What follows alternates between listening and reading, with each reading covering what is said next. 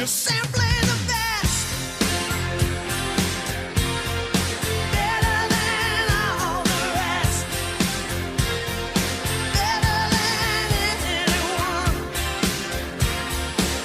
Anyone I've ever met. I'm stuck on your heart. I hang on every word you say. Tear us apart.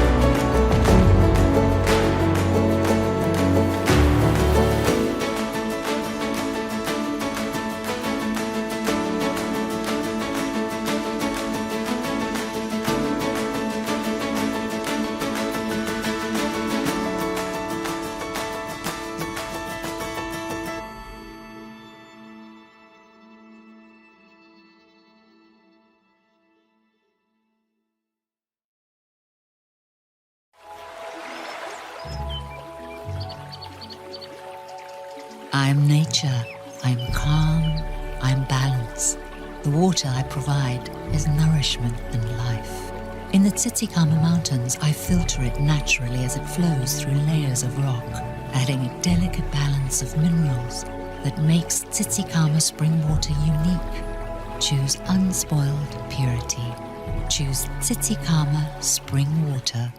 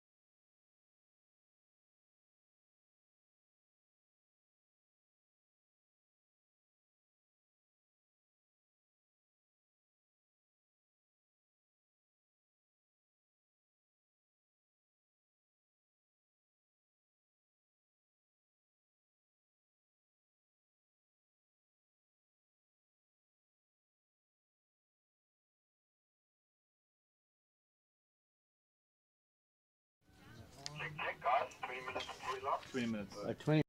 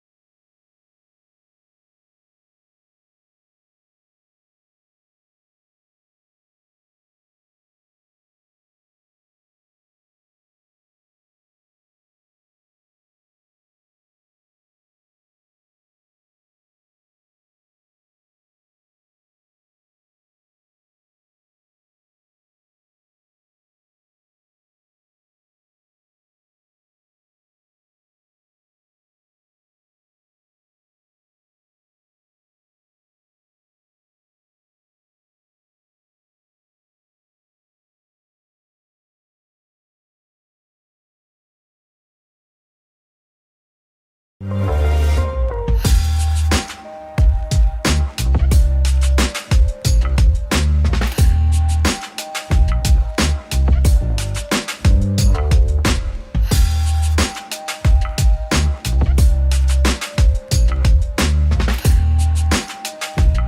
simply the best, better than all the rest, better than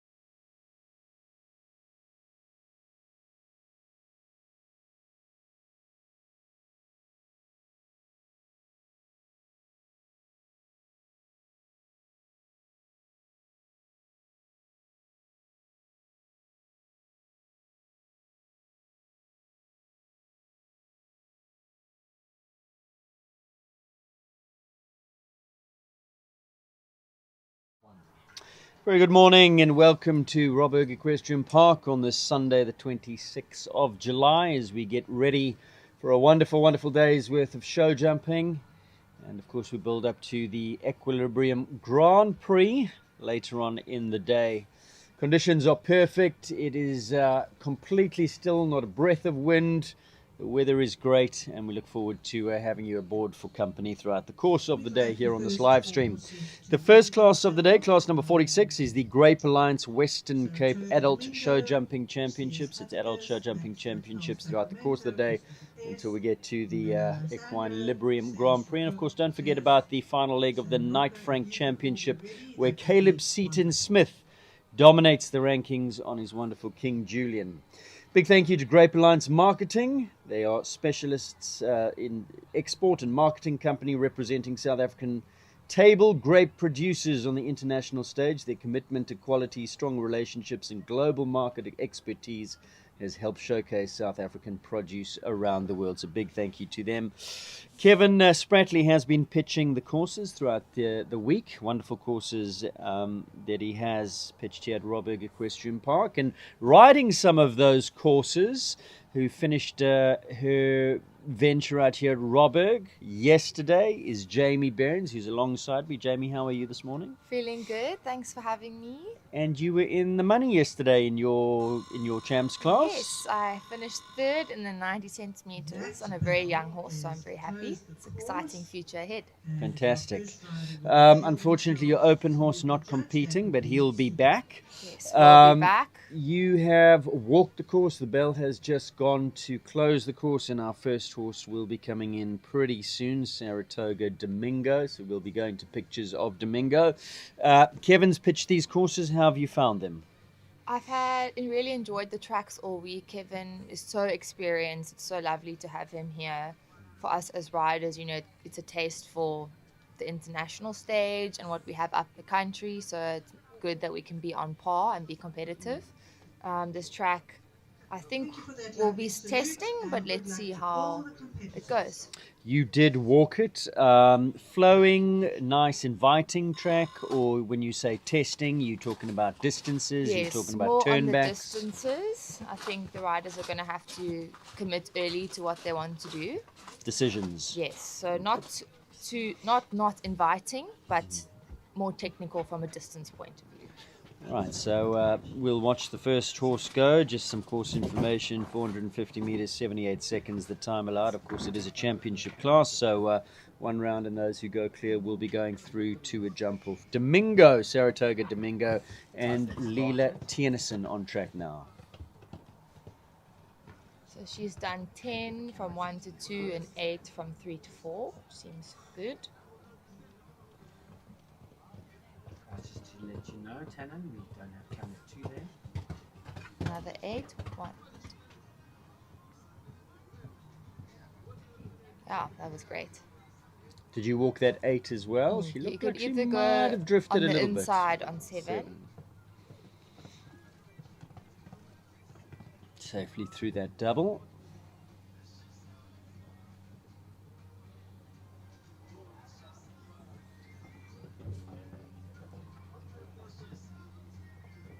Six on that line.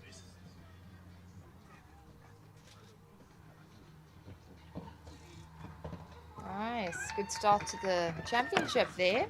Saratoga Domingo gives us our first clear. We just listen into the time. Time allowed 78 seconds. Some of the clear round. So I'm just trying to listen into the time. I was saying that some of the times in the first phase of the two-phase 2 days ago did trap people, but the championship classes that we saw yesterday, the times seemed pretty level and generous. Next to go is Zeiss Atticus, and this is Lloyd Nichols. And what can you tell us about Mr. Nichols? Lloyd is based in PE. He produces horses. He does a very, very good job at it. This horse is quite young and green, and it's been getting better and better every day at the show. So it will be interesting to see how it goes. Of having a miscommunication there at number 2. He looked like he Spoke too might have soon. just been between two Yeah. distances there, but that may have been the horse just looking. The sun on that fence is pitching right into the eyes, and that might have just been a little bit off-putting. No, Not a fan today. not loving that fence, and he's been going so nicely Yeah, during. what a pity. One could possibly put that down to the way that the sun is pitching down onto that Knight Frank fence. It's literally right into the horse's eyes at this time of morning. There's quite a glare on that, so maybe. And it is a young horse in training, so they, have to learn and start to understand how it all works. Next to go, Marie Lamont, Max Gut Health, Sacramento. Marie's been having quite a nice run on this horse at this show. Marie, of course, was in co-commentary with us on Friday. Friday, of course, was the 135 Western Cape Championships. Oh, and Sacramento just having a little stick up Fresh this there. morning. So maybe, yeah. Yesterday had an off day in terms of taking the day off, not an off day in the ring. Yeah, and Sacramento just. So let's see if Marie can get Sacramento into gear. Marie is so experienced. You can see she's. Oh, stay on! No! Oh no. Not in the mood to. Oh, he's going to leave. Luckily not. Yes, Sacramento not in the mood to jump today. And went so nicely. 2 days ago, maybe a day off, maybe a little bit too much oats. I'm not too sure what Sacramento's issue is this morning. But really, right from the get-go, Yeah, just couldn't get the not- horse into rhythm, into canter. Didn't want to go to that side of the arena with the stalls. Obviously has a little bit of attitude at times, that horse, going around with the mask on, that compression hood for anxiety. I think there's quite a lot of blood in Marie- that horse. Marie will be with us a little bit later as well. So we'll have a chat to her and find out exactly what was going on. Christopher S. now, Georgie Gerber. I think Christopher S., formerly the ride of Lloyd Nichols, who we saw in the ring a moment or two ago. Not sure how long Georgie has had the ride for, but has been going pretty well at this show. Yeah, she's had a good week across all the levels.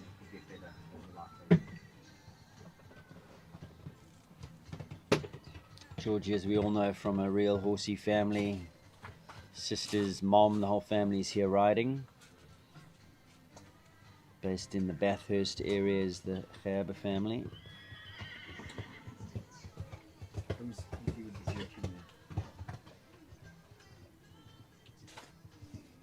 So she's done that on 7, Yeah. and 3 to 4 also on 7, so one less than we saw. For from me, Leela. that 7 looks like the Yes. better ride, kind of a little bit more direct. Seems to give you a nice flow onto that Benet fence.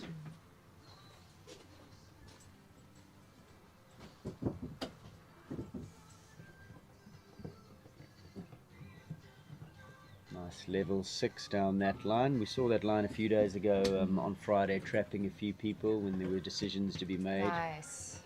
Really lovely round.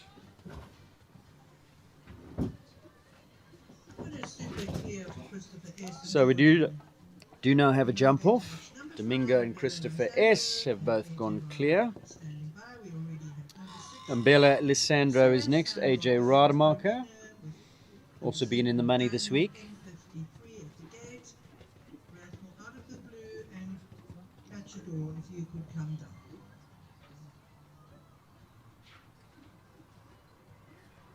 AJ is based in George, owns a riding school and livery and dealing centre, Ebb and Flow George, also a coach. We're very lucky to have AJ in the Western Cape. Been doing lots of coaching at the show as well, lots of riders in the ring, and you can hear AJ quite vocal on the Yes. outskirts, giving encouragement and instruction.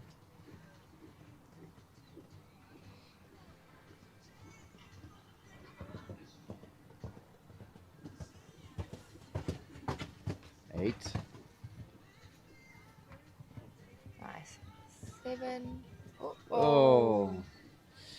He looked like he just kind of drifted out, and I thought he was going to be on the 8 there, and then just had to move the horse forward and maybe just a little flat and off that fence.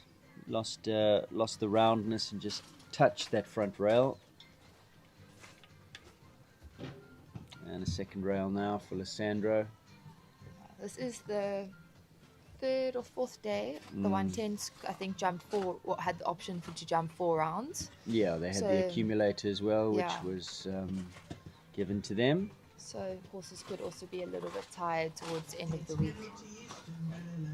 It looked like the horse was possibly a little bit fatigued towards the end of that, in the barn with the other horses, up all night, having chats. So 8 penalties for Lissandro. Next goes San Rocco, and this is Anna Antonsen. And she's also had a great show. I think she was a winner in one of the classes. She's been very speedy through the week. A rail here or there in the other 2 qualifiers, but quickest times, and then of course won the 1 class. I think it was the 2 phase that she won. Anna is based in Nurduk, an avid eventer as well. So it's nice to have her here in Robberg. She does look very competitive. Was here very early to walk the course before anybody else while the sprinklers were still out this morning. I said to her, you might need a raincoat to walk the course. She said, that's fine, I'm going. Oh, she chipped in there for 8, sadly. So yeah, I think this line we don't see a lot in our local courses. So I think it's a good test for the riders, because we need to be able to do it if we want to compete. Well, that's a pity for her, because she'd have loved to have gone through to that jump off. Super competitive rider she is. Oh, pity.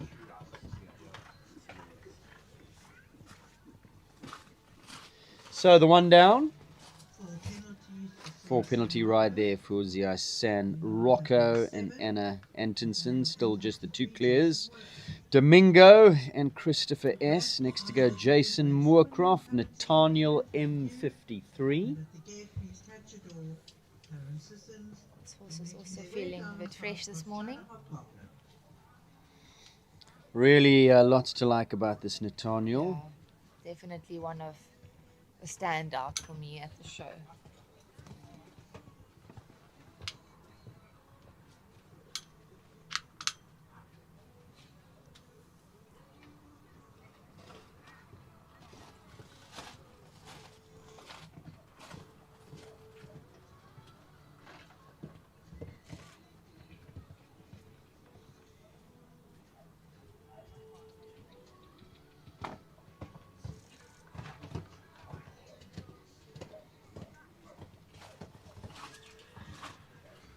Really eats up the ground, so scopy.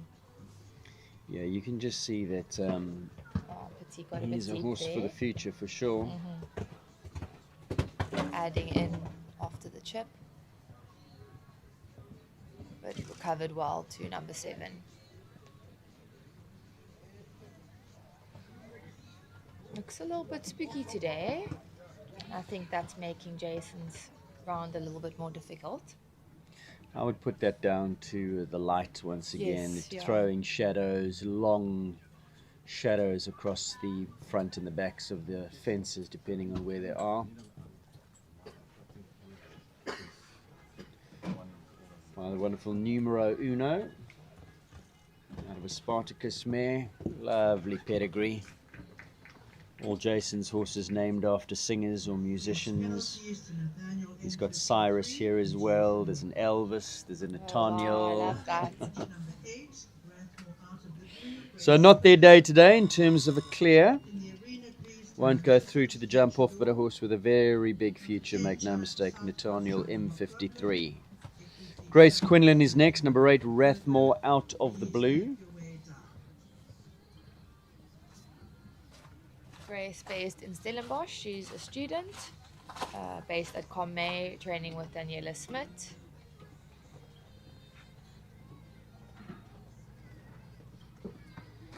You can just see the horse shortening up as it went to that fence, having a real good look that night. Frank causing a few issues just with the glare.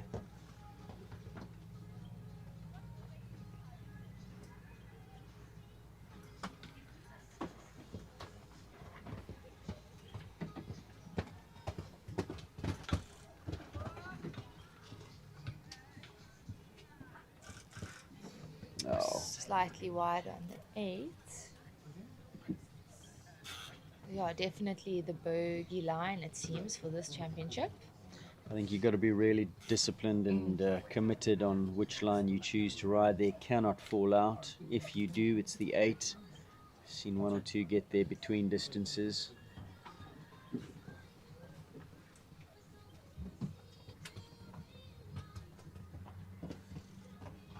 Nice round. So 1 down, 4 penalties, still just the 2 clears.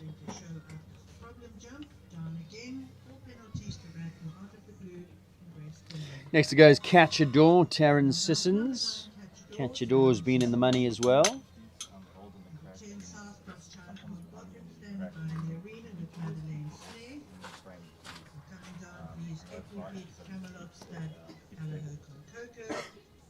And what can you tell us about Taryn? Taryn is based in Nurduk. She and her sister run Cappador Equestrian, so they produce a lot of stunning horses. Taryn has a very, very good eye for producing young horses. She's also helping HPD Equine, who was a sponsor at the show, with some of their young horses. That would be the Cunningham family. And she really just does such a classy, elegant job of creating good athletes. Safely negotiated that line from 6 to 7.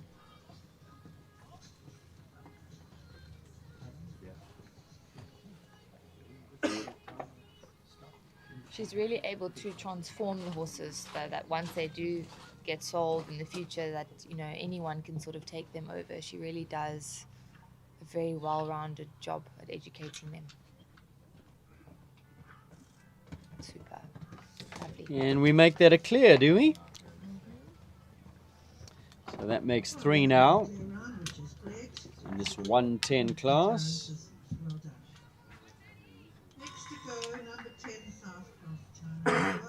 South Cross China Hobgoblin is next, Madeleine Snaith. Very blooded, forward little horse, super fast, possibly a little bit too forward at that fence. She takes the front rail on the way through with the back feet. Horse very, very eager to take her to the fence. Madeleine's training with Larissa, based in Constantia side.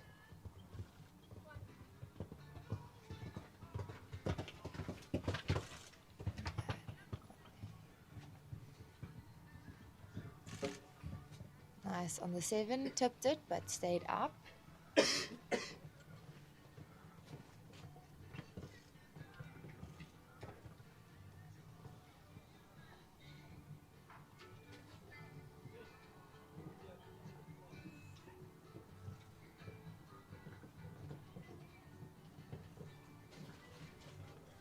This horse really looking like he's enjoying himself.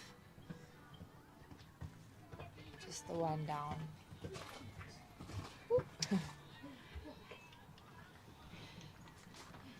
So 4 penalties. 4 penalties for South Cross China Hobgoblin and Madeleine Snaith. Hobgoblin also been up there in the money this week, but not their morning today. Equifeeds Camelot Stud Callahoo Con Coco, Lizelle Birchall, number 11. Comes out next. Still just the 3 clears going forward to the jump off in this Grape Alliance Western Cape Adult Show Jumping Championship. Lizelle's based in PE, riding with Diane.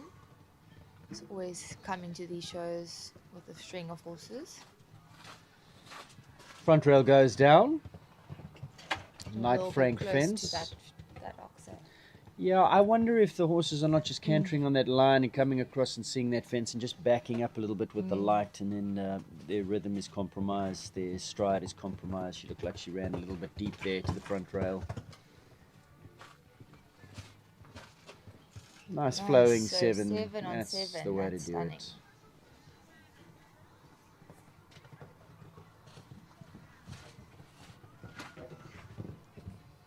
Second rail goes down, I'm afraid.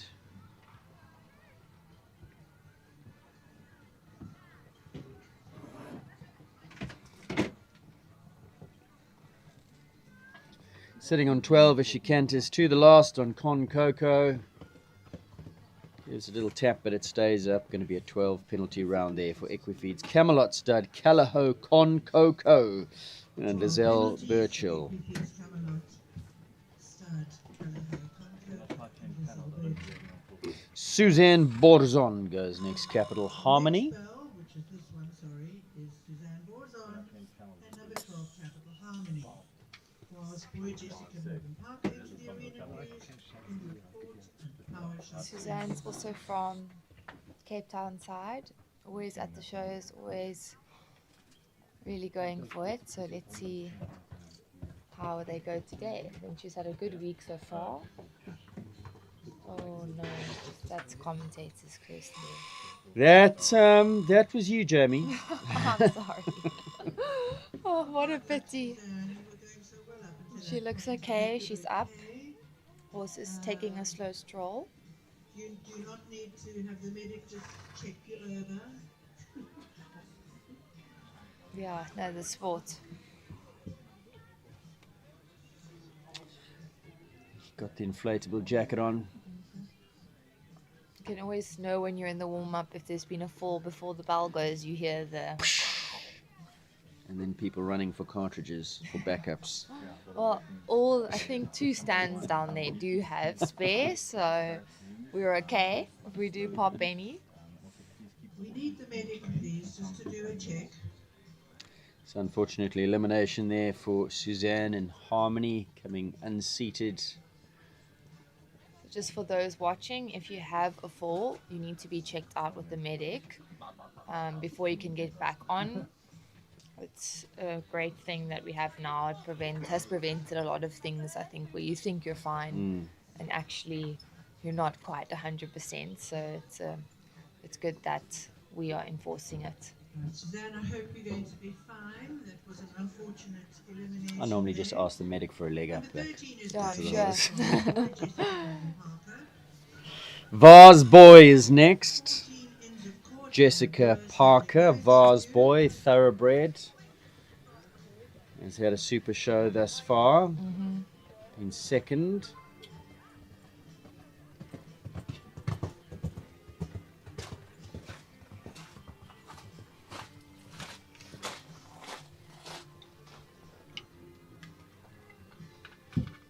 Bars Boy, very competitive, careful, quick thoroughbred.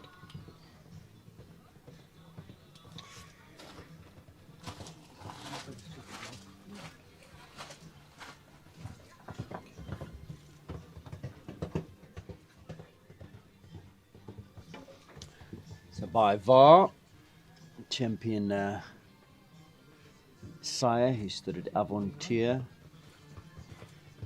producer of sprinting horses out of a Fort Wood mare. Is Vars Boy.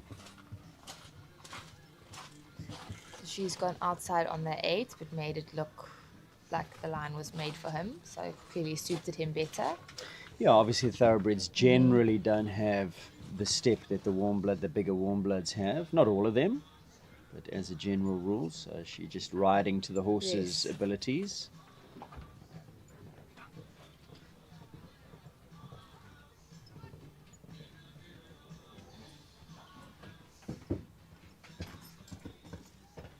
Yeah, nicely done. It'll be a nice competitive jump off with Vars Boy in the mix. Super clear around there. Yeah, the others will be looking at him going, oh, that's probably the one to beat. So far, Saratoga Domingo, Christopher S., Catchador, and Vars Boy is who we've got in the jump off in this 110 Western Cape Adult Show Jumping Championship. And once again, a thank you to Grape Alliance Marketing. On track now is Inns of Court and Emma Brewer. This is number 14. Emma has a vineyard up in Robertson. Makes delicious wine and champagne. And also Good person to know. Yes, Emma is great. She trains with Daniela Smith, so she comes up from Robertson to Stellenbosch when the competition season is going on. I think they've entered in the 2-star, She At just George. looked like she got that distance a little bit Yeah. wrong. but recovered well. Recovered well, went wide, went on the 8. And again, I would put that down to the light because she was committed, and then she's riding right into the shadow at this fence, and the horse just backed off a little bit, and suddenly she was on plan B. There's a lot of things that one has to take into consideration, you know, at the time of day, and then when you plan your rounds as a rider, it's not just getting from one fence to the other, it's taking all into consideration. You go in with a plan, but you go in with a backup plan as well. See that angle you're on now, camera 1. When the horse comes down the line, cutting his feet off. You need to be able to see the jump and the horse, jumping. And then Represent. The ground staff here is amazing, raking up any hole in the arena. We are so lucky to have Robberg Equestrian Park and the team.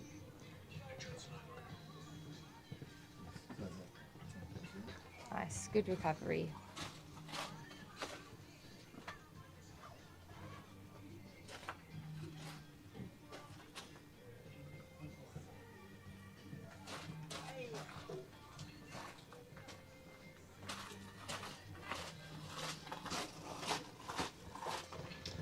Oh, pity that Last one fence also comes came down, but you did well to recover Yeah. after that stop. It's always a little bit of a, you got to keep your nerve, go again.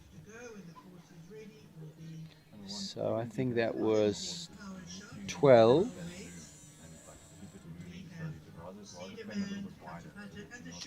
Two down, and then the disobedience. Power Shot is next. Annabelle Rates. I think Power Shots also had a decent show. So he's out of Silvano.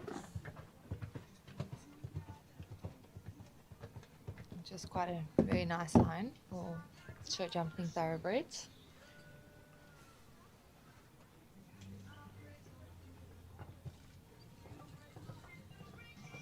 camera 1, you can obviously do worse than that.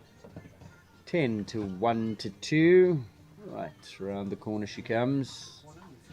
Knight Frank. It's just shortening up a little bit there. Jumps it clean. Now she was a little bit worried about this line. She did come and show Power Shot where we are sitting right here, the live streaming. But no problem. Lovely. Nicely Looks focused. very focused, yeah.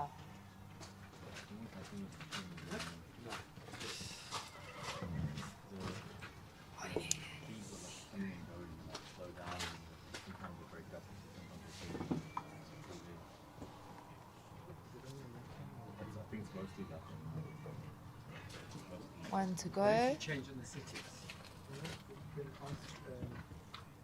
Nice, very happy there. Super. And he's pretty speedy in a jump off. Yeah, it's looking exciting. And I think he'll be a little bit more forward in the second round. He was shortening up between the fence, in front of the fences there, but jumped them. I think just needed a look around at this time of morning. Second round, I think he will be far more forward, having been in here already. So that's another one. Vars Boy and Power Shot, two speedy ones. Next to go is Gabby Berman, number 16, Cedar Man. Gabby's based in George. Very equestrian family. It's nice to see her out and about at our show. We haven't been two down. Yeah, she was deliberate off the turn and then just found herself wanting a little bit at the fence and had to go some, and again just flattened out, trying to get a little bit closer. Took that front rail. So you need to restart the camera. It's got some lag issues. And restart the transmitter too.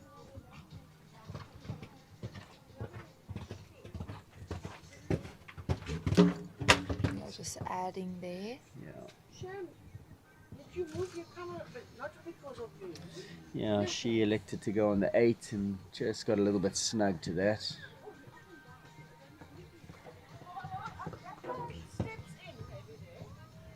So third rail goes down. Please restart your camera and restart the transmitter.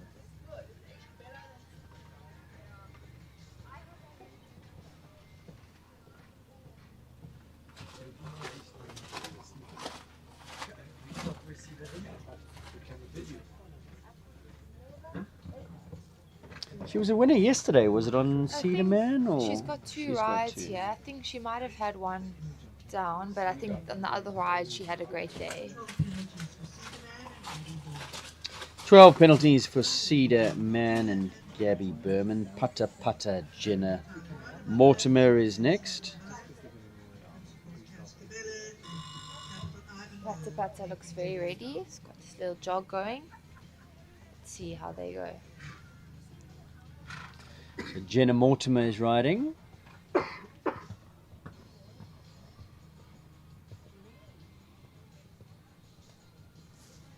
think Jenna is based in George. Could be mistaken though, but I think they are all coming from Gabby or from the same area. Bit close there, but luckily it stayed up.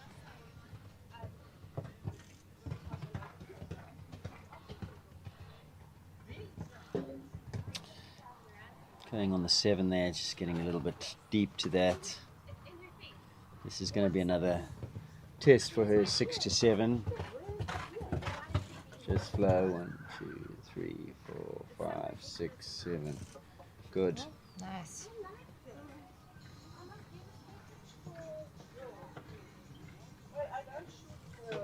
Oh. Just running a little bit now.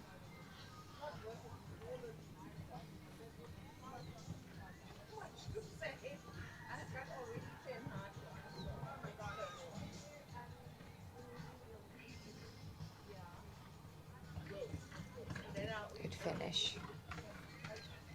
So Putter Putter, by my calculation, 3 down, 12 penalties. 12 penalties for Putter Putter. Just confirmed by the commentator. Next to go, number 18. So number 18 surely has to be the one to beat. Has been a winner of 2 classes at the show already. The Sugar Man, Close eye here.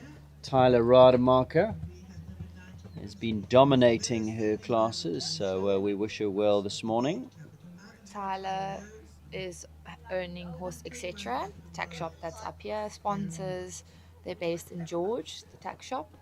She's also helping at the riding school, coaching. Tyler does a lot for us in our sports. We're very grateful to them and the family. Well, it was a beautifully balanced ride from 1 to 2. Gave herself space. A lot of riders been taking that front rail of the Knight Frank. She made sure that she was in the perfect spot. Yes, number 2 is, I'll keep watching, but there's no start at the moment.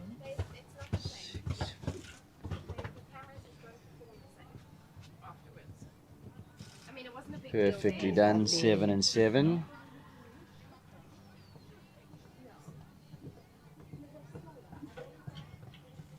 She's just on such a lovely level rhythm, going forward to the fences. You can hear AJ in the back watching. Said, I think she did 7. She definitely did and did it very well. AJ is Tyler's brother. Stunning. Beautifully done. It's going to be an exciting jump off. Just skips around oh so easy in the first round, and he's got plenty more gears when he needs them, the Sugar Man. So that's going to be a favourite going into the second round, into the jump off. Kelly Searle goes next, number 19, Principals, Cascabella. Kelly Searle's based in George. She's a top rider, also producing horses, coaching. Her mom, Shirley Searle, is a vet. They're a very horsey family.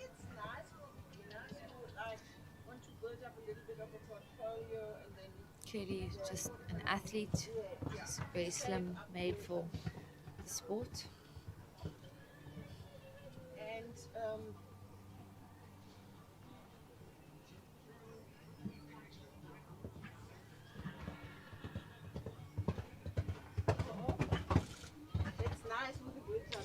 I believe the horse's nickname is Betty, or Betty Boo. Oh, I love that. Looks appropriate. Come Betty Boo, let's keep everything up. Oh, I need to stop. That was on you, talking. Jamie. This has not been a good start to the day.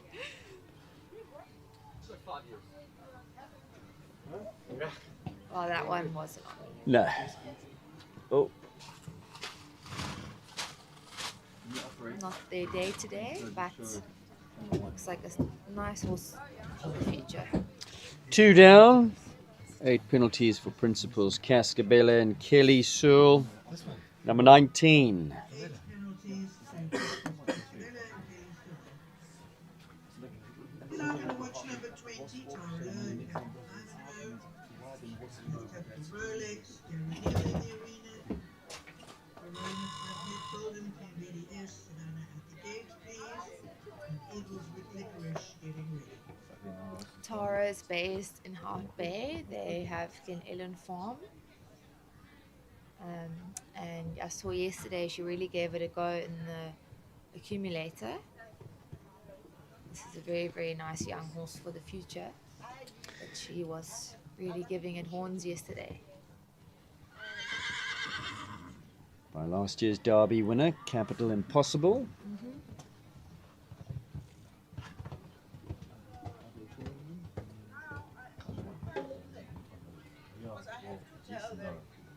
Rising 7 is Ivanhoe. Tara obviously very experienced from a very horsey family. Based in the Western Cape. Trained at times by Gonda.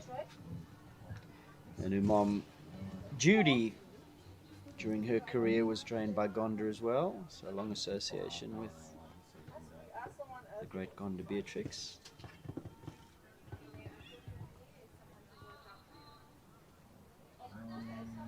Yeah, and as you said, Tara was super competitive yesterday.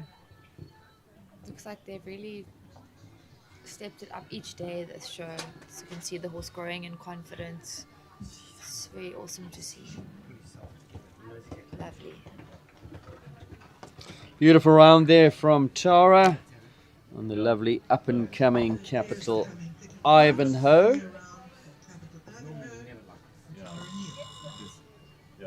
From one Capital to another, next to go is Capital Rolex, and this is Gary Neal. Gary's based in Nuduk, training with Mandy Mason. He's got quite a nice string of horses. 3, 4, 13, 8A, 8B, 1 and 2. So check that. So Jeff, I'll just show you. You can point out to him maybe. So that's his command. Yeah. Sometimes it also be like on the edge of the frame. Riding out there on the 7, but work looked good. It's a good angle. It's the best angle. Yeah. Especially the and the light here. It's getting better. Gary's been having a really nice show. He's got a couple of horses here. He's gone 8 and 8, but looks lovely for this type of ride.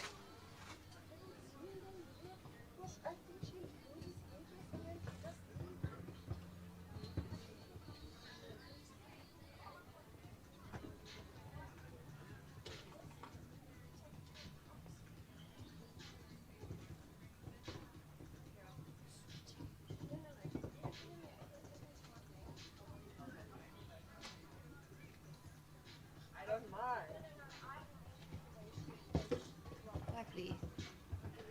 Just checking if it stayed up.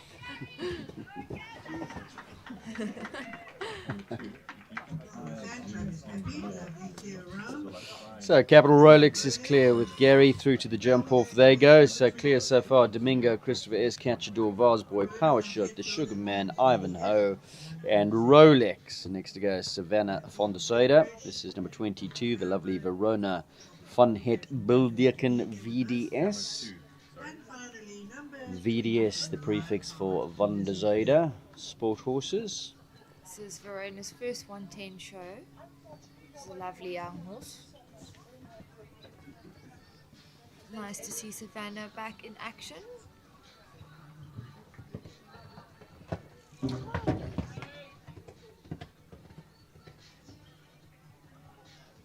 Verona's a young horse, so she's still figuring out everything out. Savannah doing a great job of piloting her, just trying to give her the education she needs. And again, I would put that down to the shadows. The Yes, horse, yeah. I mean, obviously knows the ground, trains in this arena a lot, but time of morning and, of course, the environment, the atmosphere of show is different to every day. And again, you saw it cantering right The past jump, of us, course, for this class the is shadows of this three jump lying years right in old. front, and the horse just having a little look. I mean, these HB, modern day type 1 horses, and sport 2, horses, they bring a lot of 3, 4, sensitivity. 18, And then 8A, sometimes, just as young horses, they 1 need to get and acclimated to Yeah, this kind of thing. mileage. Correct. And Savannah doing a really good job here, just guiding her through the track. And she's very scopy, jumping sometimes at the upright, so Yeah, you can see how Yeah. scopy she is for sure. and Yeah. circling out from the last, deciding to call it a day. But I think watch this in a year or two, we're gonna see Yeah, them in the big classes. absolutely. An unfortunate elimination for two disobediences for Savannah. All horses, no matter their potential, their talent, they all need an education. Yes. And mileage, And Eagles ring time. stand by Lionheart. One who's had a lot of mileage, he's not a youngster anymore, Eagles Licorice, Robin Haber. We've seen Licorice in years gone by jumping up to the 135s with Robin. It's been a great campaigner for her over the years. And the two of them just having some fun here towards the latter end of his career in the 110s. First day he came out, the weather wasn't great. There was lots of wind blowing fences down and rain. And he didn't have his greatest outing, was a little bit spooked by it all, but his second day he was a lot better. Gave Robin a really lovely ride, and not to jinx it, but looking like it's going really nicely here. Close it down just a little bit. 8 and 8. Yeah, that's good, thank you. Looks like they made a decision early on about what they were doing, so it's organized. Close it down a little bit more. Not coming to.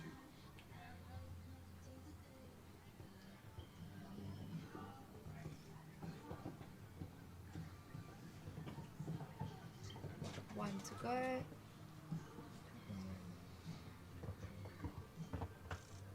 Ah, lovely Nice done. way. So both of the Gabers are clear. Christopher S. with daughter Georgie clear, and Robin clear as well with Eagles Licorice. Well done. Our final competitor is And last to go, number 24, is Lionheart and Lizzie Purbrick. Interesting, because I haven't seen Lizzie at the show. I think she's just come out for the championship class. She says, I don't need no qualifiers. Let me at it. Lizzie, a real character of the sport. And got a lovely partnership with this horse. Lizzie making the move not so long ago from Johannesburg to this part of the world. I think she's been here for about a year or so. I've definitely seen them at some of the Robberg shows.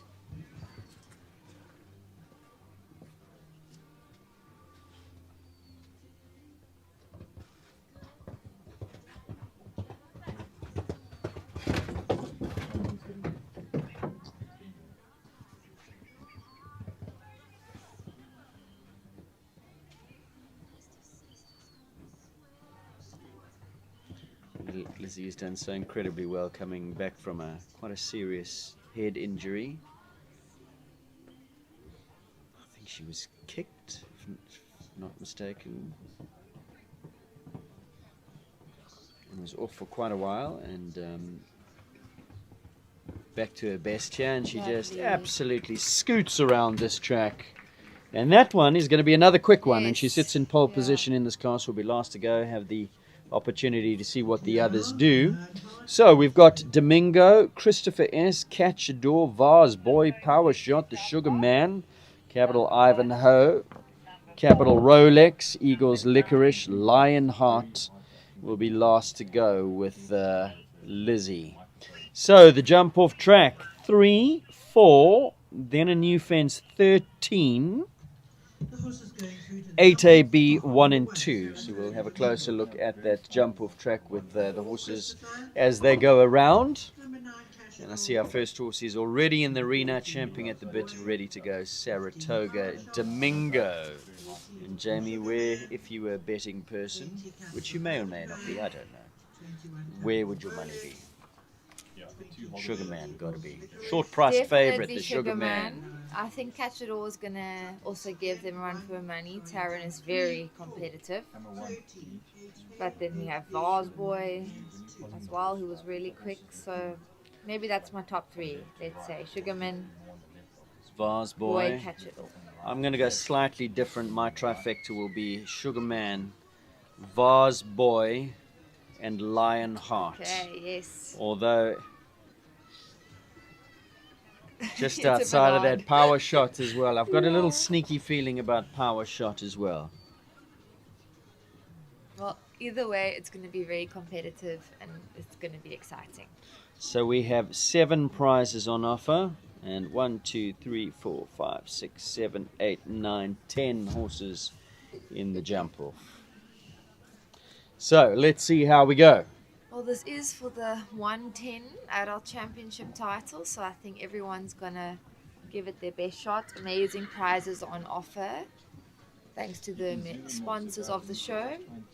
And of course the class sponsor, Grape Alliance Marketing, with a focus on connecting growers to international markets. Grape Alliance Marketing has become a respected leader in the South African table grape industry. Their passion for excellence and long-term partnerships continues to strengthen local agriculture and exports. And once again, big thank you to Grape Alliance Marketing for coming on board.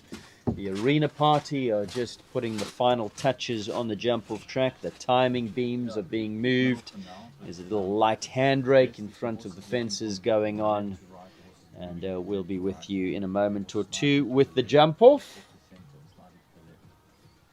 See, everyone looks quite ready, revved up, thinking about their jump-off turns, walking them out, having a look.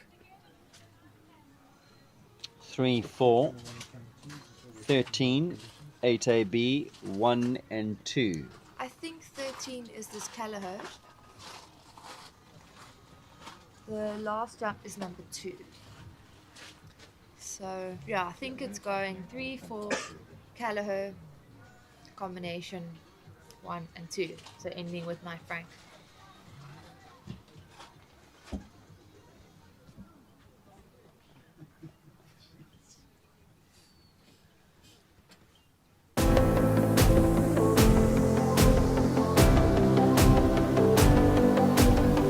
Cool. Kevin, which is 13?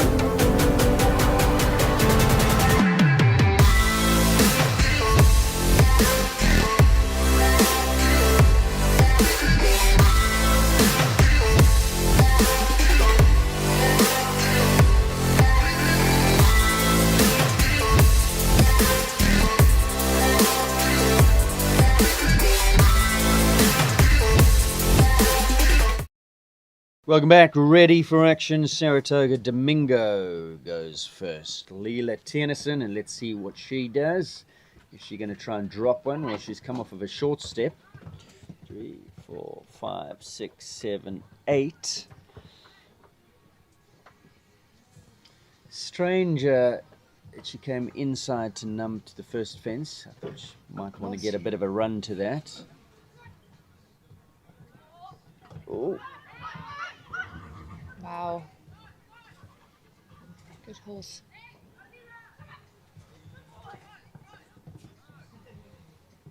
Lots of shouts of go, go, go.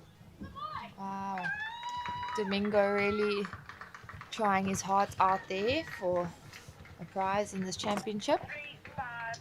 Lovely clear on to start the 35:47 the time there for Saratoga Domingo. So the first two she went down on 8. I think there could be, if you got a good ride to that, a committed 6, definitely a 7. Now Taryn's come inside as well. 1, 2, 3, 4, 5, 6, 7. She goes on the 7, takes the rail at 4. So she's on the back foot now on 4 penalties. On the back foot, but still knows that there could be an option, but then going around Knight Frank over there, so maybe slowing down. Christopher having lots of fun.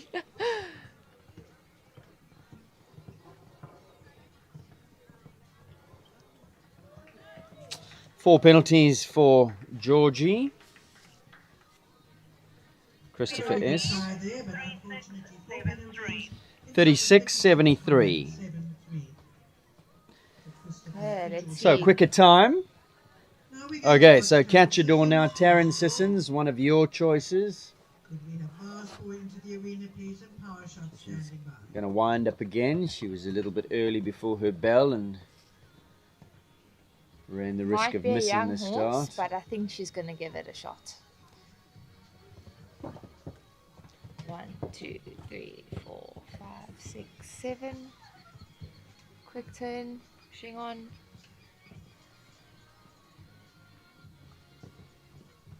Gets the turn, Inside of Robberg, she comes. pushes on. Oh, Added gonna one, press. but still going. Nice and tight to this jump. Nice, and gonna gallop off to the last.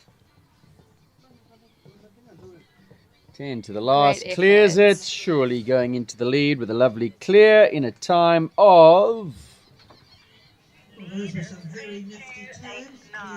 32.89. Into the lead for now. She's So- given herself a good shot at it. Let's see as Vars Boy comes up. Okay, so one of our selections. We'll catch a door was one of yours. Let's see what little Vars Boy can do, bringing thoroughbred speed. Starting Right. off with thoroughbred speed Okay, too. so she's gone around Bene to get to the first fence. 1, 2, 3, 4, 5, 6, 7. Definitely a 6 is possible there. But of course, you want to get back quickly. You could ride up on 4 and then sit for 2, I think.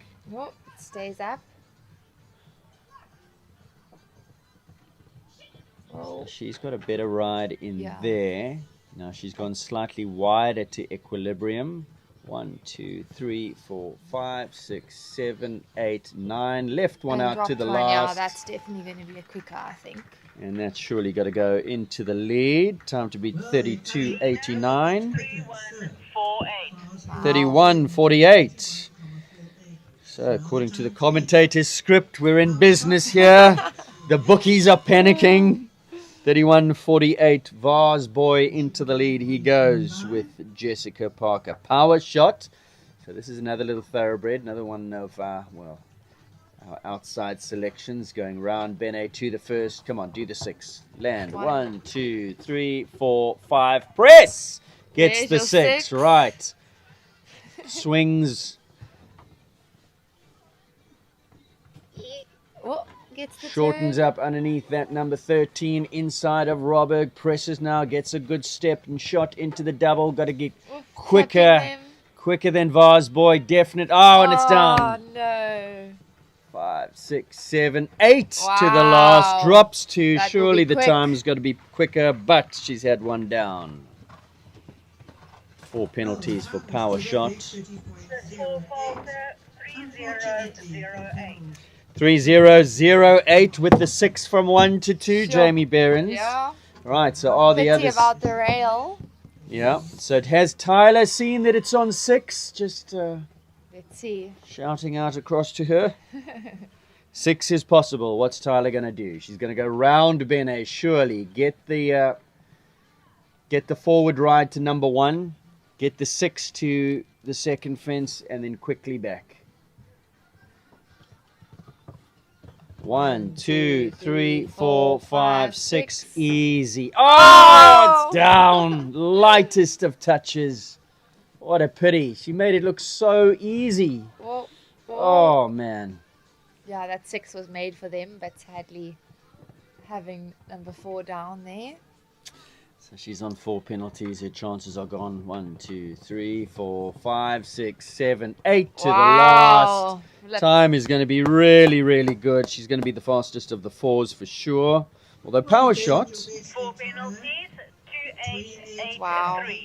Now the fastest 4 falter. 2:8:23. So 2 seconds faster than Power Shot. We're dropping But those strides. yeah, Definitely hard to one get down. faster, hey? So the fastest of the four. So Vars Boy leading here, 31.48 and double clear. In second, Catchador clear in 32.89. Domingo 35.47. We've got two have gone faster, but both of them have found a rail. Next to go, Capital Ivanhoe. Oh, and she's gone on the 7 as Tara and found that front rail. So she doesn't look like she's pressing the horse, obviously. Yeah, younger horse mileage. Correct. So she's slowing up a little bit here, just going to finish off nicely, give the horse a good outing. Still to come, Capital Rolex, Licorice, and the Speedy Lion Heart and Lizzie Purbrick.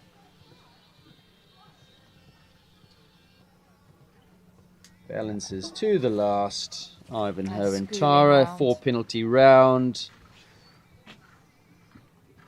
Early rail, and she just slowed up and brought the horse nicely balanced through the rest of the track. 4-3-1-2, 1 for time. Time allowed in the jump of 43 seconds, just over that 43-1-2. 4 for jumping, 1 for time. Total score of 5 for Capital Ivanhoe. 3 left to go. Capital Rolex is next. Gary Neal. Now, what's Gary going to do? Because Gary's got a competitive streak in him. Gary's not going to let them just take it. But he needs to press up on the canter. And now he puts the foot down a little bit.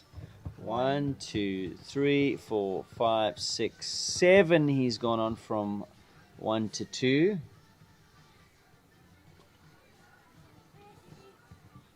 Turn. It's very neat, that turn. Adds an extra one there. Didn't need that. Horse jumped clean. 1, 2, 3, 4, 5, 6, 7, 8, 9 to the last. Nice double clear for Gary. Just looking for a nice double clear. He was. So. Clear round in 34-3-1. Good enough to go into third at this stage with that clear.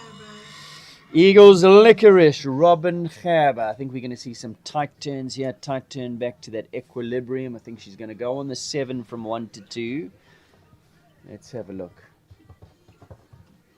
1, 2, 3, 4, 5, 6, 7. Is still 31.48, which is number 13 time. Okay, so she's gone round Robberg, so she's not going to be pushing for time. She's looking for a nice double clear, just get herself into some minor money. Going all the way around there.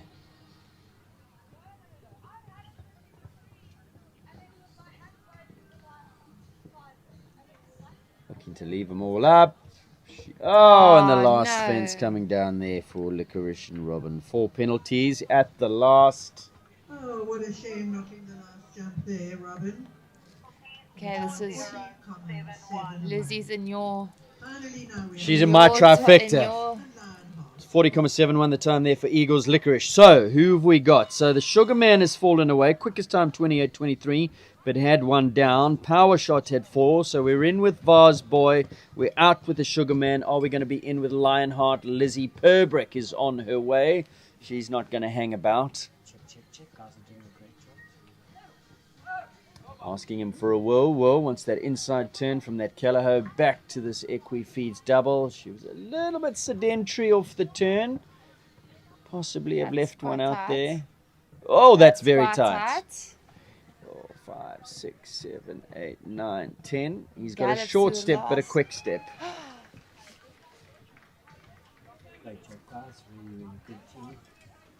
Was it down? I don't think it was back up. Oh, the last fence. Round in a time of 32.79. 32.79.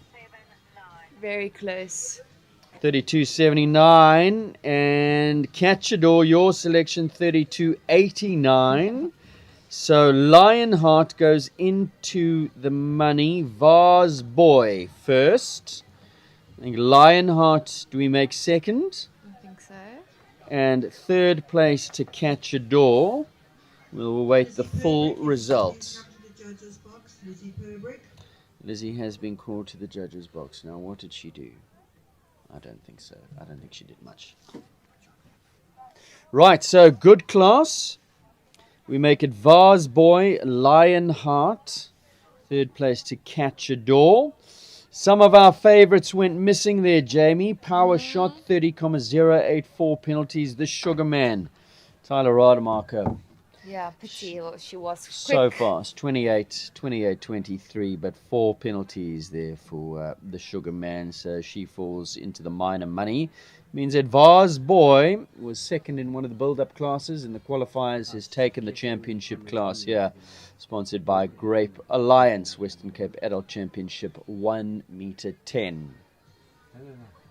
That concludes the class. We're going to take a short break. When we come back, we'll have a look at the winning ceremony and the victory lap of honor. Still lots to come here at Robberg Equestrian Park. Class 48 is up next. It's the 120 Adult Championship, sponsored by Peter Morrison.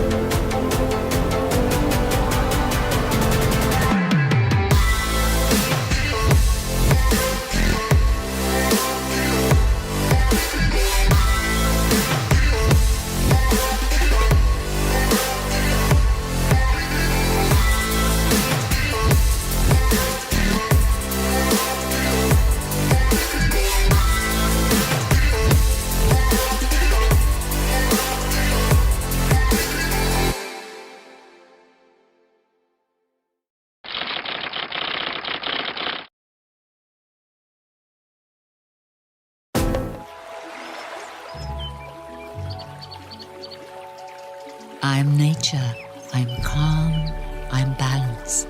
The water I provide is nourishment and life. In the Tsitsikamma Mountains, I filter it naturally as it flows through layers of rock, adding a delicate balance of minerals that makes Tsitsikamma spring water unique.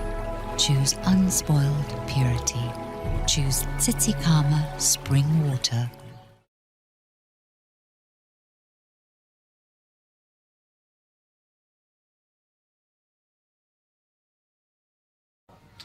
Welcome back to our pictures here at Robberg Equestrian Park. As we conclude the first class, we give you the full results of Vase Boy, the winner, with Jessica Parker, 31.48 the time. Well done to Jessica. Second place to Catch a Door, clearing 32.89. Now you may be sitting on your couch watching and thinking, well, hang on a sec, wasn't Lionheart clearing 32.79 in second? And Jamie, we've just been advised that in fact Lizzie Purbrick only rode, we mentioned at the beginning of the broadcast that she didn't ride in any of the build-up classes, only in the championship class, and apparently the judges allowed her to ride in the championship class, but in terms of eligibility for placings, because she didn't ride in any of the other classes, she's actually not eligible to be in the placing. So almost rode as a ghost rider in this class, having an outing, so she's not eligible for the prizes because of that. So she finishes well, she would have been second, but not eligible. So therefore, the second placing going to Catch a Door in 32.89 with Taryn Sissons. Third placing going to Capital Rolex and Gary Neal, 34.31. The fourth placing going to Saratoga Domingo, Leela Tiernason, 35.47. The fifth placing going to the Sugar Man, the fastest, 28.23, but one down. What an exciting class. Yeah, and the sixth placing to Power Shot, 30.08 was super fast, but one down as well. And seventh placing going to Eagles Licorice, who went for a safe clear but just bumped off the last rail. Finishes 4 penalties in 40.71. I think we were pretty on it for who was going to go quick. In fourth place, Leela Tiernason, Saratoga Domingo.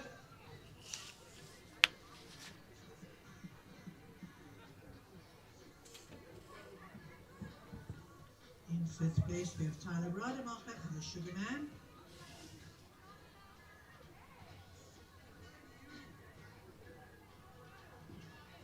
In sixth place, Annabelle Rex, Power Shot, local rider.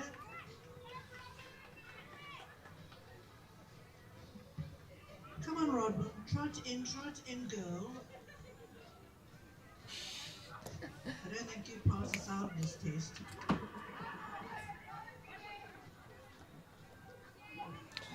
Sorry, what was Christopher S.'s score in the jump off? Was it 4?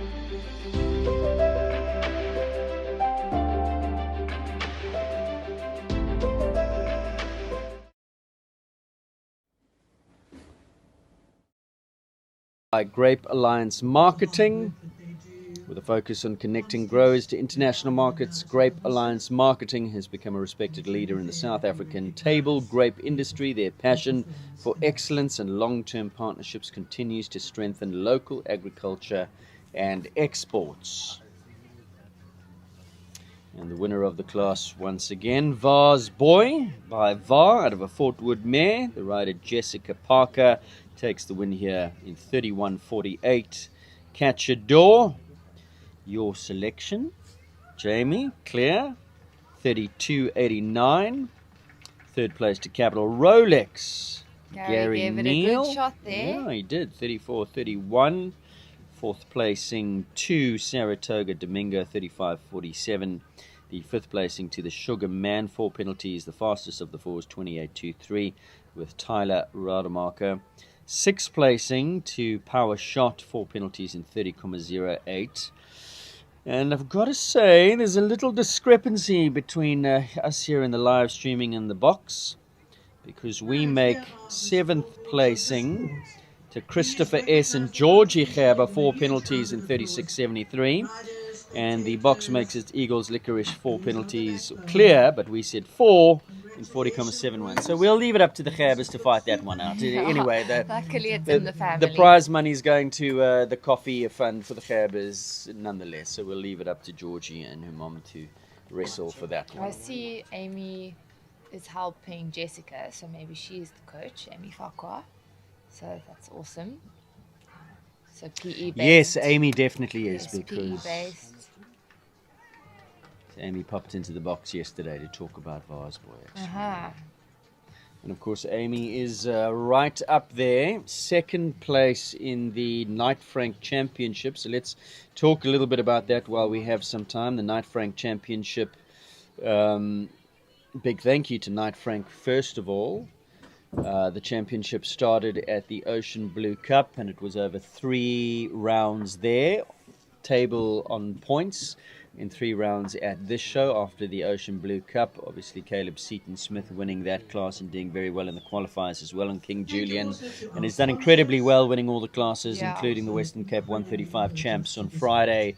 He sits atop the points table on 112.5, and Amy, who we mentioned, sits in second on 90.5. Ivan van der Sade 85. It is rider, horse and rider points. So King Julian and then Lasco in second. Ivan on Corinna sitting on that table as they canter off. But remember today, some people say, oh, well, Caleb can't be caught. Last 3 years, it's been won by a female rider, Honor Gray. Amy is a female rider, obviously. Honor Gray, Lasco. But today's class is weighted 3.5 times for points. So if Caleb goes missing, which is unlikely, but of course it is show jumping, and just a little light tap on a rail can bring it down, and Amy jumps it clear, who knows, anything can happen. Really exciting. So we look forward to this afternoon's class. Next up, Jamie, is the Peter Morrison Western Cape Adult Championships 120. Riders are walking. We're going to take a break, and when we come back, all the action from that class.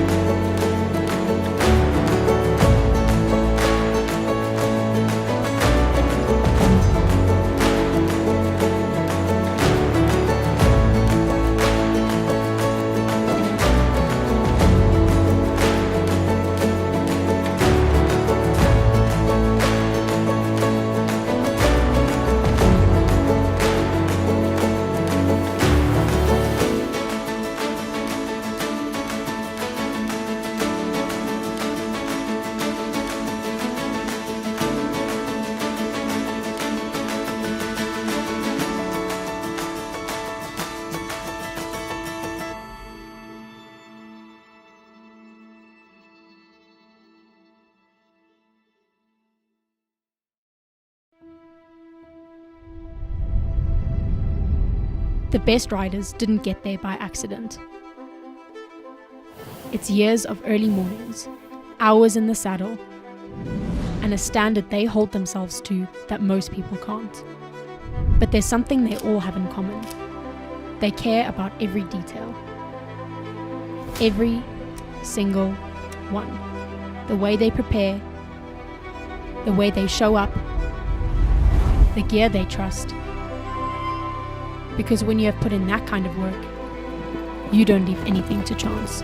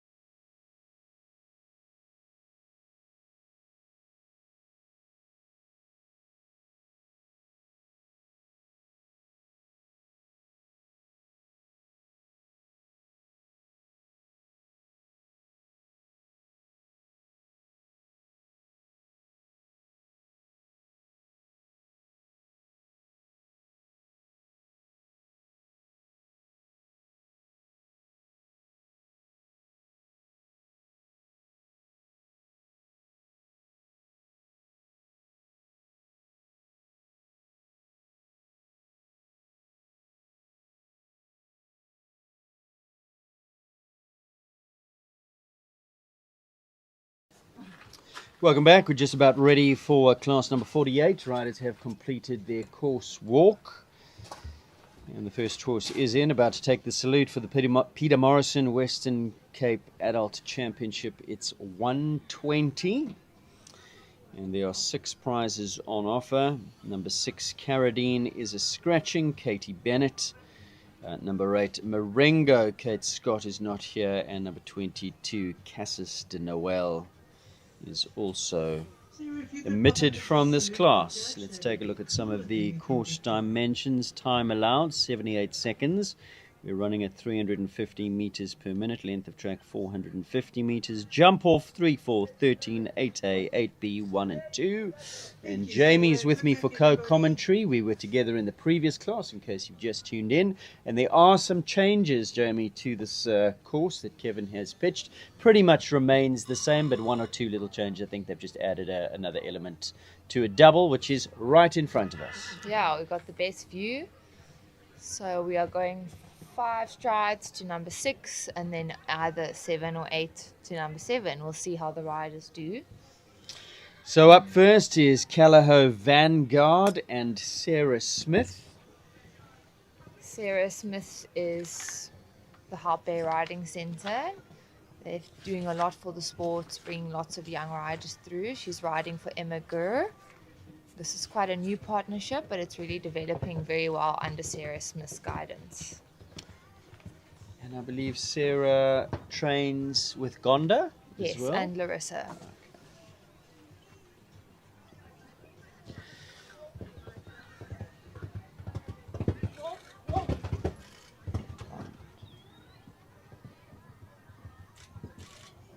This horse is very new to this level. It's very green. So one thing that this double, okay, we've had one opportunity to see, and Sarah was quite forward to this, but the double, you have to be rather forward to get out the other side. Almost puts you onto the 7. Yes, yeah, I think in this height, I think we'll see a lot more 7s than 8, unless someone really needs to make room and give themselves space. But it will be interesting to see. It was a good way to start the round on a relatively green horse at this level. Looks like a real lovely horse Yes. in the making. So Vanguard, 4 penalties. Just the one down at fence number 4, that's Sea Fence. Karmic Bettina goes next. Kelly Searle.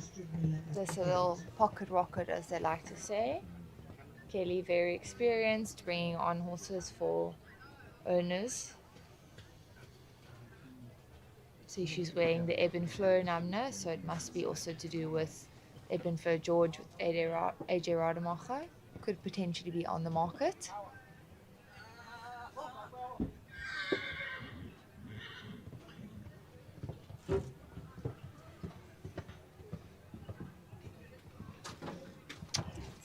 Is that going to be the bogey? 2 from 2. That front rail from that Seif jump has come down.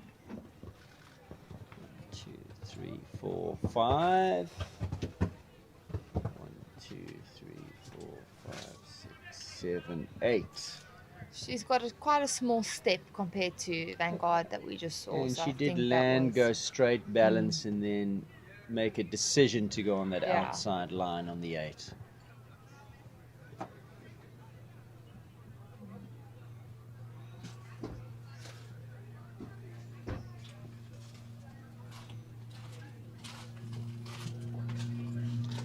Lovely little horse, has to be Yeah. said. Nice little pocket rocket, as you said. Compact little horse. Lovely. Karmic Bettina. So just the one down at 4. It's nice round. Yeah, let's see how this plays out with that Sea Fence at 4. Both the horses have had that front rail down, the 2 that have gone so far. Cole M53. Gary Neal. Just coming off a 3rd in the last class, so we'll see how it goes with Cole. Named after M53 horse, named after singers. The singer, yes. Nat King Cole. So we saw Gary in the money in the previous class. Oh, Knight Frank front rail there. sitting on 4.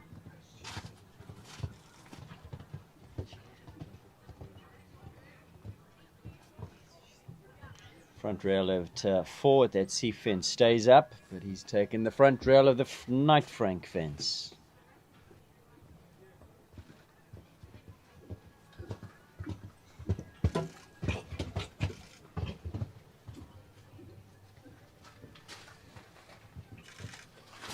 He looked like he went slightly wide and stayed on the 7, was a little bit off of that B&A fence, but jumped it. I think Cole is also quite green to this level, so making good work of this 120 championship. Gary's training with Mandy Mason up in Nurduk.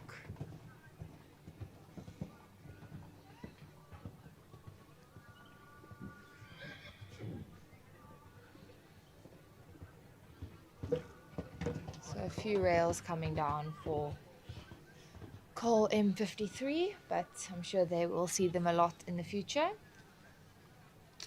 Called by Capital Clarence. Sorry, 16 penalties to Cole M53. Clarence, a very, very big horse by Casal.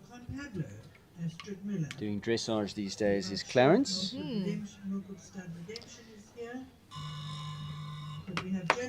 Was that 2 down for Gary? Followed by number 9, the Carnival Sid, and Sonjati Tiara. A few rails down there for Cole M53. Callao Con Pablo goes next now. Astrid Muller. Astrid's had a really good show. Astrid is Muller Equestrian. Number 5. There's a scratch. Based in Cape Town. Yes, in Nurduk. She's got 2 Callahos in the 120s for stunning young horses. She's bringing them on beautifully. Astrid also training with Gonda Beatrix, and very good coach herself in Cape Town. Yes.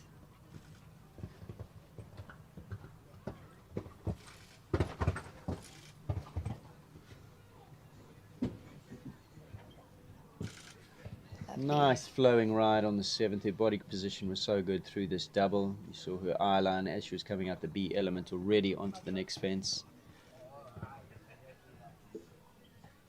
It's nice to see how this horse's confidence has developed as he's finding his feet in the 120s. It's very young still.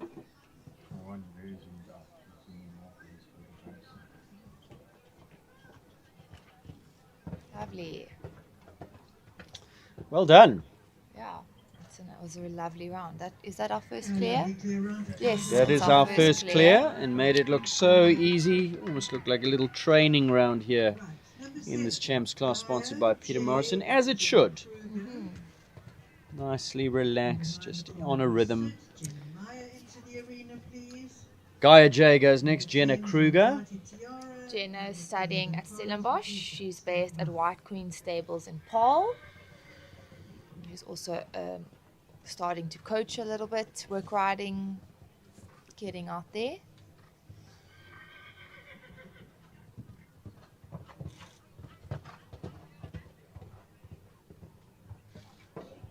Oh, number 4 coming down again. Certainly the bogey fence.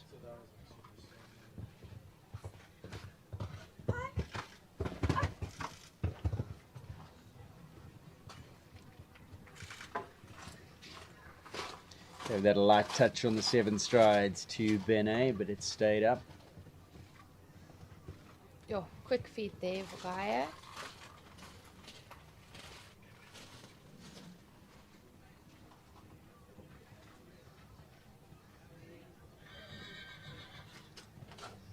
Nice body control down that line on the 6. One more to come. Jumps it clean, just the one down. Jenna will be very happy with that. They didn't have the best start to the week, so it's a really nice way to end the show. Just the 4 at the bogey. We're going to call that C for the bogey fence. 3 have had that down. Number 9 is Lucano El Cid. Jenna Meyer. This 120 Western Cape Championship class, sponsored by Peter Morrison. 6 prizes on offer. We've seen 1, 2, 3, 4, 5 goes so far. Just the one clear. The rest of them all having one rail. Jenna is stabled at Delta Crest in Franschhoek, trained by Emily Ehlers. It's a new partnership to the 120 level. Jenna is an open rider here, competing later in the Grand Prix. Got away with it. She ran the horse a little bit deep, but flicked up. Good reflexes shown there by El Cid.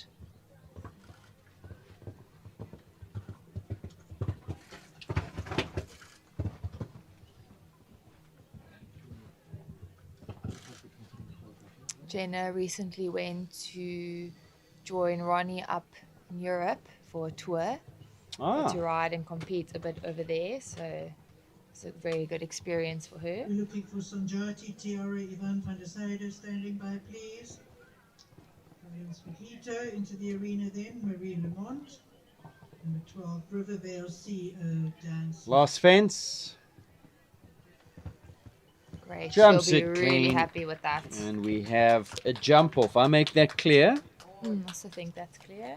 Well, we have a jump off. Yep, we go. just confirmed. So jump off track remains the same. 1, 3, 4, 13, 8AB, 1 and 2. Yeah, she's very happy with her round. Well done. Little thumbs up. So Callao, Con Pablo, Astrid Muller, Jenna Meyer, Licano, El Cid, the 2 clears in this 120 championship thus far. Ivan van der Zijde brings in number 10, Zonjati Tiara. So Ivan is producing this horse for Lila Tennyson, who we saw in the 110s. It's a very, very talented young horse, just needing a bit more guidance. So Ivan has taken on the ride for the next few months. And I think definitely one who will be jumping the big classes in the future.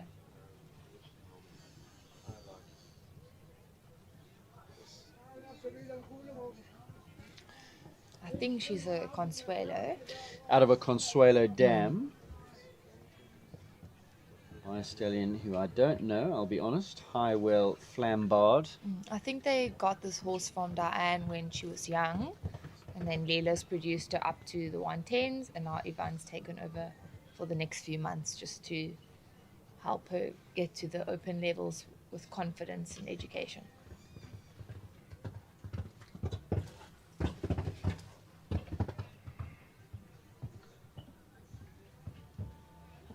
Ivan committed to the 7 strides.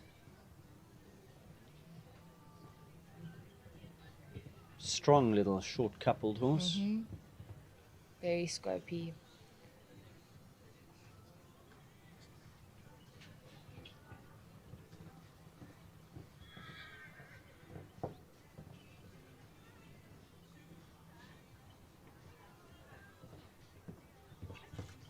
Lovely. Very well piloted by Ivan van der Zijde there, and Zanjati Tiara gives us a lovely clear round.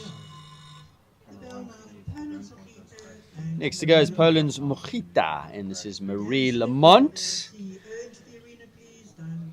Marie we saw on Sacramento earlier. The horse wasn't playing the game. Let's hope she has a good ride here on Mojita. We wish her well. Marie based in Port Elizabeth. Coach, rider.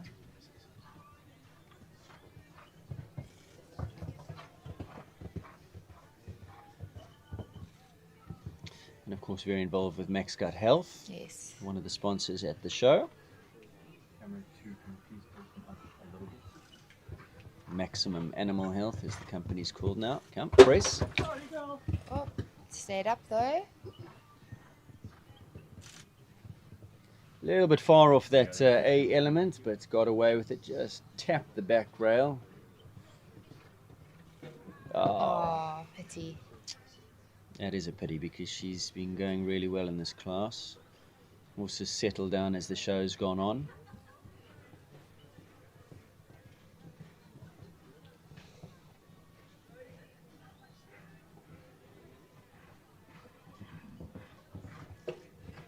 Nice finish. 1 down for Poland's Mojita. 4 penalties there for Marine. 4 penalties to I think she'll be happy with that. Yeah. Horse jumped really solidly.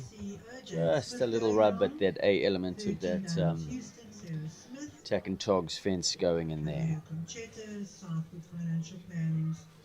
Rivervale CEO goes next. Daniela Smit.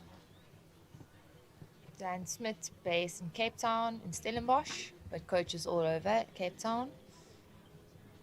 Riding for Klein Champagne. They love the Rivervale horses. I think she's got 2 now in her string. They're all very big horses.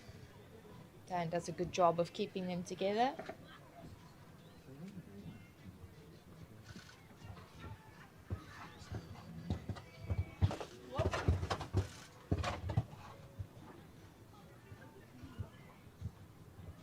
It's the 7, but has to work hard to keep it on 7.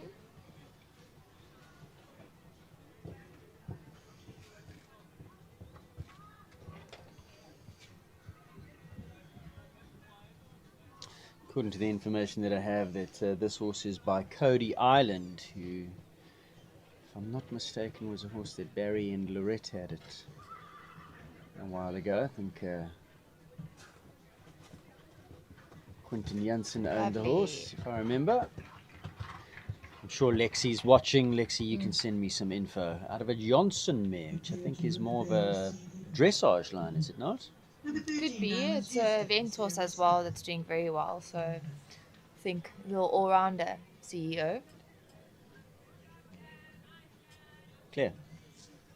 Clear there, very nice. 4th clear. This is your bell. For Rivervale CEO and Daniela Smith, well done. 13 is next to go. Sarah Smith, Diamonds Houston. Don't see them yet. They're in the not ring. here. They're making their way down, I think. So at the moment we've got Calaho Con Pablo, Lacano El Cids and Georgie Tiara Rivervale CEO. And I believe we've got Conchetta Olivia Sarua in the ring. This is number 14. Sarah Smith did ride as number 1, so maybe she just needs a little bit more time before she comes in. Turn of Olivia Sarua, Calaho Conchetta.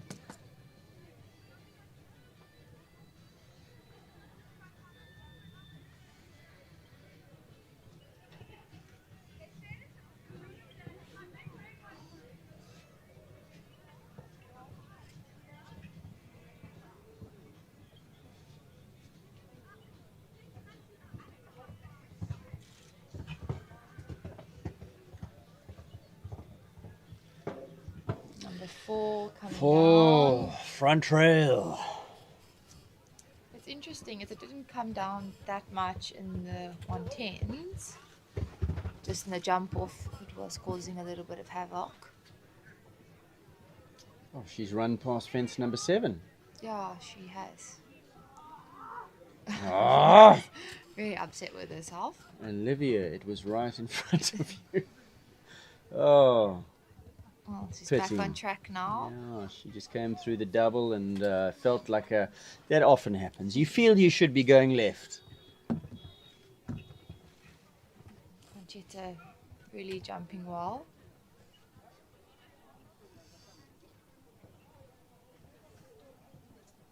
So she'll be on 8 penalties now for Maybe the some pole time at as 4 well. and some pole time to add after her long way round to number 7. Nice. Horse jumped well. Mm. Concoriano Clinton dam lines. The judges are just tallying up the time penalties. The next bell will be for Calaho Conchetta, will be Southwood Financial Planning Chilanga, Samantha Hudson Pico. Thanks, Sarah, for making It's number the change 15 over. and number 14 had 1 time penalty. 1 for time, so a score of 9 there for Conchetta and Olivia Surua. Number 14, 15 is Southwood Financial Planning. After number 15, Chilango. we will go back to number 13,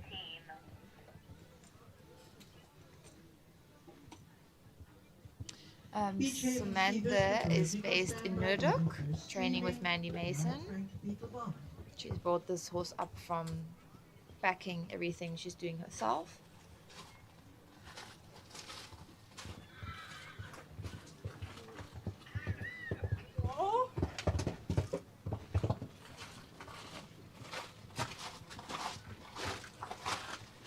Nicely done.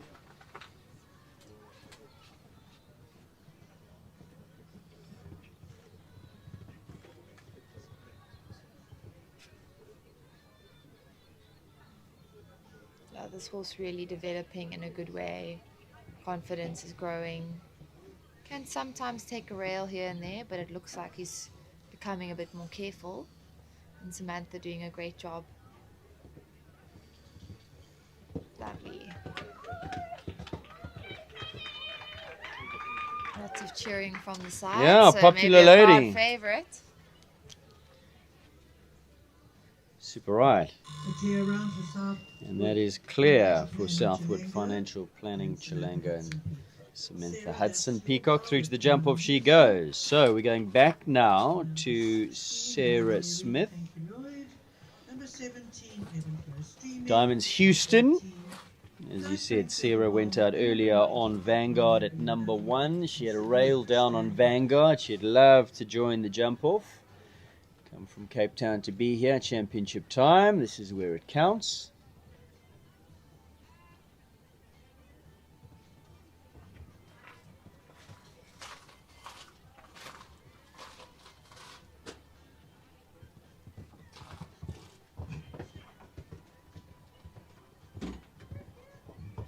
Nicely balanced down that line. She really made a conscious effort there after maybe having it down on the first horse.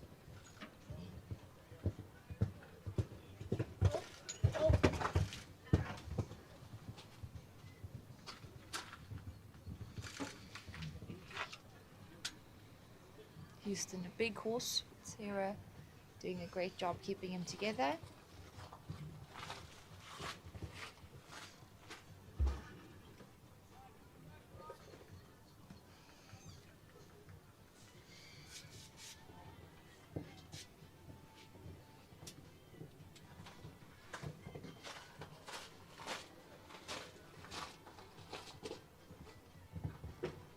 Lovely. Lovely clear there. She'll be really, really happy with that round. Into the jump off she goes. Diamonds Houston and Sarah Smith. We're now going back to number 16. Really lovely structured round. And Lloyd Nichols. As we move on now to Lloyd Nichols, Beach Haven Sea Biscuit.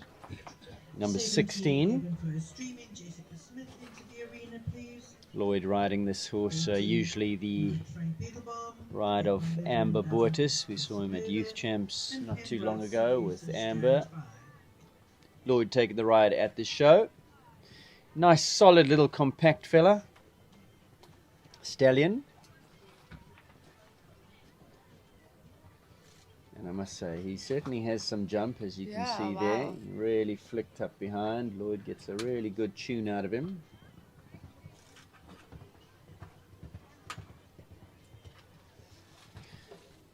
Adding 1 in that distance, going down on the 8. To go down on 6 or really ride out for this 5. Let's see. He's pushing on. Yes, he's committed. And then commit to the Stunning. 7.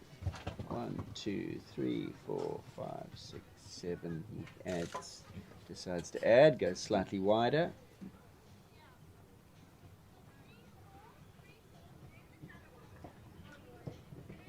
Lloyd, a real professional.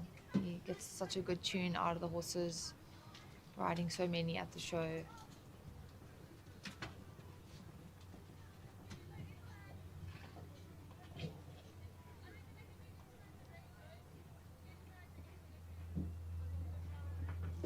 Oh, What a pity. The last.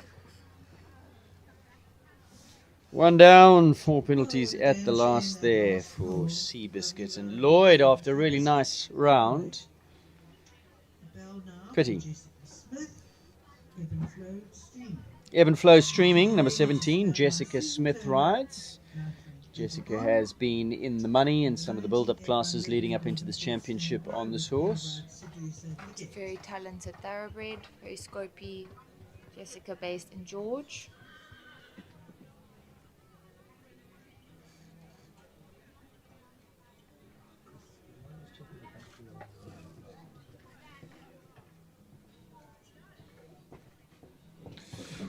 She's gone on the 10.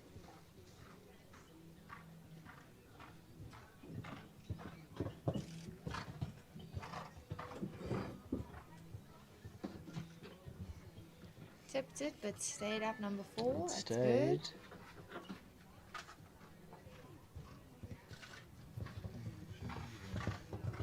What?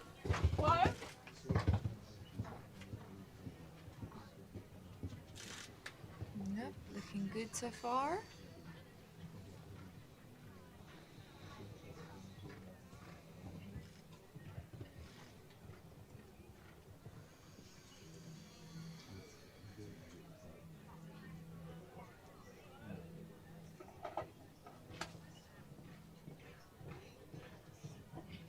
One to go.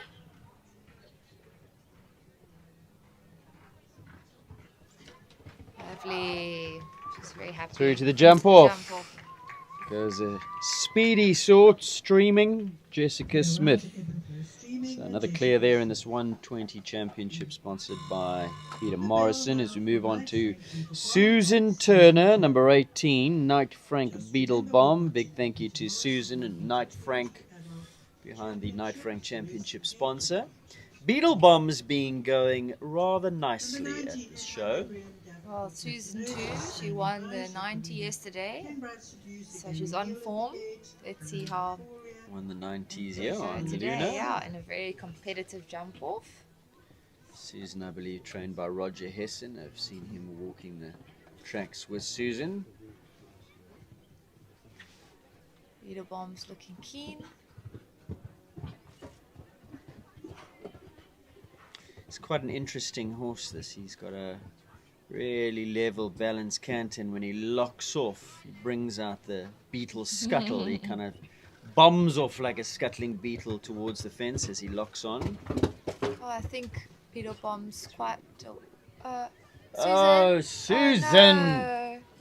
It's the second rider we've seen do that today. Yeah. Gone past. Just needed a little interlude, a little break there. Jumps it so nicely. Oh, Beetle Bomb is quite a warrior himself. I know he had. She's deciding to come back another day after her mistake at 7. I think that might have thrown her concentration Yeah, I a little think bit so. off. She went over 7. I think she might have secretly been going, now where's 8? She's been sitting, working out algorithms for sponsorship for tables, log leaders for the Knight Frank Championship. So perhaps her mind in other places. Susan, he was jumping really, really Yeah, what a nicely. pity.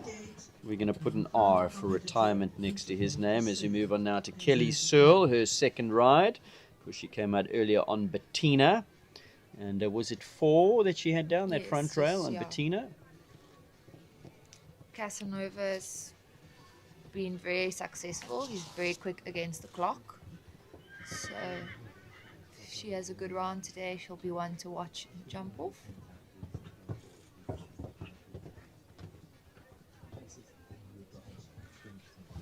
Well, she's cleared 4.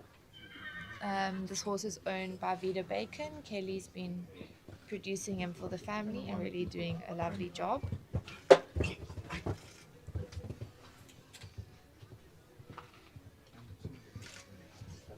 Nicely executed on that 7.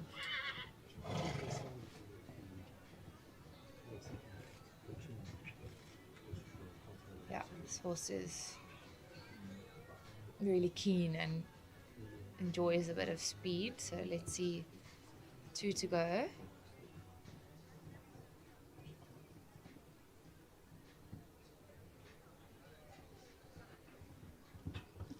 Lovely. Clear round, Equine-Librium Davenport Casanova and the very talented Kelly Searle. Well done.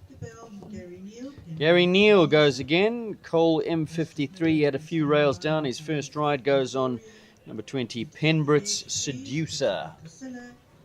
So Gary bought Penbrit Seducer from Taryn Sissons, who's producing Catchador in the last class. Because, as I was saying, that she really produces a very nice, well-rounded horse, and this is a good example of that. This horse has been great for Gary. Also a very good event horse.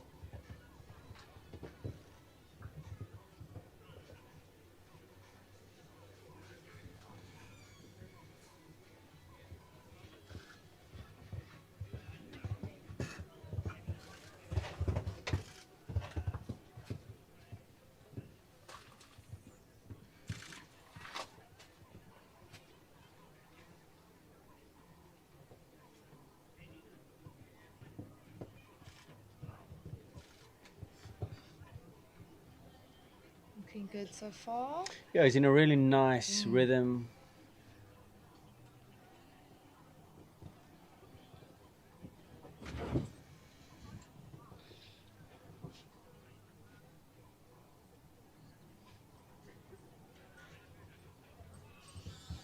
Great, and they will join Well us in done, the jump off. Gary.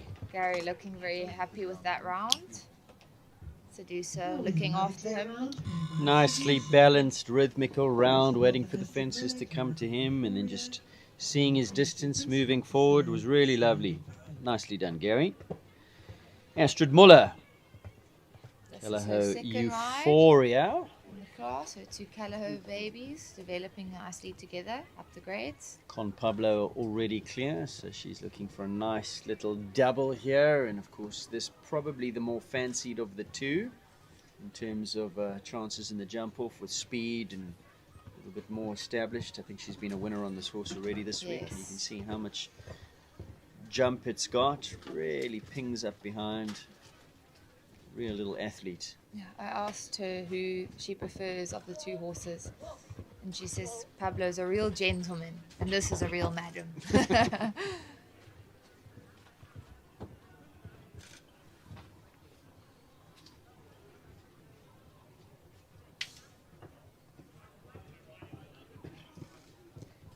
Two very different horses, but Astrid does a really good job at adjusting to each one of them.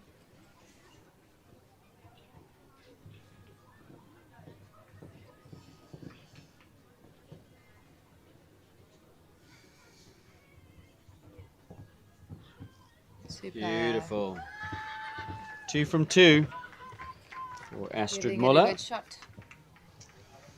Well, it's clear on to Callao Euphoria.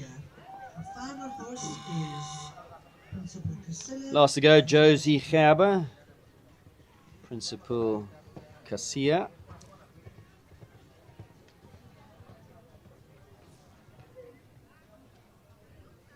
Yes, Astrid, you may jump first. Astrid's just asked that that horse Euphoria can go as her first ride in the jump off, Yeah, I think. which means she's going to set a good Yeah, pace and she's ask gonna- everybody to play catch me if you can.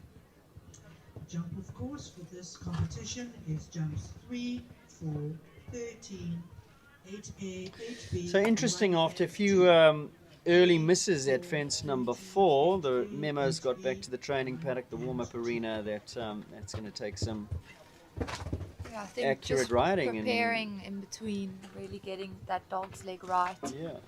Oh, pity, gee. Yeah, the dog's legs are causing the bogeys today, I think. AJ is talking here, so let's be helping them.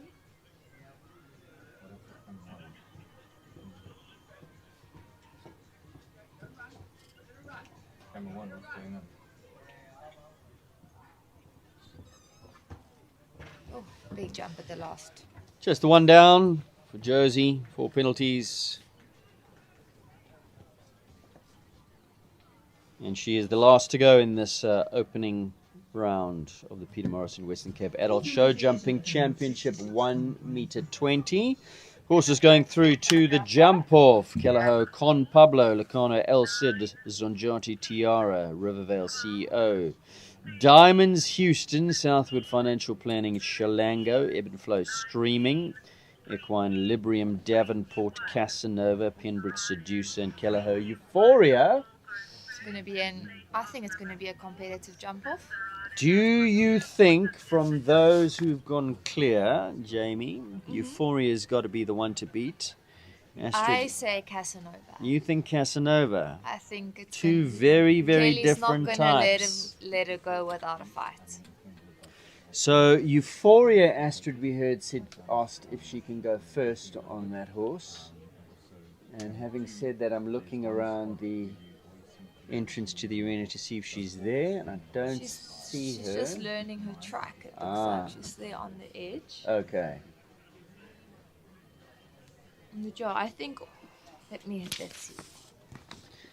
Interesting decision by Astrid, because it's a championship class. You would think that she'd want to be in pole position on Euphoria and see what the rest of them do, and then if she can spot something and know exactly what the yardstick is. I think Gary's also going to give them a run for their money. As we've seen, he doesn't just. But I do think my Casanova, Euphoria, I don't think. And what about El Cid? El Cid is quite new to this level, so I'm not sure that Jenna will give it a. I think she'll go for it, but I'm not sure she's going to take too many risks. So Astrid's coming jump off track 3, 4, 13, 8A, B, 1 and 2. 3, 4, 13, 8A, B, 1 and 2. Once again, thank you to Peter Morrison Arenas, recognized as one of South Africa's leading arena construction specialists, creating world-class riding surfaces that allow horses and riders to perform at their very best. The exceptional arenas here at Robberg Equestrian Park were designed and built by Peter Morrison Arenas. Their expertise can be seen at top equestrian venues across the country. Timing equipment just being changed. Kevin Spratley, our FEI Level 3 course designer, here for the week. Once again, designing some wonderful tracks. Here's Kevin.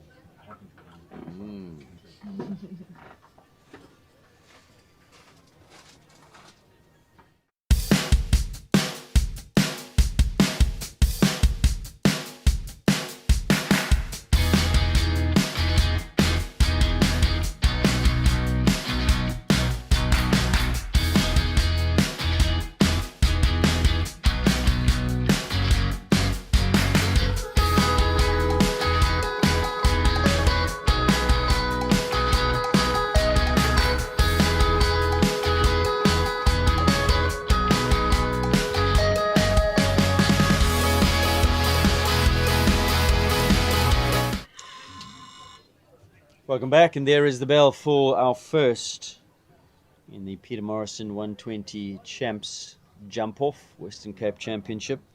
Callao Euphoria, Astrid Muller.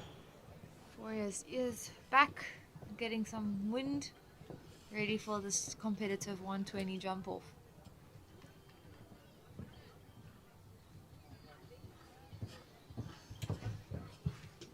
One, 2, 3, 4, 5, 6, 7. Oh, on top of number 4, sadly, which we saw happen in the 110s as well. She will go a bit wider now that she's had a rail.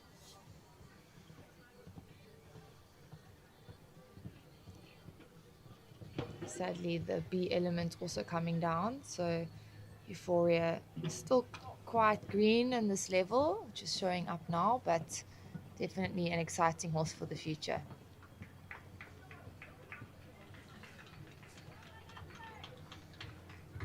Euphoria by Equinox.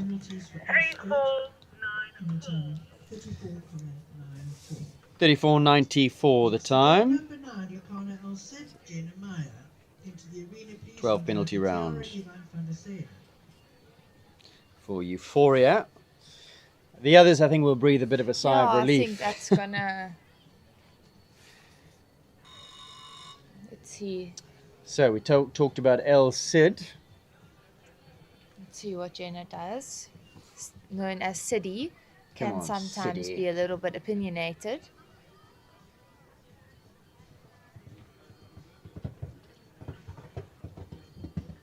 She saw your 6. Yeah. Oh, Ah. it's just a little bit on a straight inside line there. Maybe got a think she'll touch also- close. Ease up a little bit now. I think Ivan, who's going next, will also give it a good run. Interesting. Also the B element there. So very similar to Astrid going wider and then having the B element.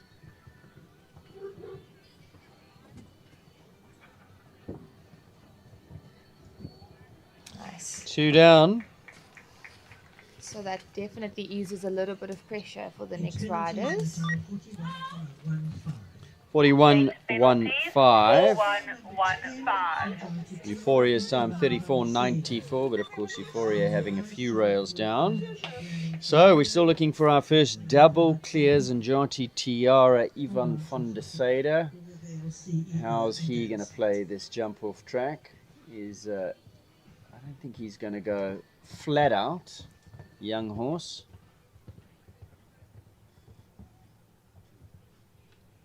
Was that a 7 or a 6? 7. 7.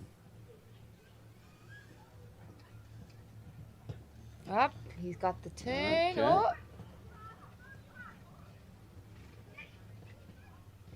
This mare very careful. So far pulled off all the turns. Balance Stunning. to the They'll last, be the very first happy of the with double that. clears is on Jati Tiara. Well done. Double clear. We We await have the a clear time. round, Ivan van der Sade. Sajati Tiara in a time of 35.32. 35.32. To the lead so far.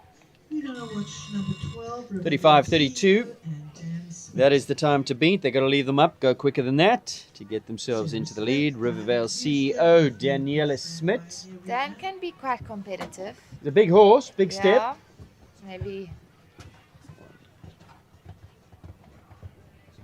Easy 6. Nice. Yeah, I think she will drop a few, especially in the last. Really setting them up to get the turn.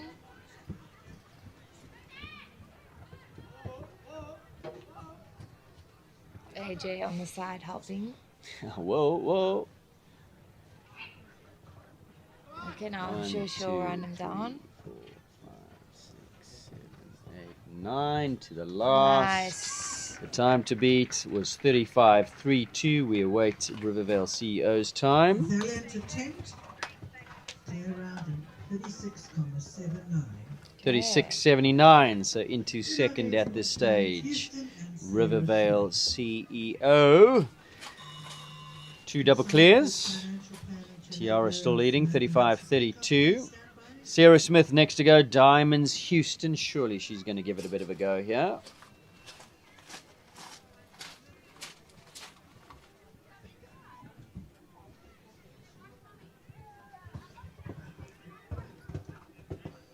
She sees the 6.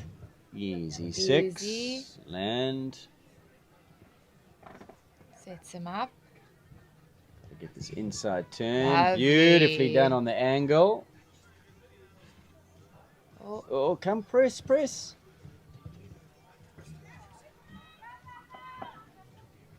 yep, Now she's she's going. going. An 8. Mm. Lovely. She'll be really, So- really happy with that. Has she done enough? Sarah's just dumped herself into first place. Into the lead. 33.18. Well done. 33.18 into the lead goes the very talented Sarah Smith and Diamonds Houston. Samantha Hudson Peacock now, Southwood Financial Planning Chilango.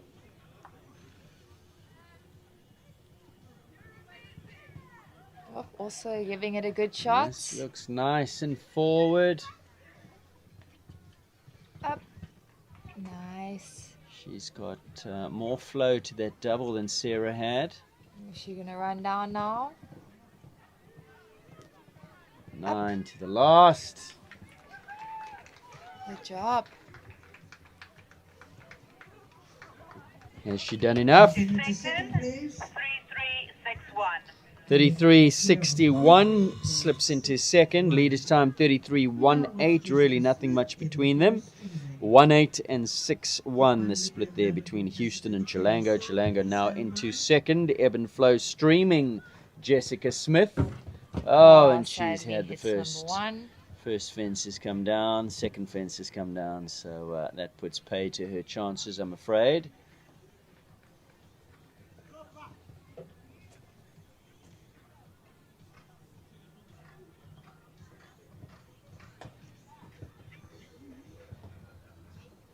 She's just getting some jump off mileage for classes to come, riding for some minor money. Oh, pity about the 2 rails. 33.33, but 2 down, so that would have gone into second had they stayed up, and one feels she possibly slowed down a little bit as well. So this is your selection. Equine-Librium Davenport Casanova. Come on, Kelly. Right. On Pablo.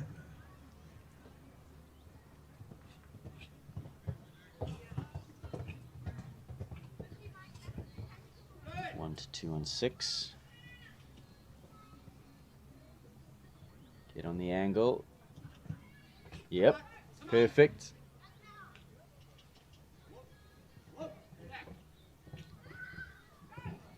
Super through the double, and I get a good shot into this vertical. She's She's gonna on really it. open up now. 2, 3, 4.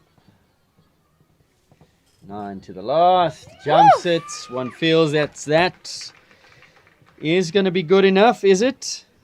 Diamonds Houston 33.18. 31.44. New leader. 31.44. You called it, quick. Jamie. She's Two left to come. What's Gary going to do here? Penbridge Seducer, time to beat 31.44. Gary Neal on his way now. Going to have to open the horse up, use that big step. Has to get the 6 and has to flow. It was where Kelly was so good. She didn't take a pull. It was all just forward riding. Oh, sadly. Not quite seeing the 6. I almost thought he was going for 5 there. Yeah. Shame. Pity. That's very unfortunate. I think he was in for a good round. Just shaking his head is Gary.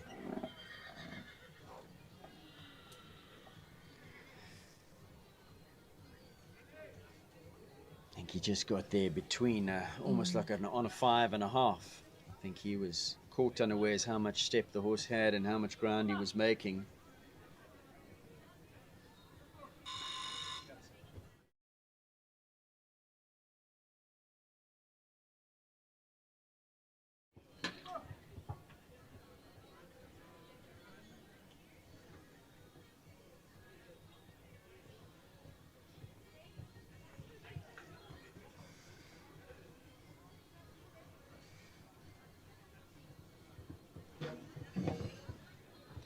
Sadly not meant to be for Gary and Seducer, but just ending off But in a good good for him way. for sticking to his Exactly. plan. He still went for the Yes. turns. He stuck to his Good plan job. A. Not their day today, Seducer. And that wraps up the class because Euphoria... No, Con Pablo, I beg your pardon. Con Pablo is still to come, of course. So Astrid would have learned now from Euphoria. 3 for time 4550. Going back to number 4 now. Gary had 11 penalties in a time of 45.5. 11 penalties, the final tally there for Seducer. A couple of those for time. Let's see. Right, so What they can Calaho do. Con Pablo last to go. Astrid Muller went out earlier on Euphoria. I'm not sure if she'll be quick enough, but she'll definitely give it a run, I think. We'll see, won't we? Here we go, last to come. 1, 2, 3, 4, 5, 6. Stunning jump over that. Wow. Slowed up a little bit. On the left lead coming to that fence. Gives a big jump, does Con Pablo. Into the double. Gets a good ride to that Equine-Librium. Nice. 9 to the last. Stunning. It's a good round for a young horse. Yeah, really, really really well. nice. Clear all the way. We await the time.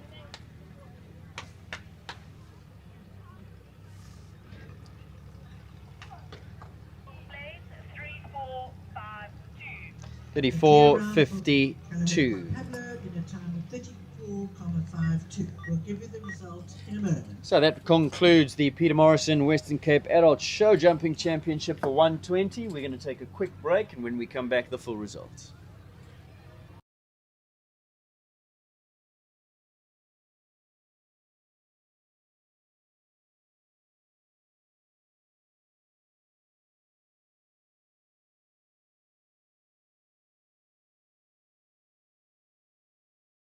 You in this exciting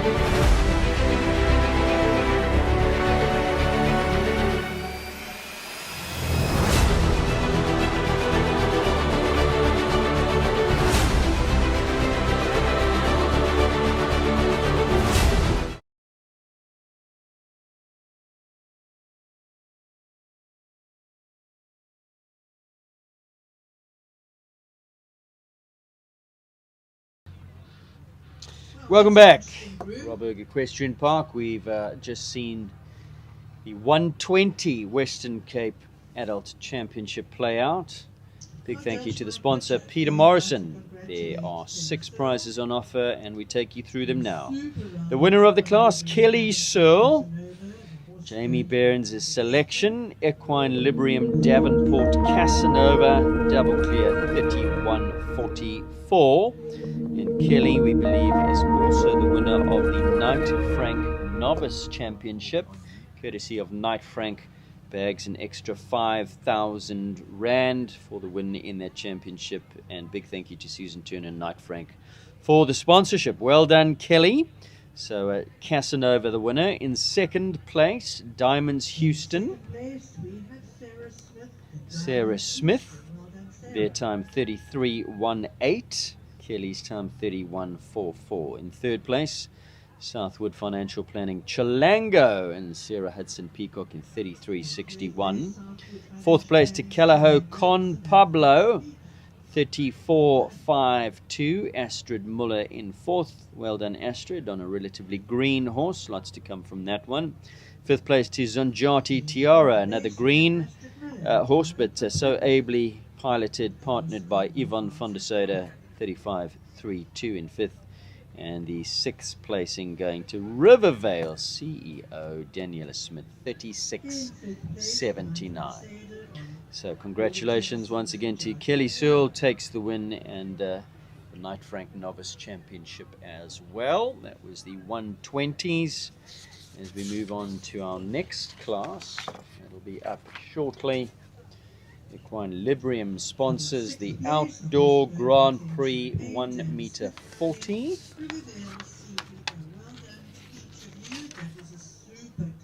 I beg your pardon, I'm jumping the gun. It's the Plettenberg Mini Grand Prix 1 meter 30. 14 horses in this class for 4 prizes.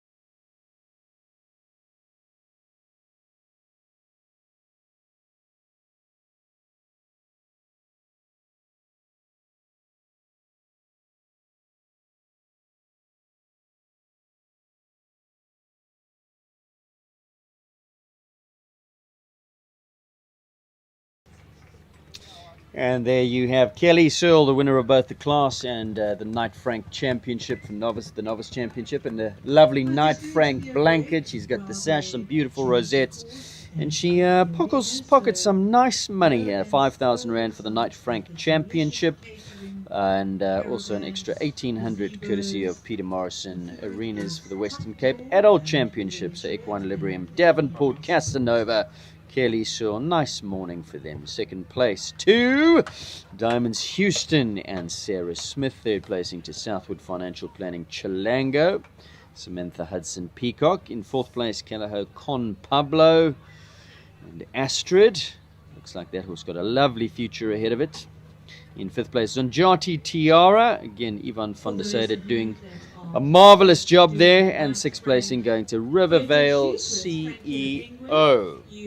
Vierberg Mini Grand Prix 1 meter 30. Four prizes up for grabs. Kevin Spratley currently getting the track ready. That's up next. We'll take a short break. There'll be a course walk. And we'll be back with you for all the action from the class.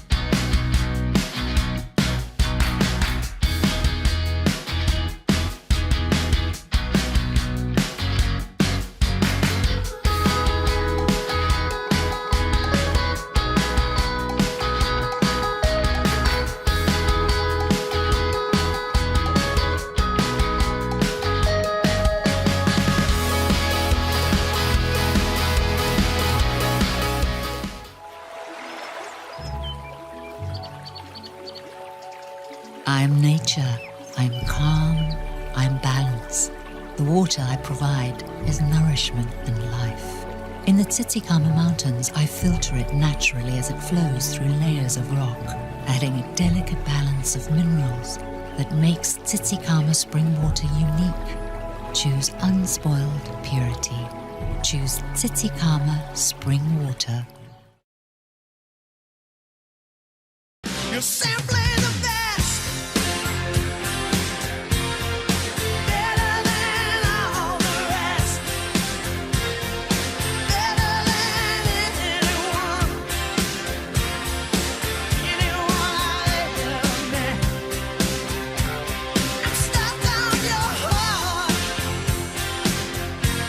I hang on every word you say. Tear us apart.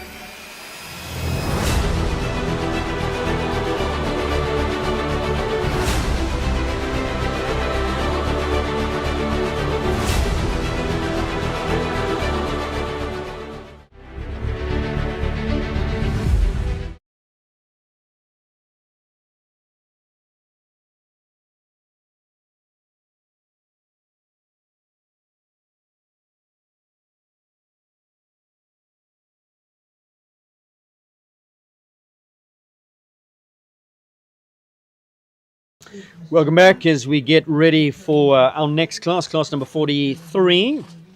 It's the Plettenberg Mini Grand Prix, 1 meter 30. Big thank you to Plettenberg Wines, nestled in the heart of the Cape Winelands. Plettenberg Wines is known for producing exceptional wines that celebrate the unique character of the region. Their commitment to craftsmanship, quality, and authentic South African hospitality makes every bottle something special. And I'm very lucky to be in the middle here with two lovely ladies on either side. Jamie is back, and of course Marie Lamont. What happened this morning?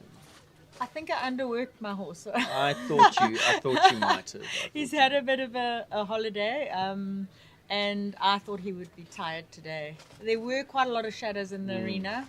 The previous horse also had a look, and yeah, it happens. You know, 1 minute in the sport you're up, and the next minute you're down. That's it. Luckily, I came back with the next one and jumped a good round. Great level of this sport, actually. Definitely. Yeah. So we get ready for this Plettenberg Wines class. Have you had some of their wines? It is really, really good wine. Have you tried some? Aidan? I haven't. I'm more of a beer guy, let's be honest. As you can see. But I shall. Right, so we get ready for this 130 championship class. 1 round and a jump off. The time allowed is 86 seconds. Locarno Destiny will go first with Amber. I don't see Amber in the arena, but I do see Georgie Gerber. She's ready on number 2, Lady Didio. Did you ladies get a chance to walk this track? Yep, I walked it. Definitely a step up from our 110 and 120 championship. It's quite long. There's 3 combinations in the track. So yeah, I think it's going to be an interesting mini Grand Prix. And you've ridden Kevin's courses, Marie, throughout the week. How have you found them? How's he been building? And what do you anticipate for this class? I think Kevin's built very good courses up to standard.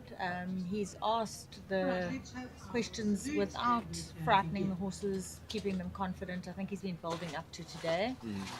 He's added a couple more fillers and also the combinations along the sides of the arena. But the questions are, if you ride correctly and you ride with good rhythm and forward pace, the horses will jump well. Has he given you decisions on distances to make, or has he asked you to flow and then the distances really come to you? I think he's asked for good flow throughout the track here. I think the big question here is going to be at 11A and B, when the horses are a little tired and down towards the gate, that they can hold their body through there. The rest are pretty standard questions. The number 5 does come up quite quickly after the double here right in front of us, the Sabrina Love double. So he's going to ask for straightness and accuracy around that turn. So first to go, Locarno Destiny, Amber Bortis for owner Lloyd Nichols will get us underway. 7 from 1 to 2, jumps that nicely. She'll be looking for 5 down this line to the Sabrina Love combination. Beautifully ridden. And then hopefully 7 around the turn here. Yeah, lovely. We saw a few go on an 8 on a wider line in the previous classes, but I think when you step up to this level, really... Definitely. And then balancing the horse back for that combination beautifully with using her body. Amber, this is a water tray. That distance remains on 6. It does. Turning back to the Callahoo plank. Now he's starting to ask the horses for a bit of care as they tire. There's an oxer, the rainbow oxer up at the side of the arena over there. Amber rides superbly. And here, this is the question of balance towards the gate.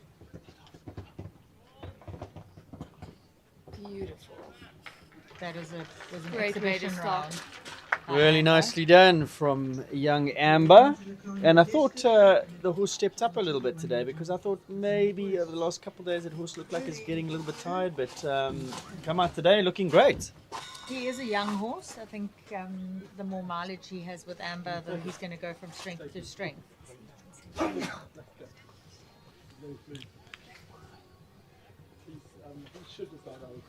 Up next is Georgie Gerber riding Lady Didio. This is a 14-year-old thoroughbred mare by Latino Magic out of a Casey Tibbs mare. I actually jumped a Latino Magic mare myself in the 130 classes. That Yes. that fence has caught a few today. I think she fell in on the distance there, so she was a little close and the mare just touched the front rail off. Showing good care through the double. Super on the 7. Here she'll be asking for balance and the mare to push out, which she answers beautifully.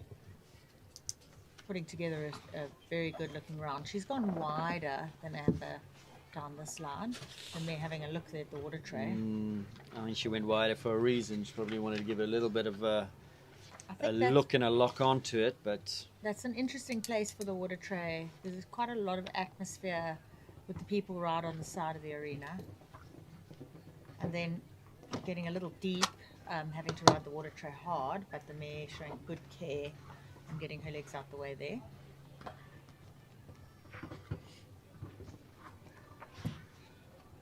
Just going a little wider as well to the rainbow jump, just to get her straight and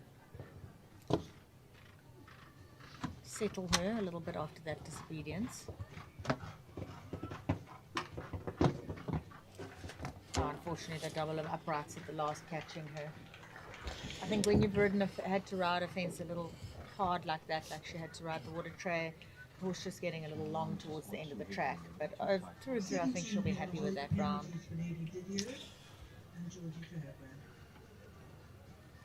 so I make that was that 5 for time. So it looks like the time is going to play a factor here. So 17. So Kevin asking them just to move on, but of course you did have the disobedience, and that's where the time penalties came in. Next to go is First for Horses Mystery March and Summer Roll as Tom joins us for commentary. Good afternoon. Are we afternoon? No, we're still morning. Still morning, isn't Still it? Nice? morning, Tom. How are Lovely. you? Very well, thank you. Thanks for having me today. Absolutely. Appreciate Tom, for the viewers, while we're watching Summer go around here, just for those who don't know who you are, give yourself a little introduction. Thank you. I appreciate it. I'm Tom, or Dr. Tom, as the students call me. Some are adding there, getting away with it. And you are, when you say Dr. Tom, you're based here at I'm based at Equine-Librium, Equine-Lib- resident at Equine-Librium. That's and correct. So your role is Dr. Tom, you are the resident vet. I'm the resident vet. I'm vice principal, head of the vet department, so I lecture. That's half of my job. And then the other half of the job is looking at these sports horses. So get a little bit of variety in my life, which I like. And quite a big string that Ivan and the team are building. You know, every time I look, there's more and more stables. The string is getting longer and longer. Which is a good thing. It's a good thing. It's lovely to see. And in fact, I think it speaks to what's happening in the area. There's just more and more horses, you know, George, PE, all over the garden route. The sport is growing, and it's lovely to see it here today. We're so fortunate to have a vet like Tom here in this area, the equipment that they have down at Equine-Librium, and all that available to us. Well, it's lovely to be based at Equine-Librium. You know, I think the whole team there is very into the toys. We make sure we've got all the nicest equipment so we can train our students on the best and obviously practice the highest sort of quality. We'll come back to you in a moment, Tom. First for Horses Mystery March, Summer Roll. I think Summer just got a little bit unsettled after she came down this line, but putting together a good round near the end there. She'll be happy with that. That horse new to the open classes. 15 penalties the score as we move on now to Jessica Hall and number 4, Poland's Macchiato. So Jess is based down here in Plett. Macchiato is a 15-year-old by Milan, bred at the Poland stud, and she's trained by Savannah and Ivan. Right, I think Tom can see the arena from his office. That's right. We definitely see old Mac going around on a fairly regular basis. He's an old campaigner, knows his job well, very reliable. Just giving him a great ride down this line. And Tom, I was speaking to Renelle the other evening, and very exciting things happening at Equine-Librium. Yes. Are you allowed to say? Are we allowed to talk? I suppose we can. I mean, you know, we've got many plans, and I think, you know, Renelle's a dreamer. If you work with Renelle, there's never any moss growing under your shoes. So yes, there's lots of plans. You know, I think some teasers. I guess we're going to be hoping to expand the veterinary care in the area. We're looking to build an equine hospital, which I think all the members of the show community will be pleased about. Nice to have emergency care available for your horse when you travel. So that's step one. And then we're looking to expand our offerings as well in terms of what we're... Very nice. They will be ecstatic with that round. Macchiato challenge. The support crew nearly caused. What a round from Jess. I'm sure she'll be thrilled with that. So well done to Jess and Macchiato. So Tom, you were saying as we welcome, give me 1 second, Daniel Evertson next to go, number 5, Calaho Larisha. A very special horse in the making here. Daniel recently made the move from Joburg. She was part of the Joburg contingent based in Chartwell and recently moved down to the Western Cape, now training with Gonde Beatrix. And this, a very, very nice horse, this Larisha. I absolutely love this horse. He's just springy, light. He is the epitome of what you're looking for in the modern sport horse, giving that good air. He's got enough blood. Look at that care. Beautiful. She decided to go on the 8 there. And that shows the adjustability of the horse, being able to balance on the downhill and then still have the scope to clear that oxer. Beautiful technique, expression, electricity in the veins. Absolutely super. Just looks so modern, athletic, light.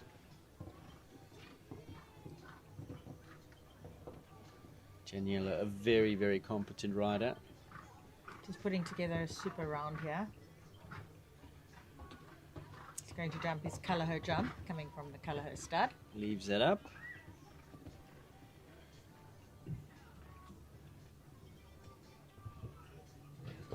Super jump over the rainbows.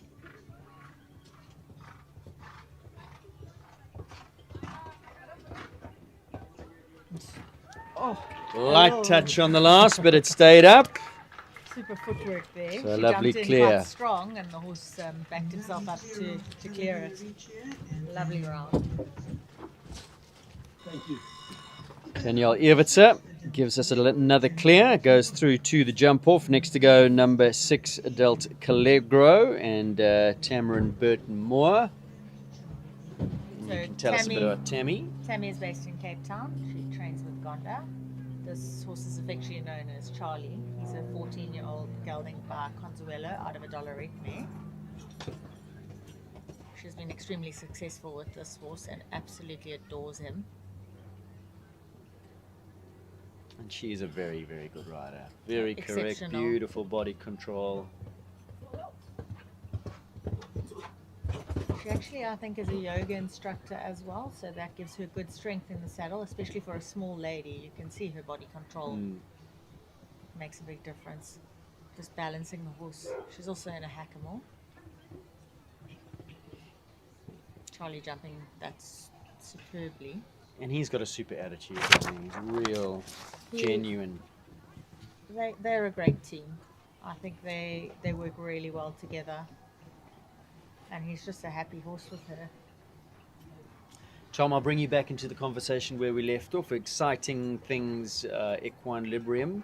You were talking about your offerings because up until now it's been physiotherapy and veterinary nursing. You're going to expand on that, or the veterinary nursing's coming in, and vets, and maybe vets as well. So for those of you who've been following us, you know that we offer a 4-year BSc in veterinary physiotherapy, and that has been going since 2018. From strength to strength. We're really proud of that offering. We're producing high quality physiotherapists who hopefully are working on your horses around the country. And this year we just added a research master's program to that. So we're now offering an MSc degree solely in research. We're hoping to sort of open the world of research in physiotherapy because there's a big gap there. We're missing concrete research, and we feel very strongly that that's a role we can fill in the world. So we're really excited about that. And then, yes, as you said, hopefully in tandem with this hospital we're building, we can get some extra programs added. We'd love to move into the space of veterinary nursing and, of course, ultimately veterinary science. We're a way to go. There's a few bridges to cross before we get there, but watch the space. We're not standing still. Back to you, Marie, as we look at number 7, Casino B on track now. Jenna Corey. So this is Jenna Corey. She's based in Port Elizabeth. This is a 19-year-old horse by Cassini 2. He is a seasoned campaigner. He's coming back from being off for a while. Jenna putting together a very good round here. Casino having a little look at the tray, but getting away from it. Jenna press up and super through down that line. It actually worked well for her. He's quite a big horse for a slight lady to hold together, and Jenna does a very good job keeping him. She's trained by Amy Whitehead.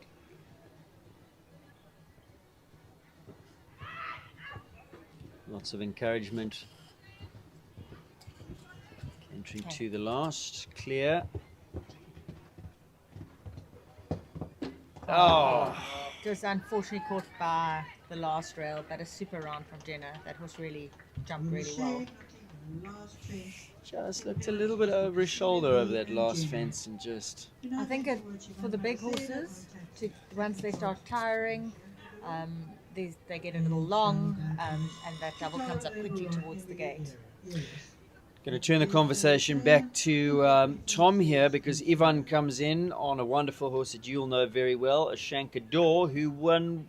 We would have expected it to maybe see him in the Equine-Librium Grand Prix, Ivan, as he trots right in front of us here into the Sabrina Love double. But he's jumped so well during the week. Is that the thinking? Just bring him back, give him a bit of a chance in the 130s, make it easy for him today? You know, Ivan really looks after his horses. You know, we are seeing them constantly.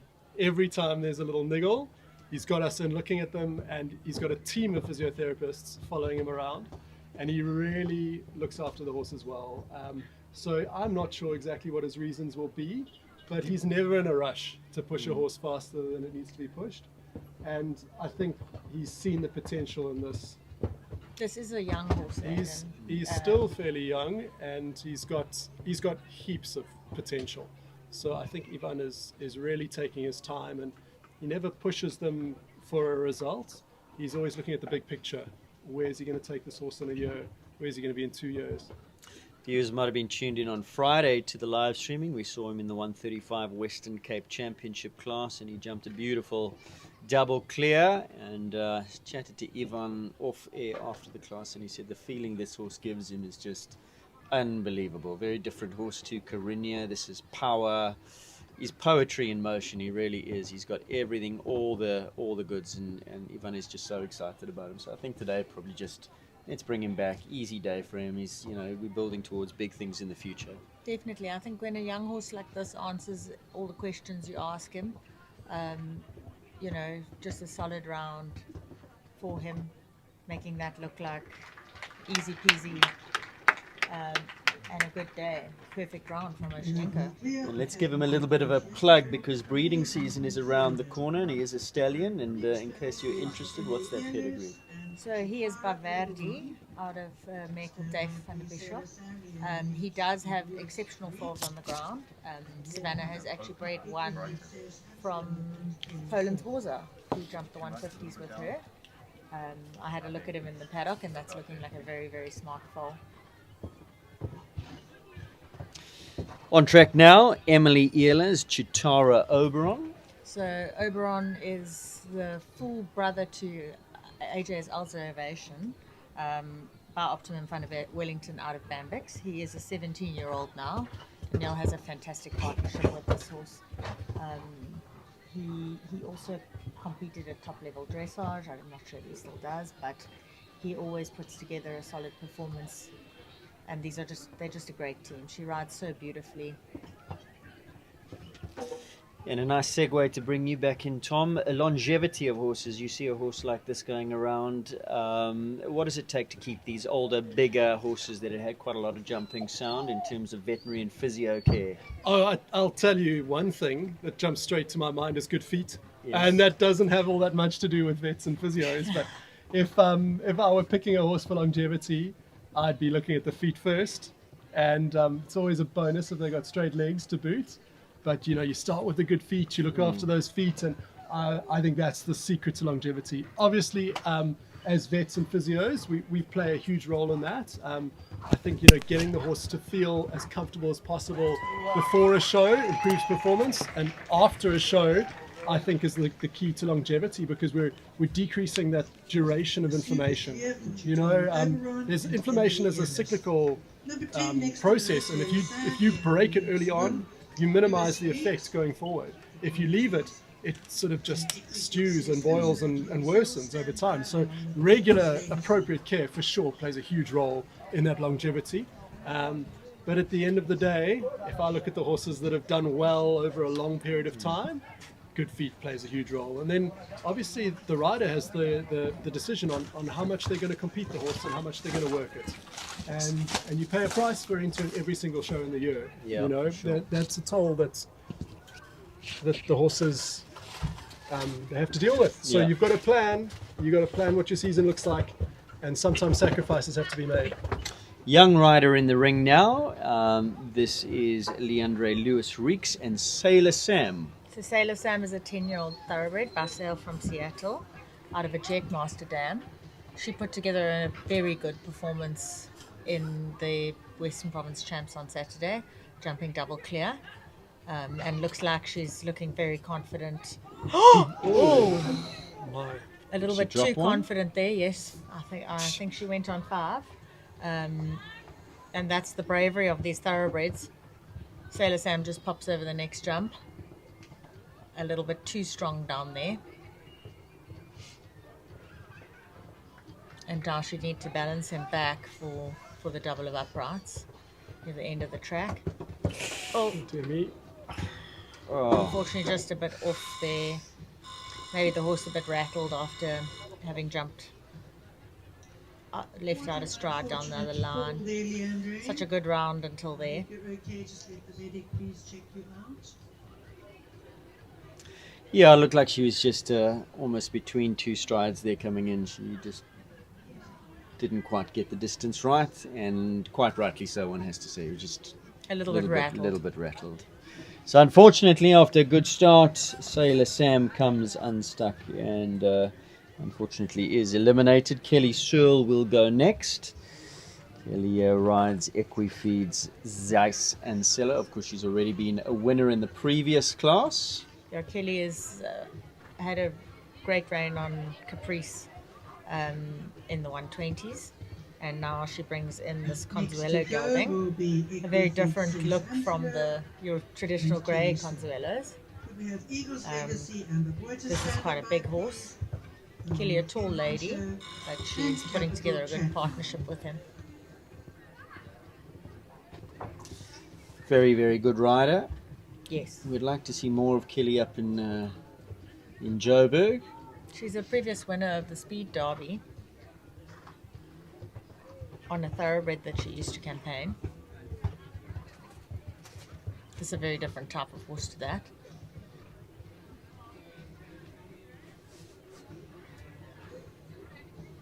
Lots and lots of scope.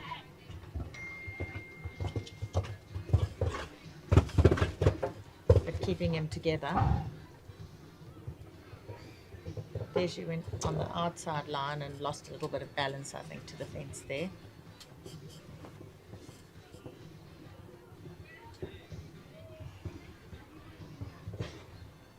Julie Bennett, could you please come and collect your prize for the best photograph with Frankie? She's going to have to steady a little bit here, and rode that beautifully. We just hope he's been returned.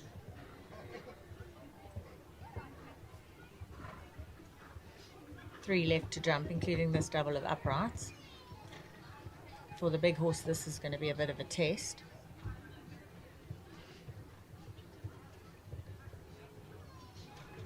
but I'm sure Kelly will have a plan.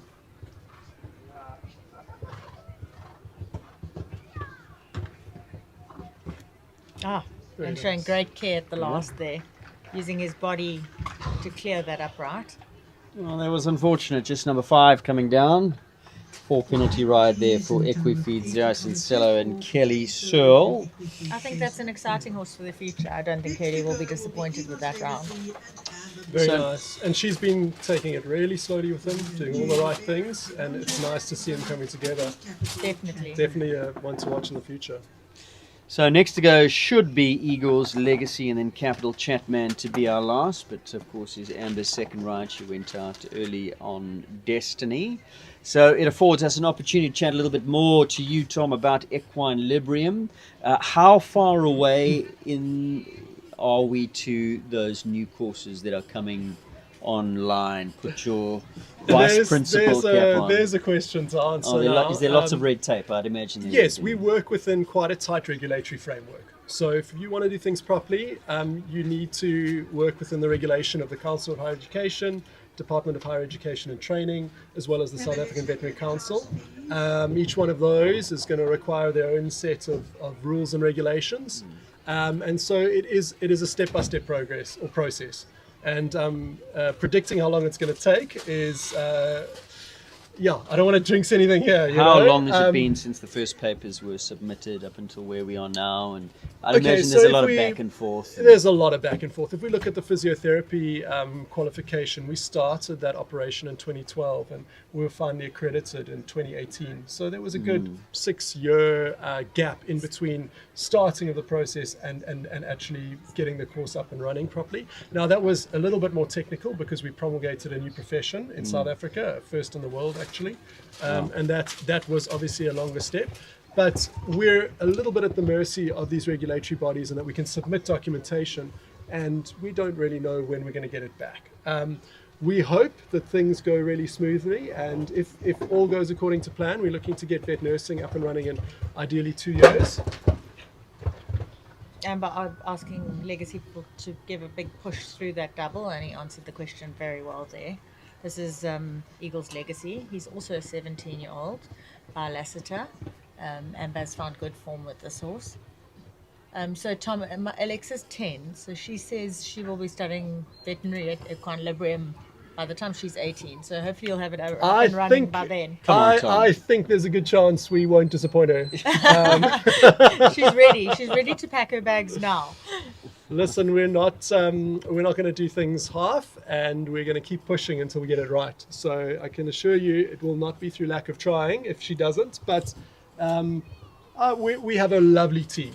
We got a really good team. We're working with industry experts, and we've got higher education experts involved now who really have made the process a lot better. And we were fortunate enough with our master's qualification. We submitted that, and it required a single round of review with very minor changes, and it was granted. So if we can keep on that path, it'll be sooner than that. So fingers crossed. An absolutely stunning round there from Amber. Gives us another clear. So Amber, 2 rides, Destiny and Legacy, both of those clear. Last to go in this first round of this class, sponsored by Plettenberg Wines. This mini Grand Prix, 1 meter 30. Katie Bennett brings in Capital Chatman. Capital Chatman is a 16-year-old by Conlac.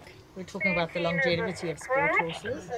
It seems scratched, Katie, so you're next. I will say it's an absolute pleasure being involved with show jumpers, because the community in general are very proactive about looking after their horses. You know, there's more and more sort of quality genetic material coming into this country. These horses are serious investments. I mean, if you go shopping for a show jumper these days, it's quite a purchase, and the people understand this, and they really are proactive in looking after their horses. You know, we get such wonderful clients asking us after the shows, come check them out, see what we can do. You know, you're looking over these horses, there's nothing really wrong with them in terms of major problems, but you can fix those little niggles before they become a big problem. And I think, especially in the sport of show jumping, the riders understand this. It's all about solving little problems before they could become big ones. I mean, a horse like this, you would want to keep him happy in himself and keep going as long as possible. I mean, he's just jumped those first few jumps absolutely amazingly. And at this stage in their career, they know their job so well. They know exactly what they need to do. Putting together an exceptional round here. Very stylish rider to watch is Katie. Very correct. And she's studying. I'm not sure how much time she gets to ride. We saw this horse campaign in the 150 Grand Prix at the World Cup show, which was hosted here last year. And putting together a really nice round. Oh, unfortunate touch of the back rail there. Maybe the horse tiring a little towards the end of the track. And the double of uprights catching another pole, but putting together an exceptional round.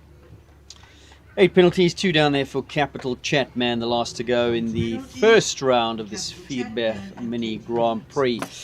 Tom, back to you. The hospital that you are building, where are you with that? How advanced a hospital are you planning? Is it surgical? That's the idea. We need a surgery in this area. You know, we are far away from the nearest surgery, which would be probably Franschhoek, would be the closest.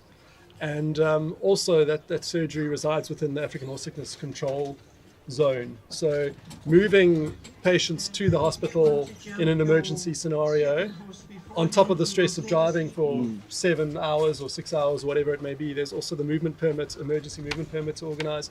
It's all doable, but there's definitely a need for a hospital in this area. And sometimes just time is not on your side. It becomes Exactly. I mean, as you say, I have driven through with horses to Cape Town that are colicking for colic ops, and it's a nightmare. So it would be amazing to have a hospital closer to us from Port Elizabeth and the surrounding areas. Yeah.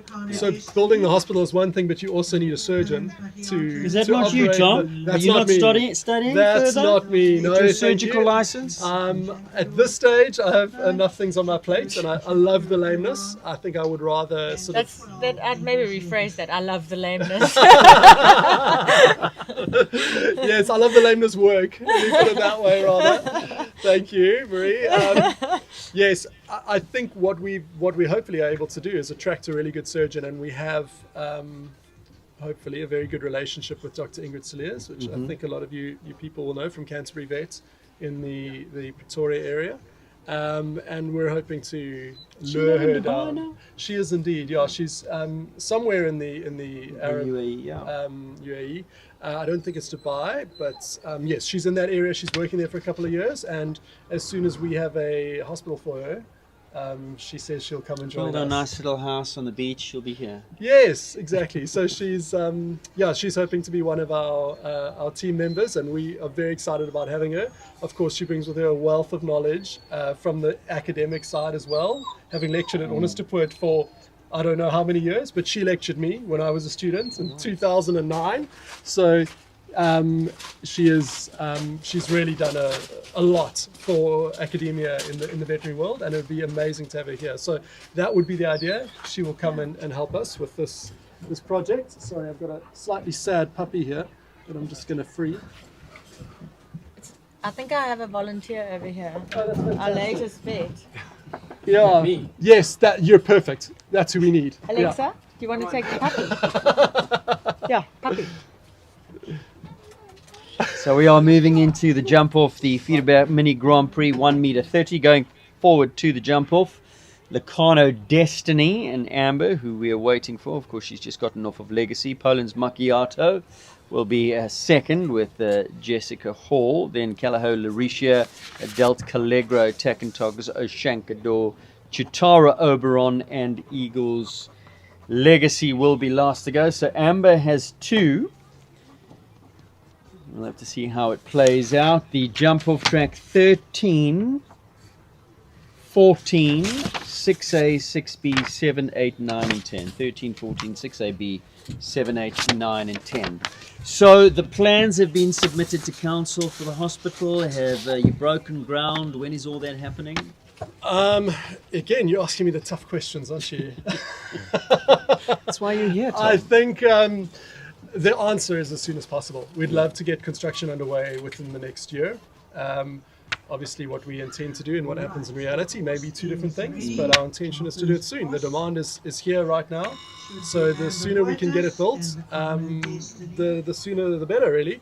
We've designed the hospital in a staged sort of construction, so we can build an initial part and then add on to it as demand grows.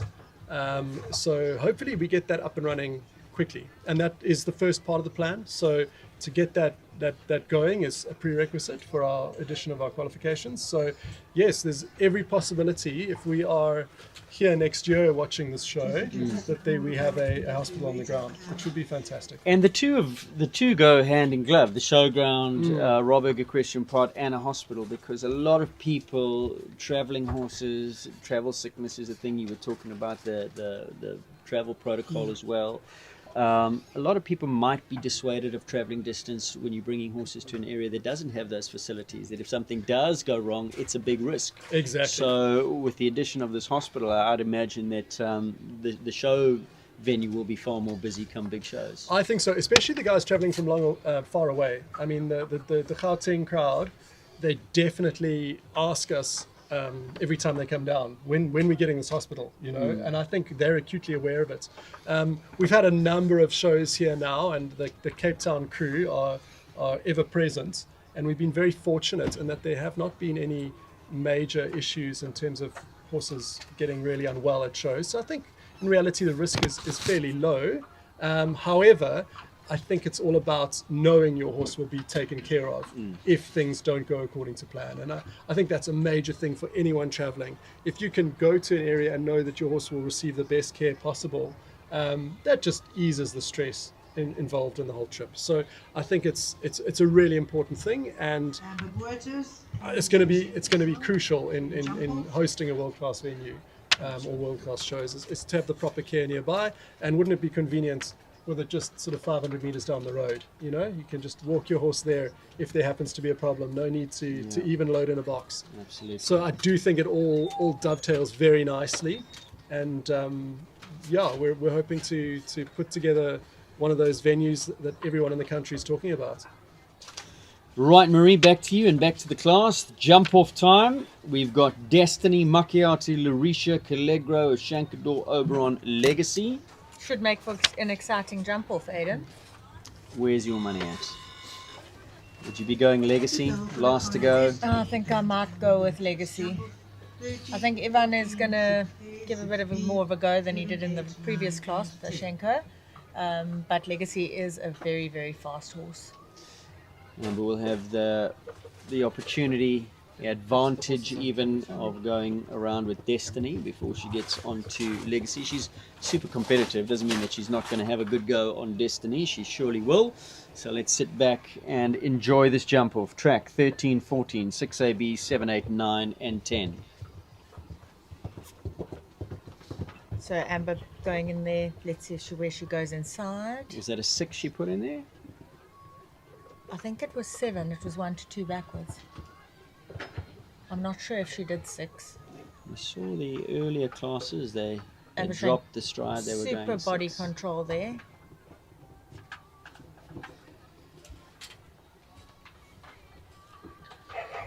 Coming inside there to the Callagher. 1 left to come.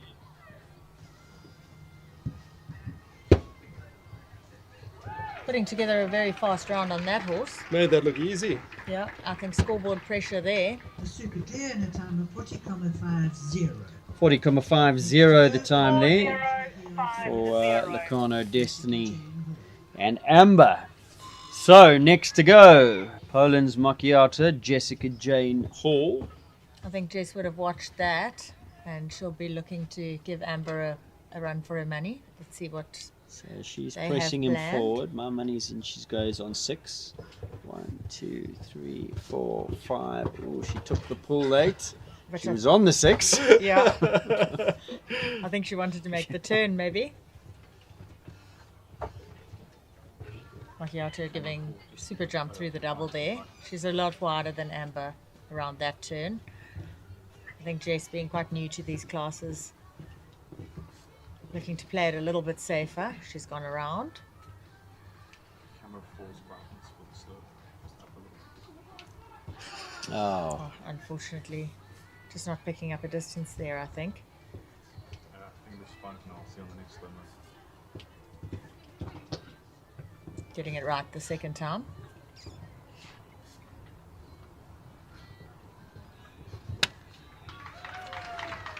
I think Jess will be happy with that. At this stage, it's good mileage for her at this level, and that's what she'll be looking for. Penalties 5288. 5:2:88 the time, with the 4 penalties for the run past that Callao vertical. 4 and 52.88. So Lacano Destiny at this stage leads 40.50. The lovely Callao Lauricia goes next. Now, what's Danielle going to do? Is she going to have a go here, or is she going, oh, this is precious, I'm going to save this for the big time? A little bit of a schooling jump off, maybe? I think she means business. She's taken a strong canter to the first. And On there's the your 6. Easy 6. I think this horse, being so full of blood and elastic, she'll definitely be giving it a go.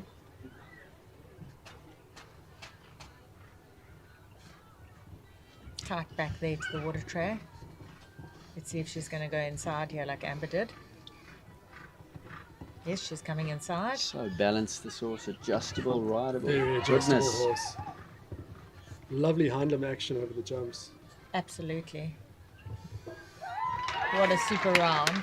Careful as a cat as well, Lauricia. So clear, we await the time.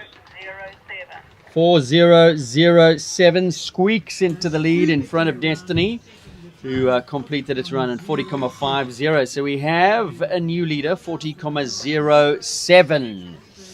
Callegro goes next. That was a very impressive effort there. Come on, Charlie. I think Tammy's going to give this a go. She'd be very comfortable at this level. They've done this before. And she can be fast in a jump off. Definitely going on the 6, I think, here. Whoa. Giving a huge jump over number 14 there. Oh. Just pretty touching that.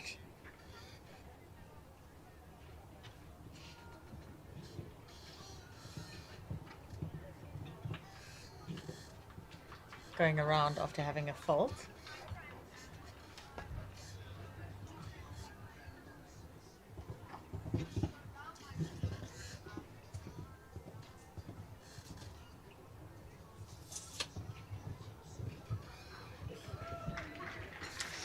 One down, a element of that mid-feeds double. So 4 penalties there for Callegro.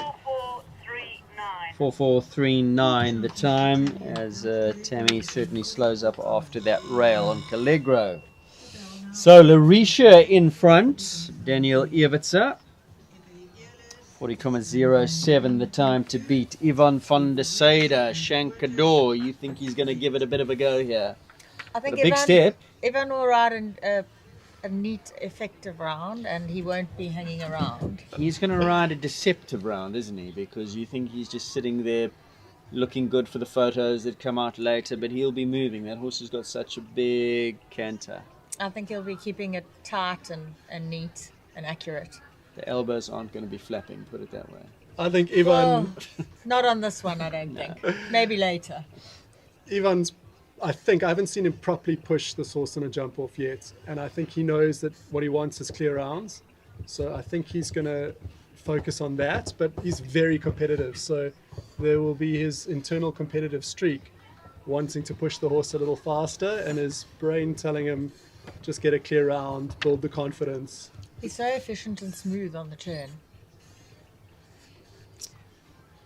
So for the first line he opted for the 7. I think to get the quicker turn back. I think he's planning on going inside here. Yeah. Actually, executing that beautifully. Now he'll open the horse up to the last. And like you say, look at that stride. Ooh. Beautiful. Little rub, but he gets away with it. So time he had to beat 40.07. 4224 into third at this stage of Shankador in Yvonne. I think that horse gives a lot of height over the fences. Maybe paying the price on the time for such a beautiful, extravagant jump. Oberon's on track. So let's see if Emily's going to give it a go. I think she'll be tight and efficient on her turns. So she's gone on the 6. Gets a quick turn back. Quite a big horse. She'll need to keep him support and body control there, which she does beautifully.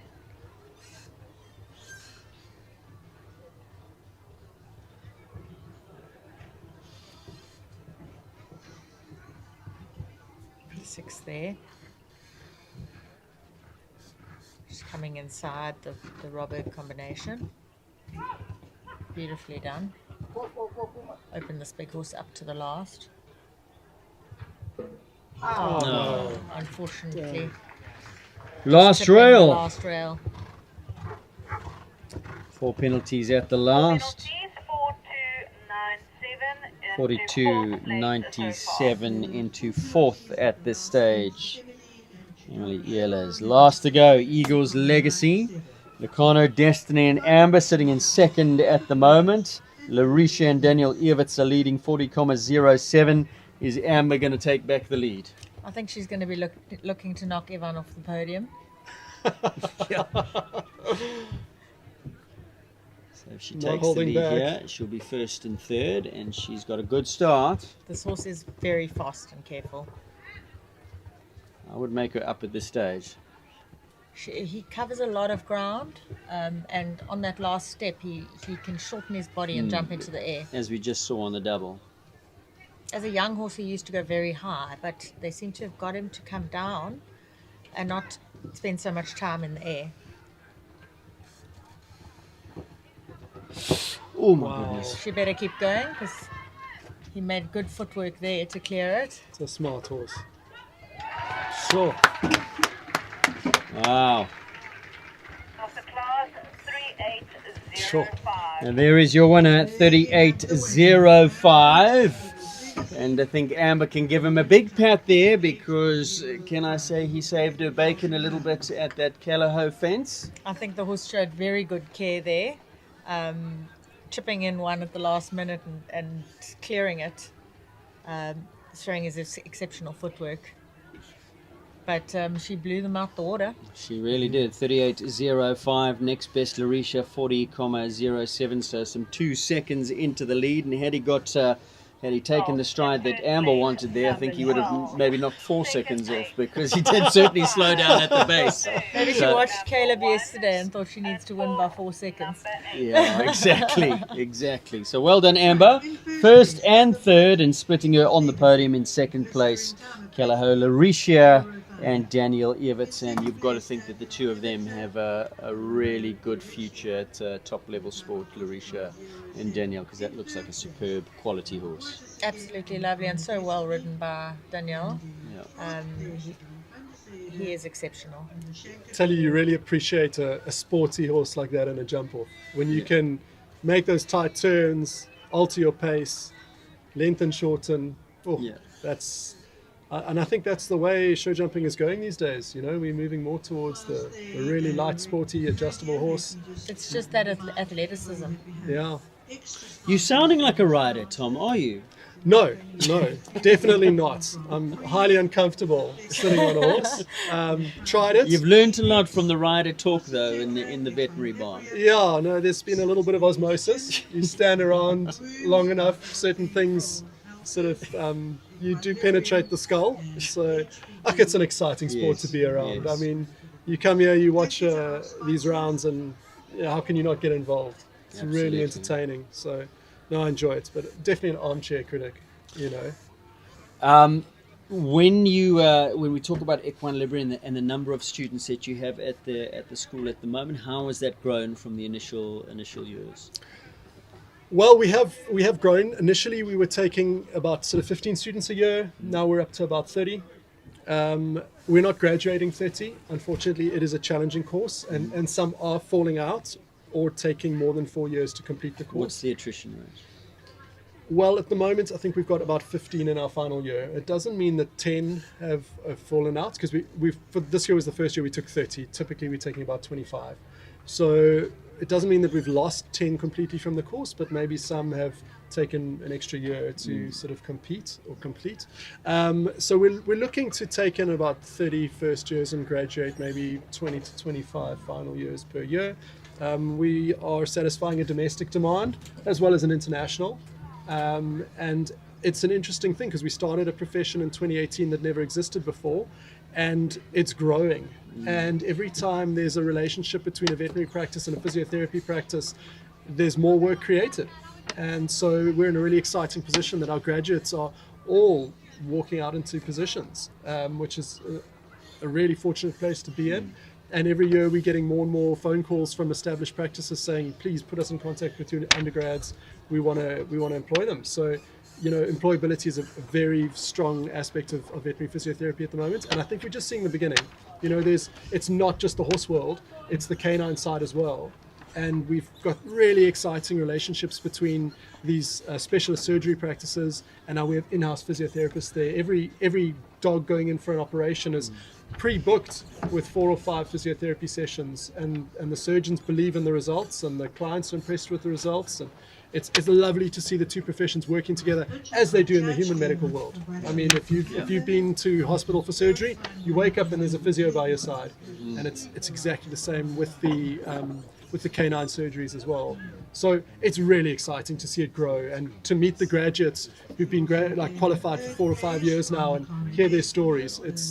It's really exciting to be a part of that. So yes, at the moment, about 95 students enrolled over our 4 years. And I think we're going to keep it at about that level. I don't think we see the need to expand from where we are here. This is about where we want to be. This is us meeting our goal in terms of veterinary physiotherapy intake. Hopefully we will look to add others in veterinary nursing and veterinary as well. Last question before I let you go. Fairly recently, you branched into Johannesburg. I see the Equine-Librium offices as you drive in, where the Lipizzanas used to be, very close to Baker McVeigh's practice. Is that part of the school? Is that a practice? It is part of the college. It is a separate business entity, the clinics, and the clinics employs, I think, 18 physiotherapists around the country. We as the college use the clinics extensively for our work integrated learning, which is where we send students out to real world experience, and they treat patients under supervision, and they see what the real working world looks like. So it's very closely associated with college. It is a slightly different entity though. But yes, those clinics are like mushrooms. You know, every time I have a look, there's another one that's popped up, and it's wonderful to see the high quality services being provided throughout the country. You know, they really focus on getting the best quality equipment, best physios we can find to work there. And yes, between you and me, supposedly the clinics have now reached a level where they're satisfied, but I don't believe it. I think we'll be seeing new clinics popping up. So if you don't have one in your neighborhood, watch that space.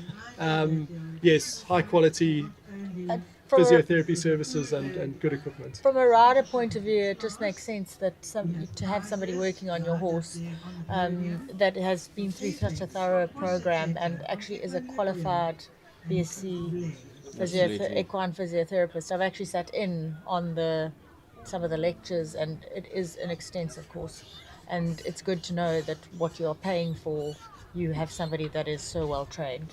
Absolutely. Dr. Tom, exciting times for Equine-Librium. We'll watch this space keenly, and we wish you all the best cutting through all that red tape that you can finally get those veterinary nurses enrolled, and soon on the heels of that, the vets as well. Fingers crossed. Thanks for having me today. Absolutely. Really appreciate it. It was lovely sitting with you guys. Appreciate Cheers. it. Thank you, Tom. Thanks, Tom. As we turn our attention now back to the prize giving of the Vierberg Mini Grand Prix, where Amber Boertes dominates here. Vierberg Wines combines traditional winemaking with a modern approach, producing wines that showcase the beauty and diversity of the Western Cape, whether shared with friends or enjoyed on a social occasion. Vierberg Wines embodies passion, quality, and local excellence. Got to get me some of that Vierberg wine. You definitely do, Aidan.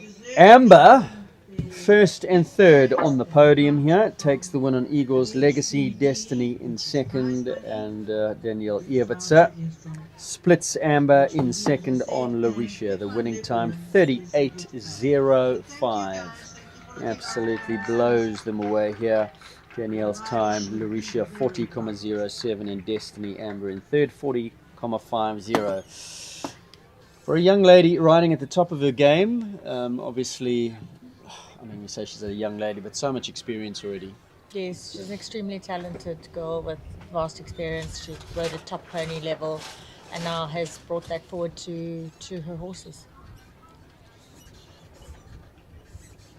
Grooms on the podium, big thank you to them, doing so much work behind the scenes. Don't forget, next up we have the big one. It's the 1 meter 14 Equine-Librium Grand Prix, Silver Streamer, King Julian, Caleb Seaton Smith. Well, they really have been dominating the Knight Frank Championship. We'll talk more about that. Lacano Stuntman, Catolia, Lasco, Hazel, Wish to Land, Carinia, and First L, the horses that make up that class. Marie Lamont is with me. She's going to be here for the main class as well as we watch Amber and her wonderful legacy, adorned now in that Veerberg blanket. So well done to Amber. That wraps up the Veerberg Mini Grand Prix. Good competitive jump off there, Marie. Definitely. I think we're going to see some more of that later on. With, I think the Seaton Smiths and Evan will be giving it a go. Absolutely. And also that Knight Frank prize. Amy Whitehead and Caleb will be fighting that one out. Yeah, Caleb sits in the pound seats there. He's really been dominating, of course, at the Ocean Blue Cup. He took the main class and I think one of the qualifying classes as well. So he's bagged lots of points. He hasn't been beaten in any of his classes that he's been on King Julian at this show. Of course, took the Western Cape 1 meter 35 championships on Friday. And that was weighted 2.5 times, so he's sitting right up there, and I believe that he would have to finish last and Amy might have to win or be second if she were to get in front of him. I believe that's what the calculations, permutations are telling us. This is the sport of show jumping, Yeah. and anything can happen on the day. Exactly. As I found out this morning. Exactly right. Exactly right. Well, more about that to follow. We're going to take a quick break. Perhaps we will get an interview with Amber. We'll see if we can go wrangle young Amber Bortis and have a chat to her about her win in the Veerberg Mini Grand Prix. We're going to take a break. More action to follow. Don't go away.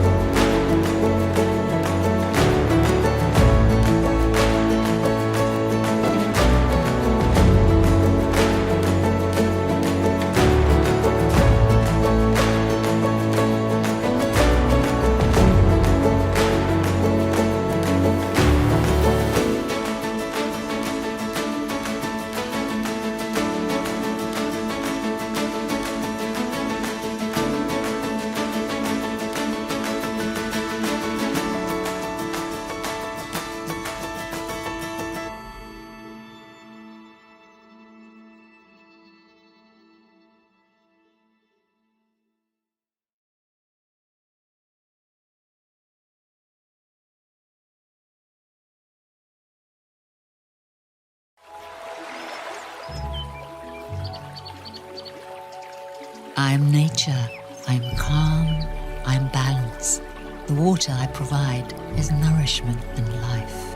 In the Titicaca Mountains, I filter it naturally as it flows through layers of rock, adding a delicate balance of minerals that makes Titicaca spring water unique. Choose unspoiled purity.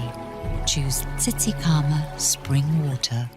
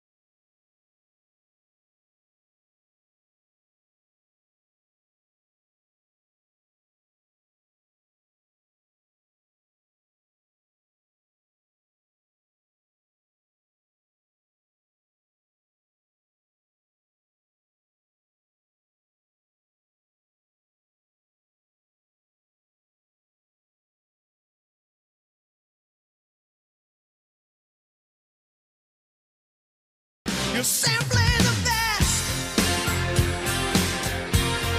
Better than all the rest. Better than anyone. Anyone I've ever met. I'm stuck on your heart. I hang on every word you say. Tear us apart.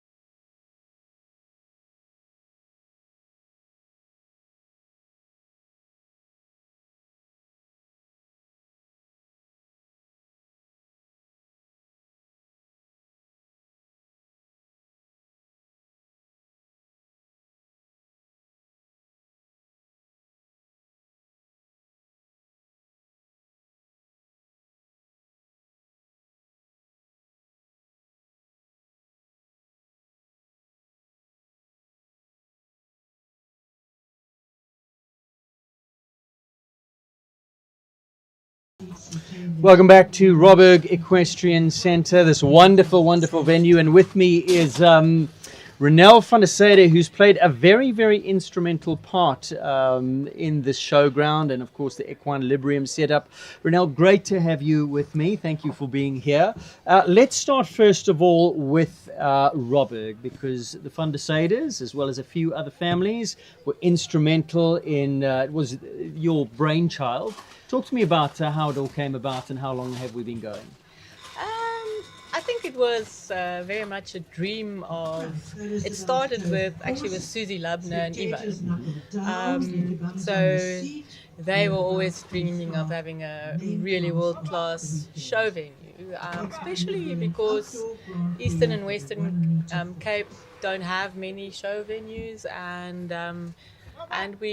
they are always very desperate to grow the sport. They love the sport. They love the Western Cape, and it always feels very one-sided up there by you guys, you know. So we wanted to create this very happy sport venue where people know it's a really friendly place but top notch.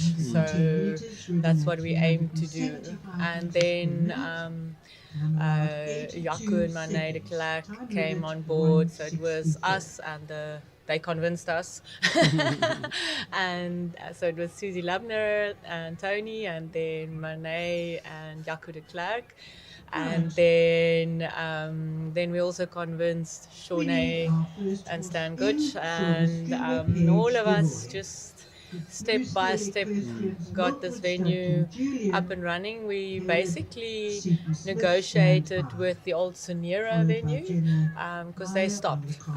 They decided they're not doing any events anymore, and we just thought that it is so sad for everything that was already constructed there and to just go to waste. Correct. So we literally bought everything secondhand and then moved it here.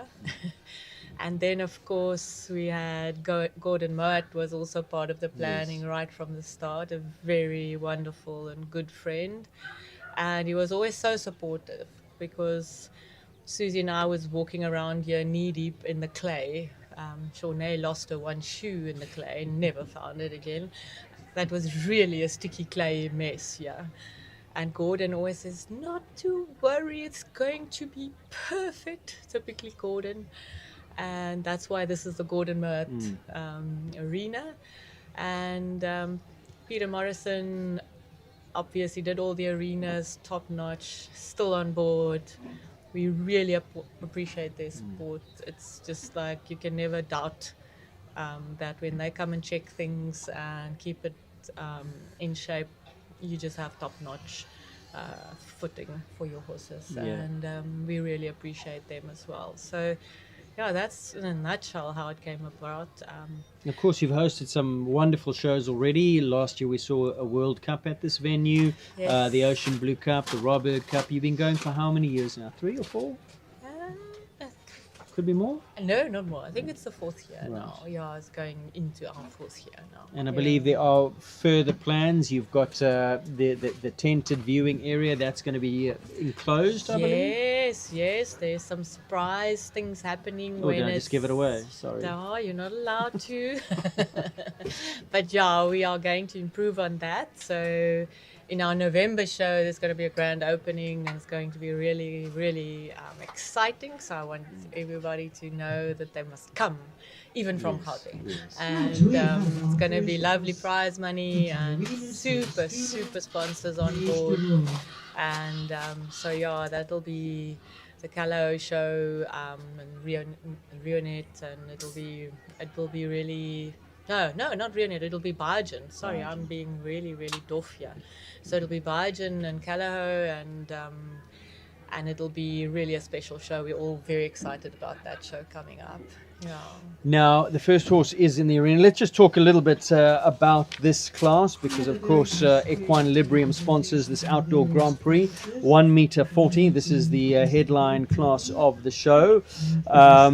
And just looking for my course plan, there it is. The length is 5:10. Speed that we're going at is 375 meters per minute. Time allowed is 82 seconds. But this also, apart from the Grand Prix, makes up the Knight Frank Championship final leg. Caleb Seaton-Smith is on standby on King Julian. He sits atop that points table. This class is weighted 3.5 times, and King Julian sits and Caleb sit on 112.5, Amy Farquhar 90.5, Yvonne and Carino on 85 points, Grant Seaton-Smith 72, Tammy Burton-Moore 56, Paige DeRoy 42, and Kelly Searle on 10 points. Those are the competitors that are still alive and competing in this class, because a couple of them have fallen away. Rules of that Knight Frank Championship said that you had to compete in all of the legs. First up, Paige DeRoy, Silver Streamer. Marie Lamont has joined us for co-commentary. We're going to be talking about Equine-Librium throughout the course of this class, as well as VDS and the wonderful setup that you have here. Renelle is also going to stay with us. Let's turn our attention to Paige, training out of Cape Town with Gonda. Yeah, so Paige trains with Gonda and Mandy Mason. This is a thoroughbred mare. She's an 11-year-old Bower Rebel King out of a Jetmaster mare. Unfortunately, just clipping the back rail there at the first. So number 2 is the colour her upright, and then she will take a left turn to quite a wide triple bar on 4 strides to number 4. So Kevin asking quite a few questions early on in the track. Beautifully executed there. She'll then turn left again to the treble. These jumps are going to come up quite quickly. Silver Streamer just jumping a little high. And then they will take a right turn to the Bene upright. This was a bit of a question whether the horses would do 7 or 8 strides to the double, Sabrina Love double. And then 5 strides down to the water tray. A right-handed turn to the sieve, and I think it was on 7 to the wall.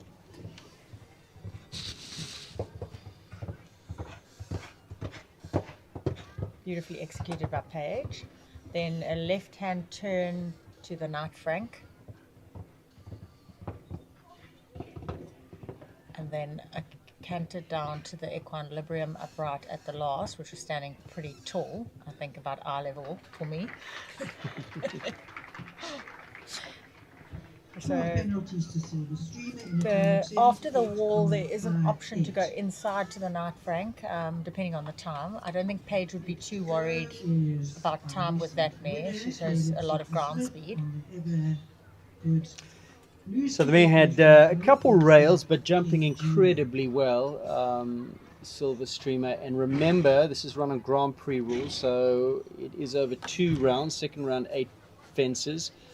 Competitors will have the opportunity to walk the second round. Competitors will carry forward their scores from the first round through to the second round. Everybody will go through, barring eliminations or retirements, through to the second round, and the second round will be on reverse order of classification. The higher qualified after the first round will go towards the latter end of the second round, taking into account both penalties and time. So there is motivation for riders in the first round to go quickly without running themselves into errors because of their speed. But if you are on level penalties on zeros, it will be the quicker times that sit in the higher berth order of classification in the second round. And unfortunately, King Julian has had one down. Of course, remember, Shane just looked like he hesitated going into that treble. Caleb did well to get his leg on and to motivate him there, but unfortunately a big jump in over a very square oxer going into that treble. He's had that down as well, so sitting on 8. Those questions coming very early on in the track, and I think before Caleb had found his rhythm. Remember, Caleb is the highest qualified. These jumps in are the quite series. a step up from 135s. Definitely. The treble was quite a test down the hill. The horses having to show a lot of scope coming in and then wait for the double of uprights at the end. So he's had 3 down, sits on a score of 12, Caleb. This is a testing course because that would have been one of the favourites coming in here. It is a step up, Marie, as you said. Western Cape Championships he took on Friday, but that was 135. And I think not just the height, but in terms of technicality and what Kevin's asking the horses today, that today's a big step up. So I think Caleb was a little deep at the triple bar. And then had to push onto that rail at the equifeeds on the 4 strides to get there. Being one of the smaller horses, that he had to get there. And then that flattened the horse out for the treble. This now is Lacano Stuntman and Jenna Meyer. Back to Caleb. He sits on top of the points table. It's weighted 3.5 times today. Last 3 winners of the Knight Frank Championship, where 30,000 Rand is up for grabs, have been lady riders on greys. And Amy Farquhar still to come. Lasco. Are you a superstitious man? Well, I'm not really. I'm just, it would be a hell of a thing if Amy were to pull off a coup here, because I think it's going to be difficult. Caleb, So I think, would have to go missing completely, and Amy would have to win to turn the tables. But again, anything can happen. That wide triple bar to the tall equifeeds upright, also just catching Jenna there. I think the horses that coming up early in the track, the horses haven't opened up quite yet, and it is very wide. Stuntman taking a few poles already. I think already sitting on 16. I think this possibly will be one of the biggest track stuntman's ever seen. So Jenna will be riding for mileage here.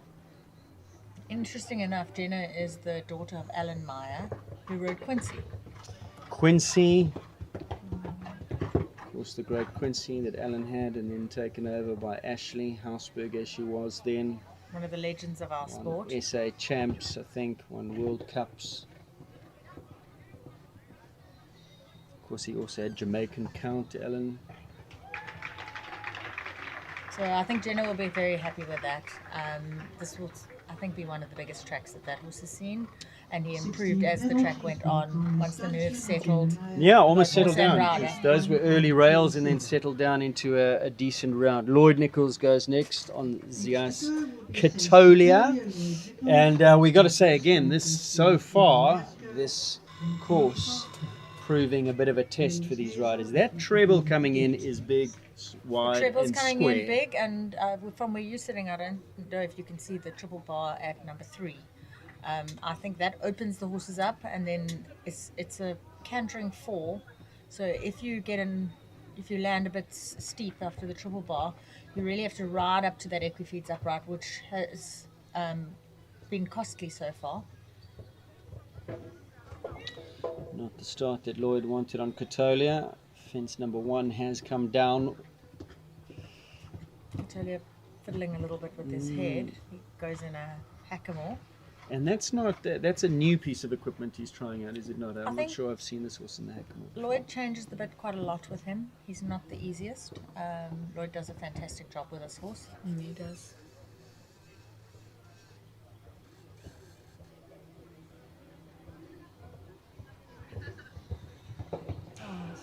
That panel caught him on the first day. He jumped it on Saturday, but just looking down into it under that big oxer.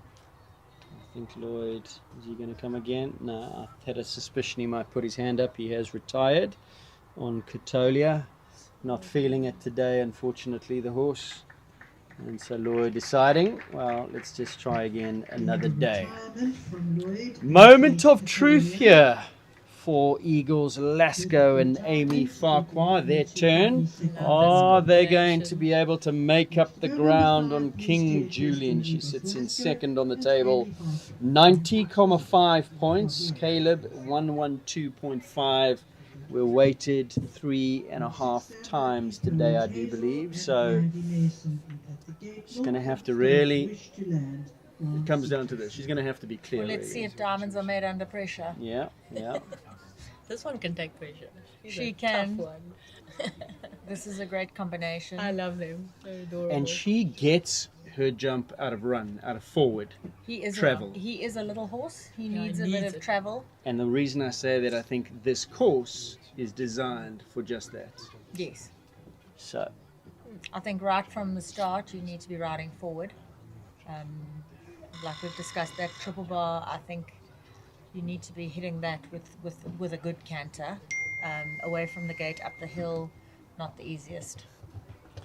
Right, so here he goes, this wonderful little Lasco, son of Lassiter and Amy. Already a come, and some encouragement right from the get-go.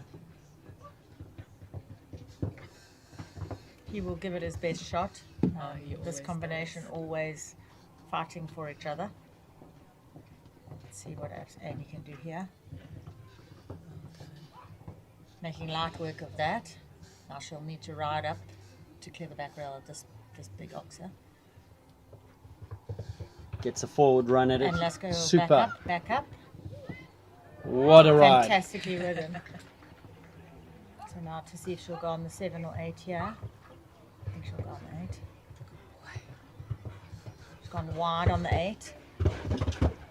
Good boy. 5 strides down to the tray.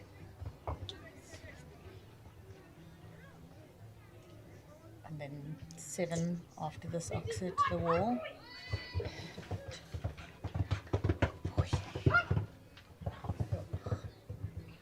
Just this big oxer at the night frank and the last. So my heart is in my throat here. Needs Come a on, bit of little man. space to clear the back rails with this horse, but so far, Come on, stay little tall man. And rolls Oh, and it's and up! stays up. Wow! An exciting round. Amy!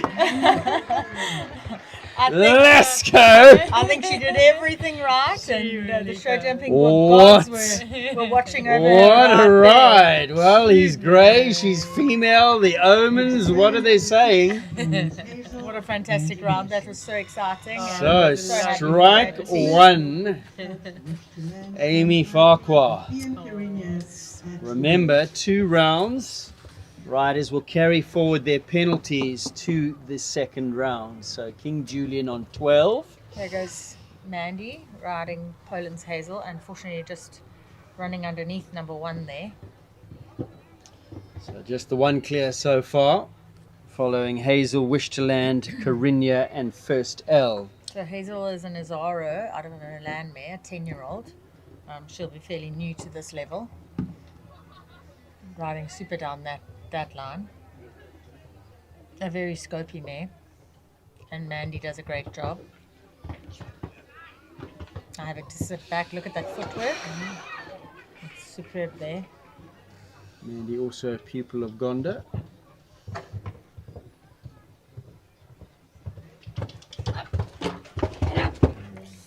She's got a great relationship with this mare. You can hear the riders using their voices to encourage the horses. There's a lot of hops. Yeah. And this wide oxer, and then balancing up to the last up, the Equine-Librium upright. Quite a tall upright. Super round. What a pity, could so easily have been a clear. It was a super round. I think Mandy will be very happy with that. So unlucky at the first. So 4 penalties there for Poland's Hazel, Mandy Mason. We've got a 12, a 16, a retirement, a 0 for Little Lasco and a 4 for Hazel. Just the 1 clear, 3 left to come. Wish to Land for Milkwood Stud and Grant Seaton Smith goes next. We saw them on the podium, father and son podium on Friday in the Western Cape Championships 135. This horse started his campaign at the show in the 140s. Came down to the 135s for Friday and back to the 140s. Today's established more so than Julian. Wish to Land in the 140s. Yes, I think he's a more mileage horse in the 140s. Grant said he can get a little nervous on the last day. Grant or the horse? Well, Grant's pretty cool. I think if Grant says the horse is nervous, I think it's the horse. Unfortunately, that rail catching him after opening them up after the triple bar, you really have to get them back on their hocks to jump that. This also another test.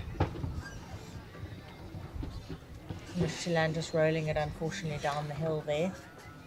So 3 down already, sitting on 12. So gone on the 8 there, they're just balancing the horse back.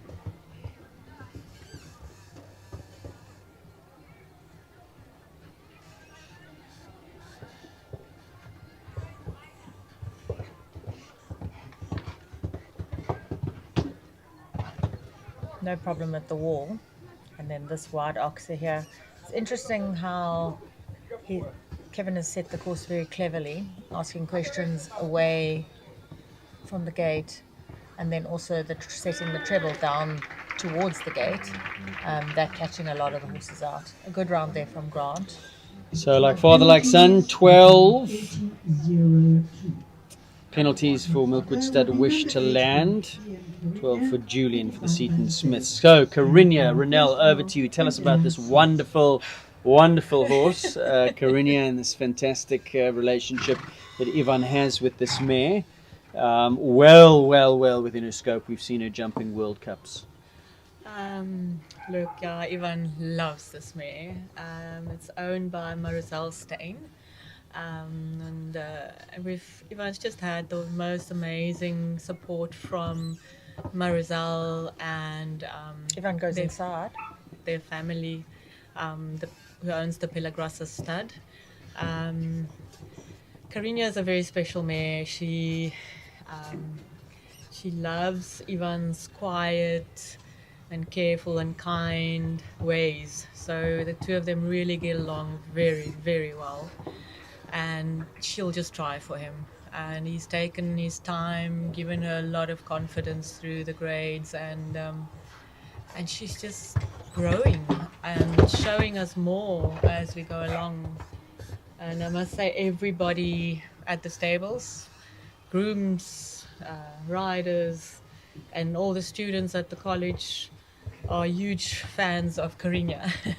She's like the main girl, at Equine-Librium, and super grateful to have her in our stables and have her under our hands. We love treating her, and we always just want her to be happy and feel good.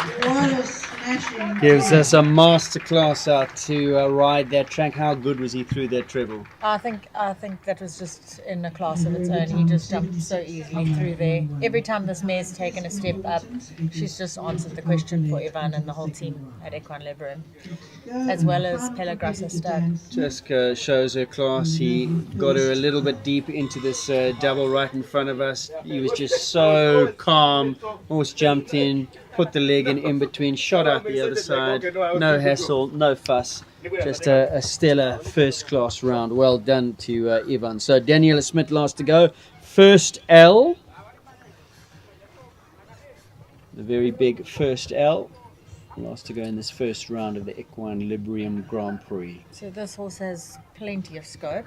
The questions are going to be for him when he's got to shorten his body. Dan does a masterful job with this horse.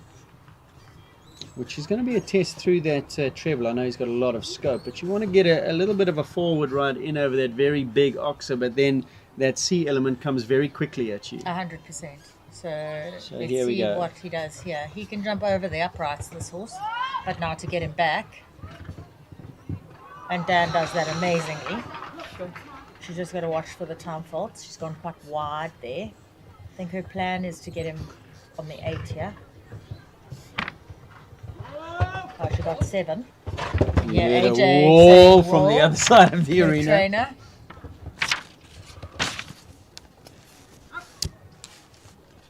AJ be encouraging her to ride forward now again, to be mindful of the time.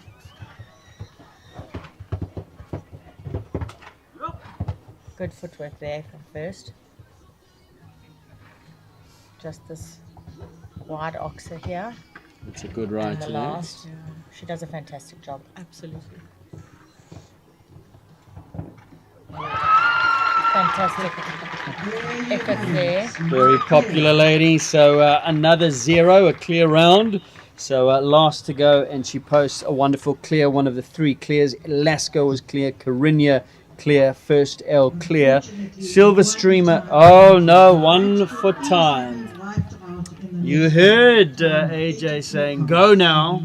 I was worried after she jumped the treble, she went quite wide to the Beno, and quite wide around the turns. I think just gathering this horse up, but she does such a masterful job of keeping him together. Good round.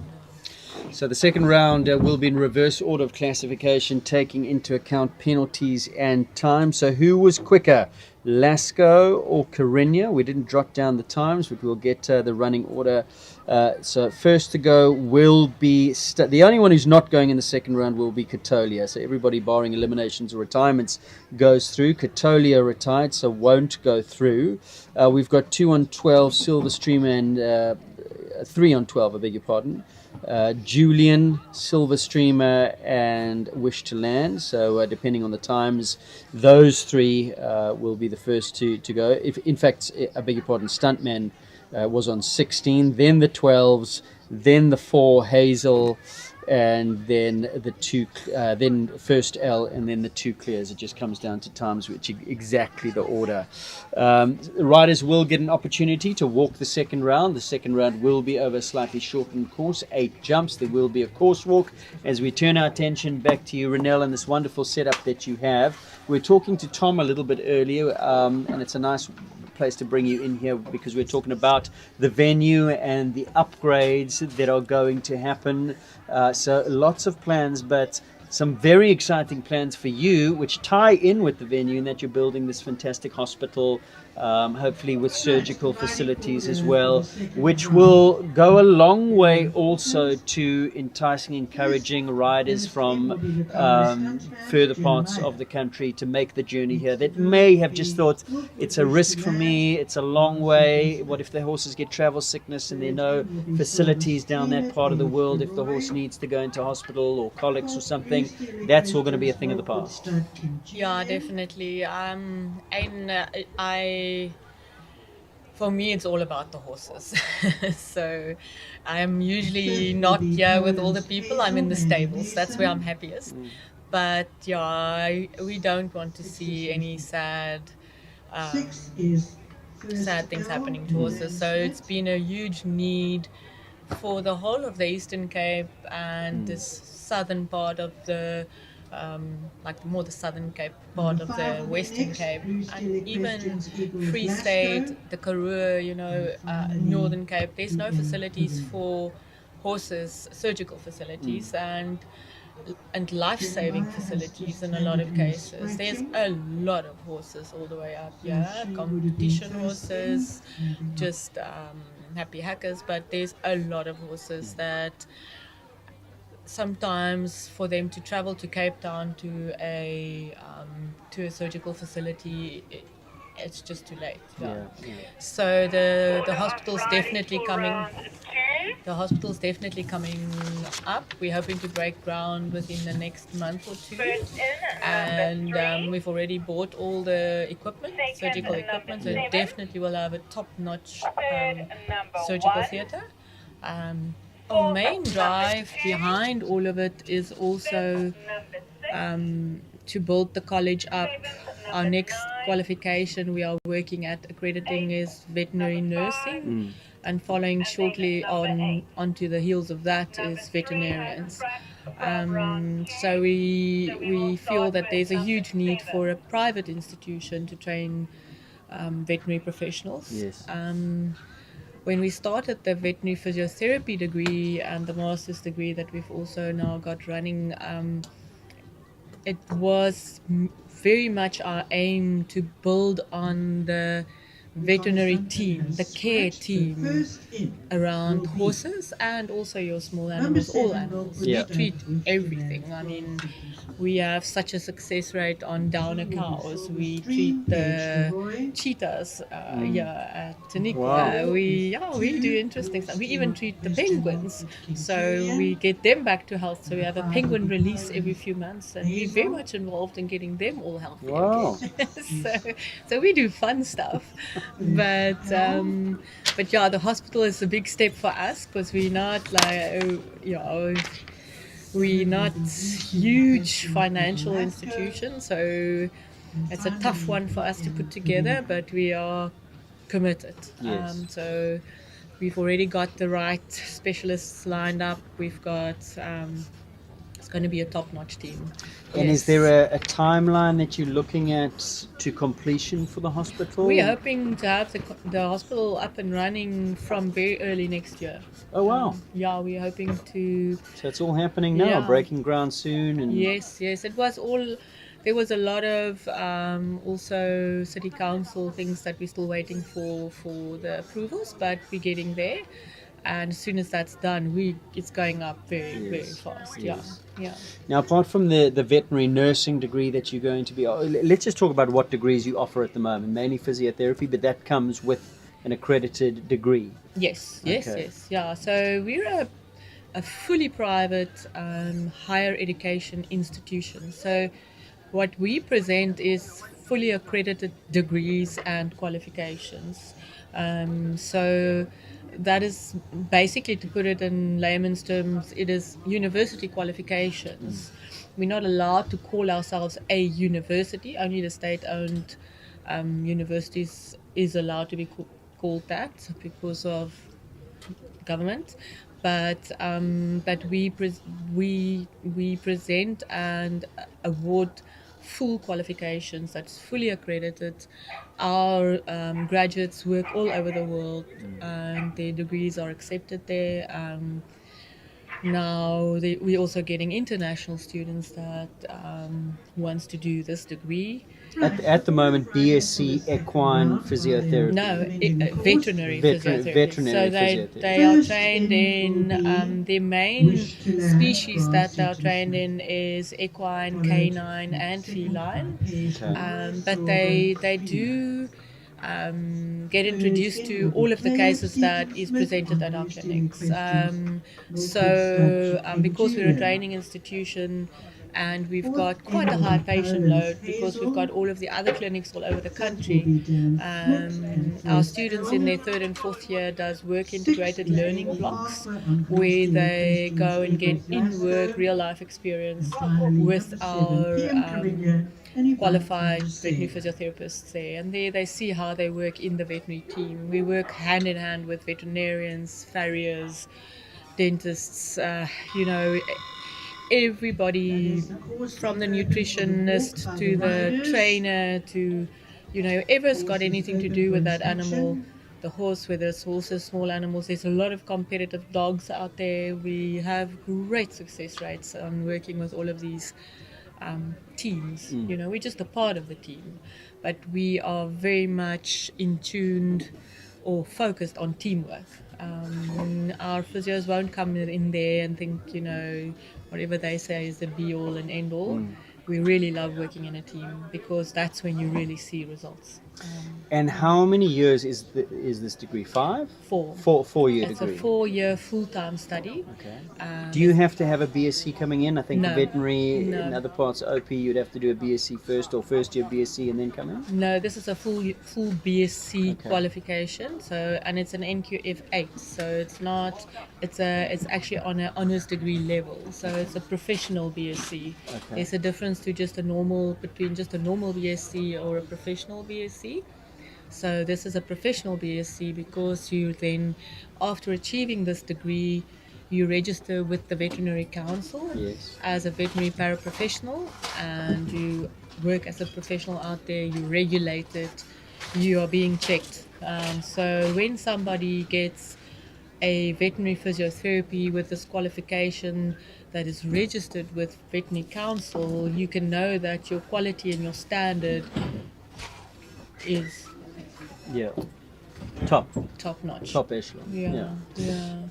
And you are going to be introducing the veterinary nursing, and then am I giving too much away? I don't want to say. No, you can say right. it. Okay, so the veterinary plans, nursing, and yeah. the plan is to actually start training accredited, registered, internationally recognized vets. Yes. When is that coming online? How is that going? Tell me about all the bureaucracy and the red tape, because there must be mountains. And you're doing a lot of paperwork every day. It's very difficult to put a date on it because getting a qualification, a higher education qualification, especially a clinical qualification, accredited, there's a lot of loops you've got to jump through. There's a lot of red tape.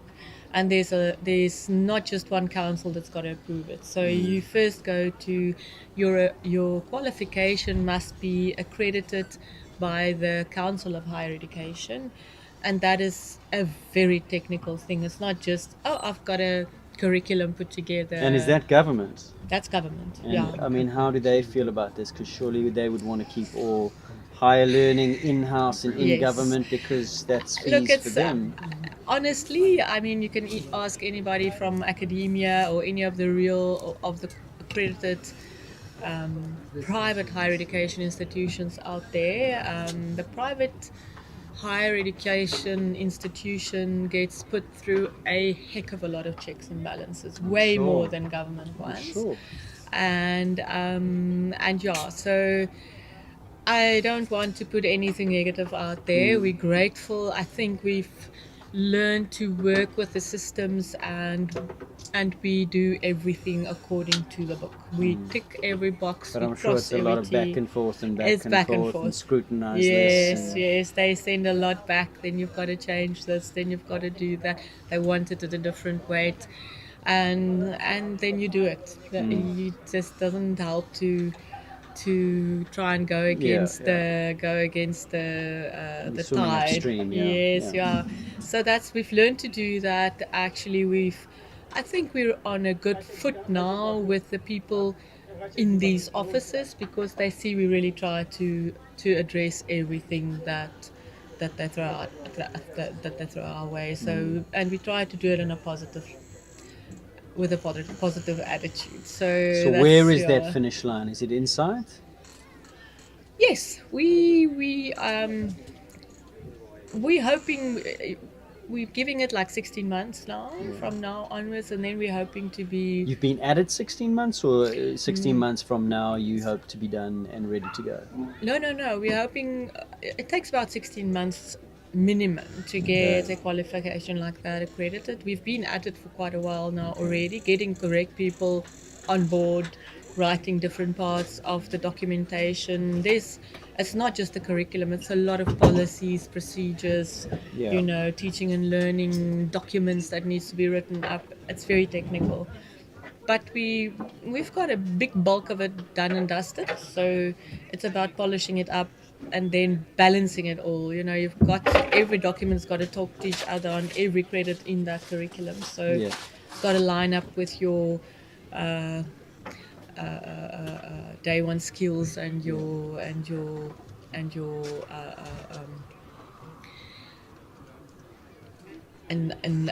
your weight of every subject needs to be approved by the CHE and the Veterinary Council, and then your Department of Higher Education is the one that says, okay, now you're allowed to take students in. And have Veterinary Council been helpful? They want to see this come alive? Yes, I think Veterinary Council for quite some time have been asking and saying that there's a really big need for another veterinary training institution. Yes. Their aims are very strongly aimed at food security, because that's one of the biggest things government are aiming at, with good reason. Yeah. But we will in the qualifications that we are putting together, we don't want to lose sight of all of the other animals that also needs to be addressed. Food security is definitely up there as one of the important ones in what we're addressing in our training and qualifications. But your passion is horses. Our passion is animals in general. My passion is horses. Yeah. But definitely sport horses, being my huge passion, there will be a very big part of it. There will be chances for the students to specialize in sport science, of like equine sport science. Like, that's a big need for that, for vets. Coming in is Grant Seaton Smith, Milkwood Stud Wish to Land, and Marie, you can take us through the running order for the second round. So first we'll have Grant riding Wish Land, and then Lacono Stuntman is not coming in. Okay. So it will be Wish to Land, then Silver Streamer and Paige DeRoy. Then King Julian will come in with Caleb at the number 4. Number 5 will be Poland's Hazel. And then I think then first L, followed by Lasco, and then followed by PM Perigno with Ivan. Okay, so Ivan was a little bit quicker than Lasco. Sits in pole position, does Ivan Renal. Good place for him to be. Right, so remember that riders carry forward their penalties from the first round through to the second round. Grant Seaton Smith will be first to go. So Stuntman on the 16 penalties has elected not to come back. We draw a line through that one. So Wish to Land first to go, carrying forward 12 penalties. And Marie, you walk the course. Kevin has pitched an interesting track. So 1, 2 and 3 remain the same.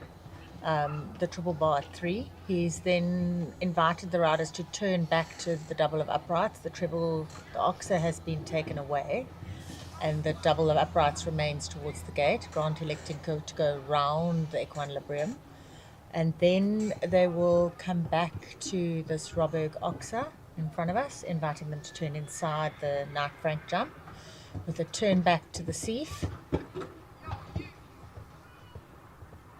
So turning back over around the shoulder, and then that's number 7, that wide oxer, the Knight Frank oxer, and then a gallop down to the last.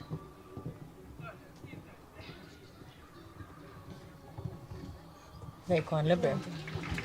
So 1 down there for Wish to Land. 4 penalties plus the 12 from the first round. Finishes his 2 rounds on a score of 16. So remember, Grand Prix, we call this a second round because riders coming in with their penalties from the first round, which they retain. But in essence, it is a jump off. Those with penalties are going to look to go a little bit quicker to try and force themselves up the leaderboard a little bit, throw caution to the wind. Those that are sitting on the zeros, really it comes down to a jump off. They're going to try and stay on their zero and get a really quick time, because we are only over 2 rounds. There will be no jump off if we are on equality of penalties in the second round. Essentially, we are in a jump off now. Next to go is Paige DeRoy, Silver Streamer, 62.43 seconds the time there for Grant. So Paige not hanging around here. She's riding quite forward. She'll look to balance the horse here for the double of uprights. You hear her say, whoa. Of course, she's sitting on 12 penalties from that first round. Definitely. She's not hanging around time-wise. Giving an exhibition here. So she really is wanting to stay on the 12 in a quick time and get ahead of Grant, which she at this stage is. Now she's not, because she's had that down. Now it comes down to her time. She wants to finish in front of Grant's time, 62.43. She's electing to go round there. Just tipping the next oxer.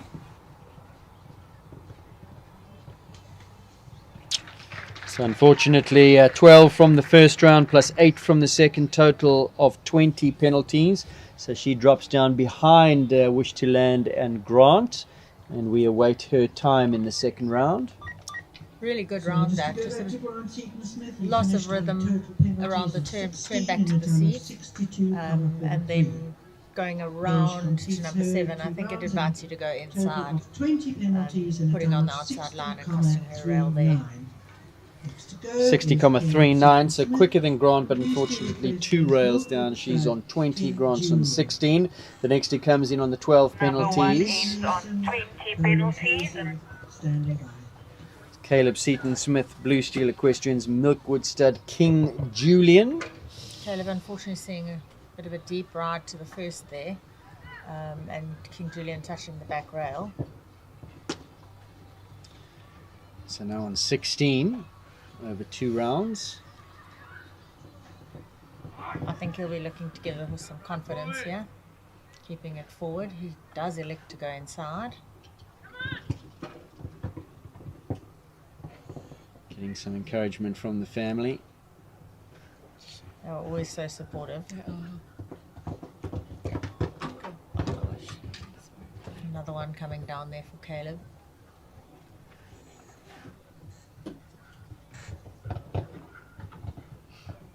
Just 2 fences to go. Beautiful partnership relationship he's got with this horse, just talking to him on the way around. Definitely. A Super beautiful jump there. there. Yeah, the others he's just been going a little bit Maybe a little short bit to of the pressure. base. Yeah. Pressure on the day.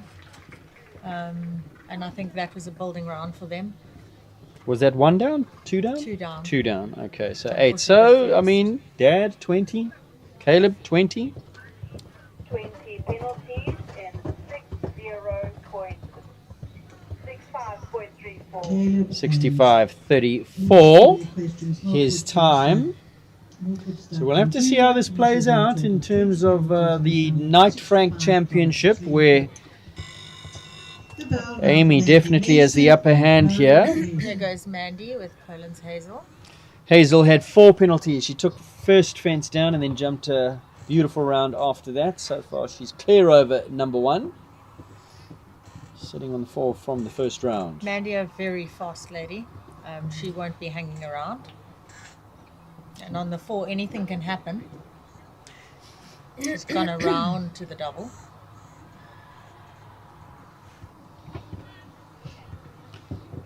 Anything can happen because only the 2 clears, and so easy with these light poles, shallow cups for a rider to have one down. And down on the 1 penalty. Yeah, and she could bring herself right back into the reckoning here with a clear round and a quick 4 from the first round. I think this sort of track will also suit Dan's horse. Mandy goes inside the wall, inside the bene to the Knight Frank Oxer. And the mare just tipping the back rail there. So she ends on 8. 4 from the first round, 4 from the second round. Super jumping from that Total young mare. score, 8 penalties over 2 rounds. We await the time. I think Mandy will be happy with that. In a total of 8 penalties and a time of 56,51. 56.51, so really quick time, the quickest that we have seen. She rides with amazing smoothness and ground speed. Always deceptively fast. So now, first L, Danielle Smith, where's her mind? 1 time penalty. She's going to try and bank a clear here, around here, finish on the 1 and hope like hell that the other 2 on 0. And forgive me saying, Renelle, that your son might have a pole. That's her mindset. Not at the allowed moment. to say that. So let's So see she's how staying she smooth goes. 1 to 2. I think she's going to go for the inside turn here. I think First can jump that triple bar from a trot. He has so much scope. She's going to have to balance him. You can hear AJ on the side saying, get him together. So this for me would be the biggest test for this horse. Keep him in, managing to fit in there. Now I think Dan's going to put pedal to the metal. First giving a huge jump over there. Just landed on his neck, gave herself a little knock. I think he went so high. Keeping it together there. You can see bumped her glasses off. She's trying to reorganize. Now she's gone the long way round. Unfortunate there. I think she It actually gives her a good ride to that. yeah, she gave it quite impressive taking your Yes. glasses off. Yosh! and leaving And a out, lovely clear. I think 2 to the last with her glasses in her hand. Yeah. So 1 time penalty from the first round. 65.21 seconds. Right, so right now Dan Smith and First L have jumped into first place. They carry 1 time penalty from the first round. And a clear in the second. Clear in the second. I was worried that there'd be a time penalty there. I heard a time penalty from the first round. So finishes on the 1 for time. And that has put the pressure on the other 2 and brought her right back into the hunt because they can't afford a time penalty. They cannot afford a rail. Or she becomes the outright winner. So she's definitely bought herself a spot on the podium with that round. Absolutely. Brilliant stuff there from Dan Smith, first L. So to the first of the clears we go. Lasco. Amy Farquhar. Beautiful round in the first round. Come on. Giving it a little rub. Asking him for a little bit more effort. But this horse has amazing ground speed. Amy will be looking for a nice forward shot to this triple bar, and she gets it. She's gone around to the double of uprights. She'll be asking Lasco to wall and push out. She'll be opening him up to this oxer. Just catching the front rail there, unfortunately. Right, so Dan moves up into second. A little rub there. Get a knock.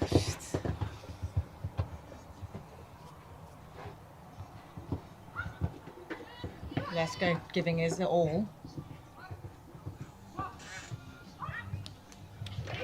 Super round. Great effort there, and 4 penalties in a time. We await the time. 55-69. That was a very, very important round for Caleb Seaton-Smith, because in terms of the Knight Frank Championship and the permutations, so far as I understand, Amy had to finish either first or second, and Caleb had to drop right down the rankings for him to lose.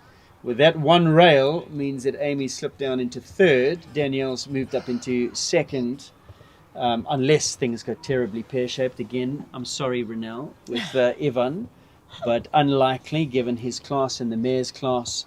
Carina giving number one some serious air there. I think in terms of the Knight Frank, Caleb is safe. I did hear Ivan say when we were walking the course, oh, thank goodness for some bigger jumps. So he's a fairly confident man today. And if you watch her jump that, you can see why. Does he know he's just got to go clear? I've got no idea. I think he's showing off. Yeah, I think it is a bit of a show off. Doing all the inside lines. Good girl, good girl. Oh! It's down. It's down. He played a little bit of high risk to that. And that is down as well. Commentator's curse. So Ivan has 2 down. I apologize, Renelle, because he's slipped onto 8 penalties, which again now brings Amy back in. Yes, so that puts Amy So Amy in puts second. her into second. Ivan Dan drops is the down. winner. And Dan is the winner, and we'll have to see what plays out with the permutations with the Knight Frank, And because you never know until it's done. it ain't over till it's over. Yeah. So, and unfortunately, 2 down there. Ivan, are you going to go and have a chat to him? You just needed to No, I don't jump want clear. to. I think he might blame me. No, I think he's very upset with himself. He'll just say it's his own fault. He was But quite she's tight back thoughtless. to the seat. He was tight back to the Yeah, seat, and and he'll then maybe say a it little was lapse his- in He'll concentration. definitely say it's his fault because she's just amazing. And yeah, and he just loves her. So he'll be upset with himself. Yeah. Well, we're going to take a quick break, and when we come back, the result of the Equine-Librium Outdoor Grand Prix. Don't go away. For this very, very exciting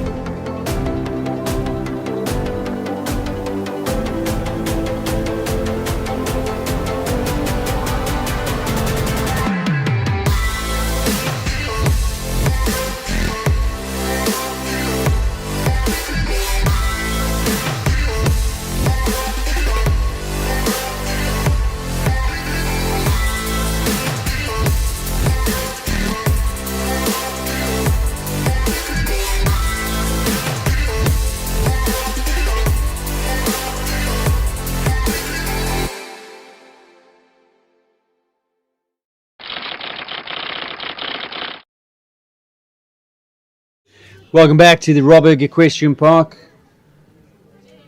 And we have the full result of this class. The winner on one-time penalty from the first round, clear in the second round. Her time in the second round, 65.21.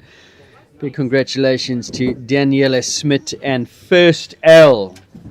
Fantastic, fantastic result here. The second placing going to Amy Farquhar, Blue Steel Equestrian Eagles Lasco.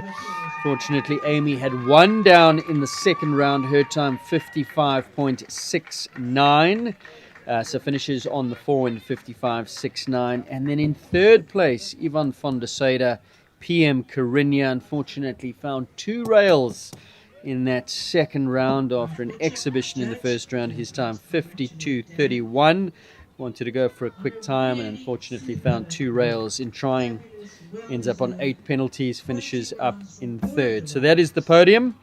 Daniela Smith, First L, takes the win. One-time penalty, 65.21 in the first round. That one-time penalty. Second place to Lasco, and third place to Corinna and Ivan van der Seyde. We have just been told that although it wasn't Caleb Seaton-Smith's day today on Milkwood Stud King Julian, he's done enough throughout the rest of the series to retain his lead, and he takes the title win. In fact, he had to finish up last in the class, and Amy had to finish up either first or second. She finishes up second, but Caleb had done enough. He didn't obviously finish last, and therefore retains the win and walks away with 30,000 Rand for the Knight Frank Championship. Big thank you to Susan Turner and Knight Frank for the sponsorship of this wonderful series. Big thank you to Marie Lamont and, of course, Renelle van der Seyde, and big thank you to Equine-Librium. We've heard about Equine-Librium today, some very, very exciting things in the pipeline, and very, very grateful to have them involved in the sport and involved in this wonderful, wonderful venue. So Mike Butcher going forward to present the prizes. There will be a podium presentation as well, so the top three will dismount. In third place, our very own homegrown champion, Ivan van der Seyde and the fabulous PM Corinna.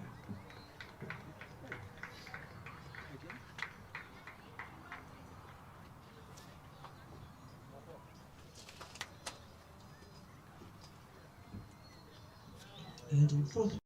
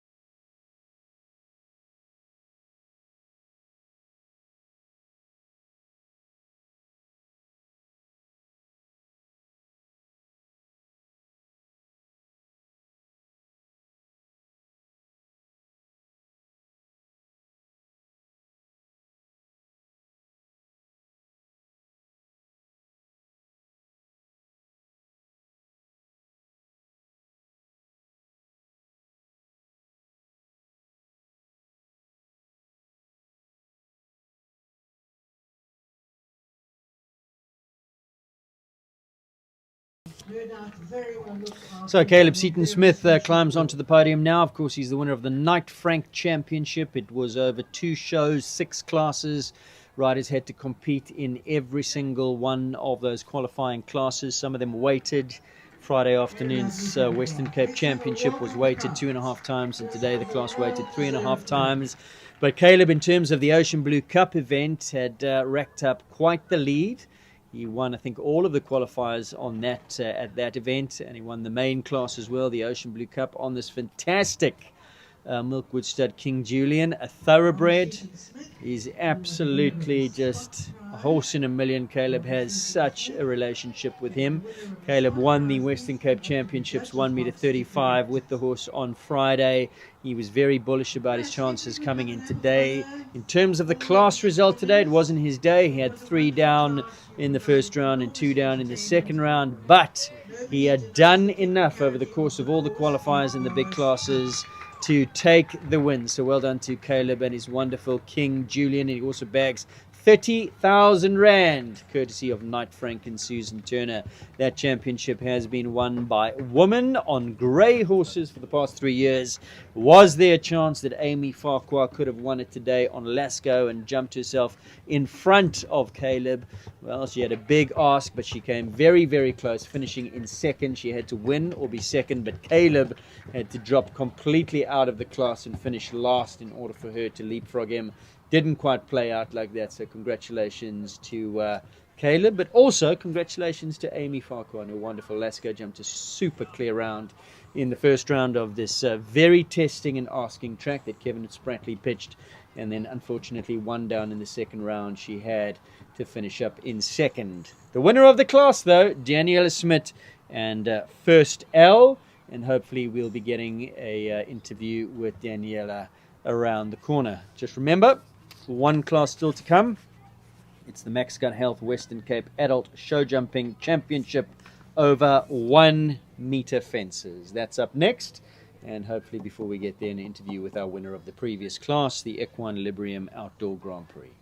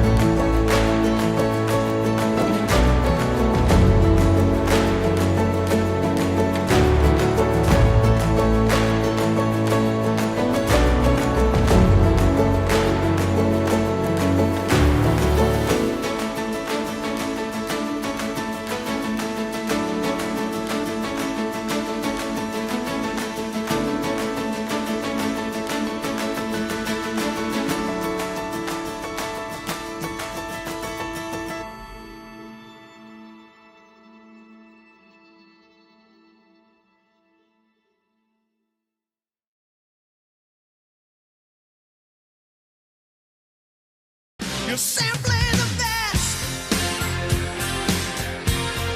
Better than all the rest. Better than anyone. Anyone I've ever met. I'm stuck on your heart. I hang on every word you say. Tear us apart.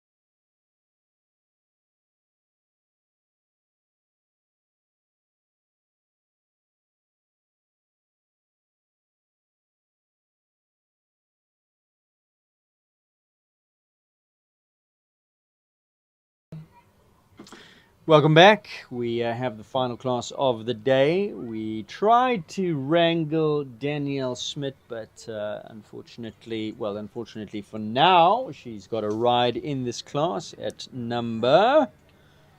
Where is she? Okay, there she is at number 7. So Rivervale, it's about time.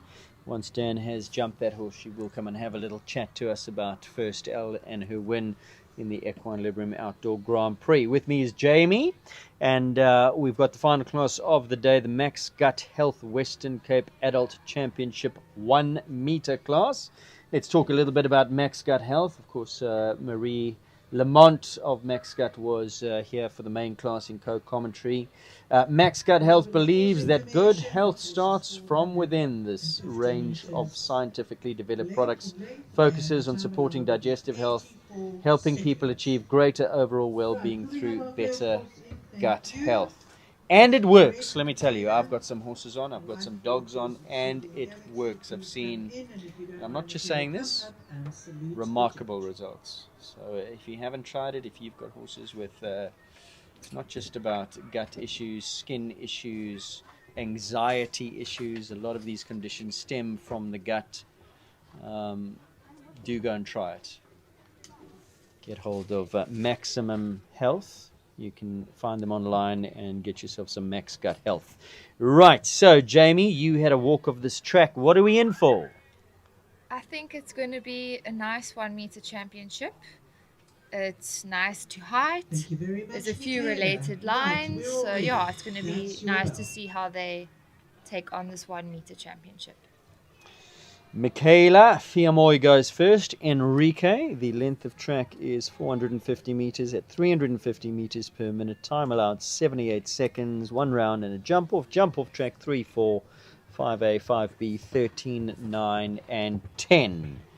Michaela's birthday is today. Happy Oh, birthday. goodness. So first to go on her birthday. Michaela had a 4 earlier on in the week, but had a placing yesterday, so got it back together.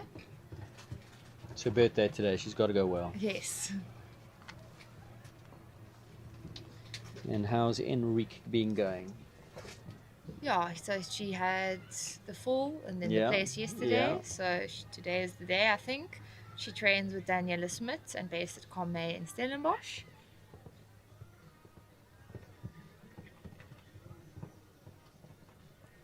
It's looking confident so far.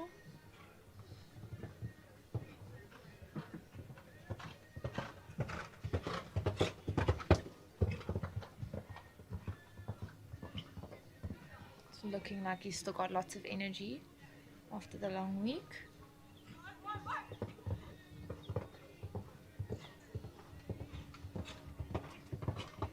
Super way to start the class. Lovely stuff. On her birthday, lovely clear for Enrique. Lovely clear round to start the class. Michaela Fiamoy. Next bell will be Whitewater's Obsidian Galaxy. Michaela, I hear it was your birthday. Is your birthday? Happy birthday, but none of us up here are going to give it a chance. Just Whitewater's Obsidian Galaxy. Manon Burke goes next, number 2. Manon's also trained by Daniela Smith. She's based in the Vlakte area.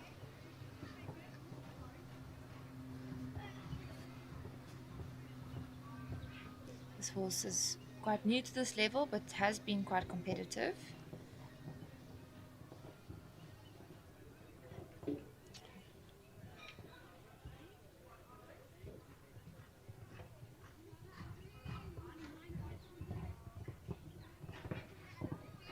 Nicely through that double.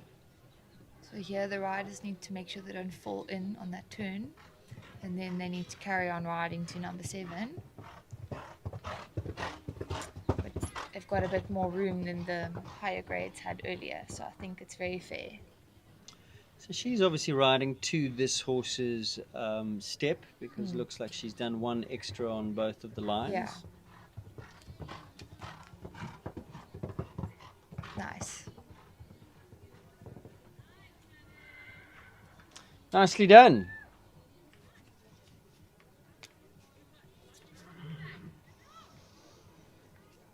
Good start to the championship here. 2 clears. Clear. Yeah, we've got a jump off. Still a few more to go in the first round. How many are going to go clear? We've got 15 in the first round. So Ali Lagonidek goes next. Kilshane Pettigo. Enrico already clear. And Obsidian Galaxy clear. With Megan Hyde. Horse who's not sighted in the left eye. And Sally Little at the gate. Yeah, she's had a bit of a up and down week so far. Elimination placing yesterday wasn't so great, so let's hope they got their mojo back today. And I'm just looking at that clip of the clover. Obviously, it's a Kilshane horse, Irish connotations, and I don't know if viewers have picked up the. Is it a 3-leaf clover or 4-leaf clover that she's got clipped there? It better be a 4-leaf clover and bring some luck. Looks like a 4 to me, 4. with the heart sort of in there too. Right. It's got to be the 4-leaf Irish lucky clover. Right, come on.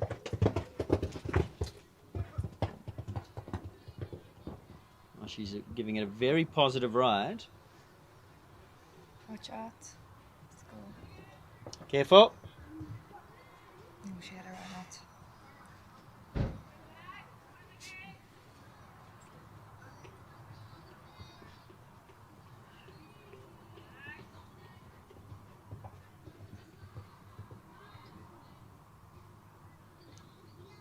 Representing now. Oh, sadly not meant to be today. Not their day. Kilshane Pettigo was going pretty well up until there. Shame, 2 from home. Elimination, 2 disobediences for Kilshane Pettigo. Diamonds Azure is next, number 4, Megan Hyde. There are 4 prizes on offer in this class, 15 starters in the first round. Pettigo just going to take a confidence builder.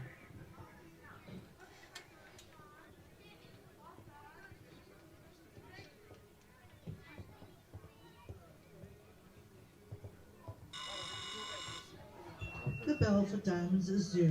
Diamonds Azure, number 4, Stand by Megan Blue Hyde. Rouge, thank you. And number 6, Edison Mandy Mason at the gate. Looking nice in her pink. Pink for championship day.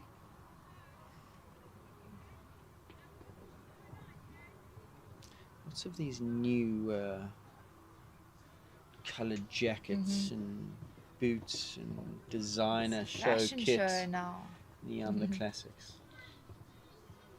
It's got to be black. I've seen some purples as well. It's really, especially on the even overseas circuits, you see a lot more colours than you used There's to. a few oddities coming out.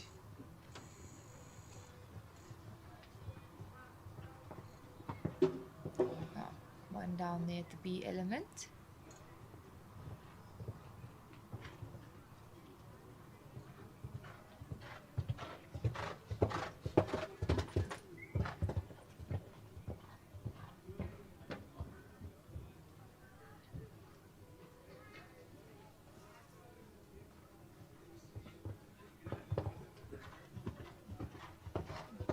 Dropped one to the last. Very nice. A little bit forward to that Seif jump, dropped one, but the horse has got a big step. Unfortunately, just one down there for Diamonds Azure, Megan Hyde. Bell is Newland Moulin Rouge and Sally. Neuland Moulin Rouge goes next. This is Sally Mason, thank you. Knittel. Riverdale, it's about time. Dan Smith. Eben Fleur, KP Nocturnal Z, please stand by.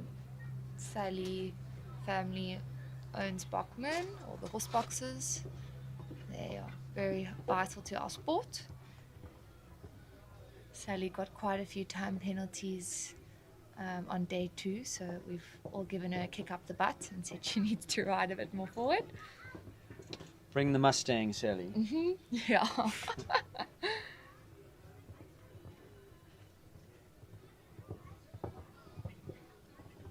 Oh, lovely. It does look like she's more forward, Yeah, so she's whatever you said definitely has going definitely right. worked. Oh, pity, jumped a bit across it. Yeah, there. she definitely did. Just missed her distance there. Yeah. Was saying that you really have to commit on your line and keep your line the whole way around this curve, otherwise it does trap you. Well, she definitely didn't get any time penalties. No. 3 down, 12 penalties there for Neuland Moulin Rouge and Sally Knittel. Edison is next with Mandy Mason. Mandy we just saw in the big class. Dan Smith, Rivervale. Very busy at the show, Mandy. Of course, she's a coach and a rider, and a few horses here, a few pupils. Based in Nurduk, so in Cape Town. Capitol Equestrian.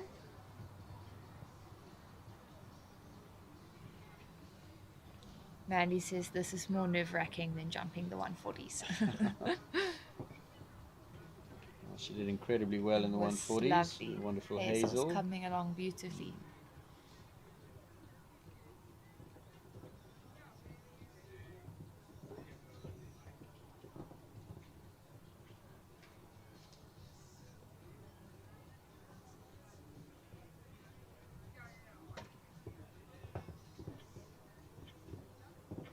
Really lovely through that double. Such a nice rhythm.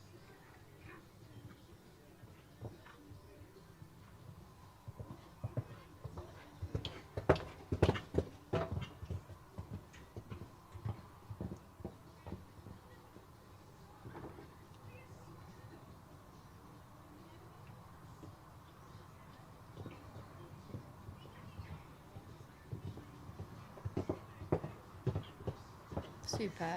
Nicely done. A lovely clear round for Edison. Third of the clears. The bell now for Rivervale, it's about Enrique, Obsidian Galaxy, and Edison now clear. Right, the winner of the big class returns. Number 7, Rivervale. It's about time. in the arena. Daniela And Smith. could we have Camelot studs Lancelot, Lizelle Birchall, Ovendale Chicha, and Karen Lutz standing by. No, Dan is driving back to Cape Town after this. She'll be on a high. Straight away? Yes, she'll still go back today because she has to coach and get her everything back in order after a long stint of being away for George eventing and Western Cape Champs. The horses, though, will probably come back tomorrow with the grooms. I don't think they would travel today.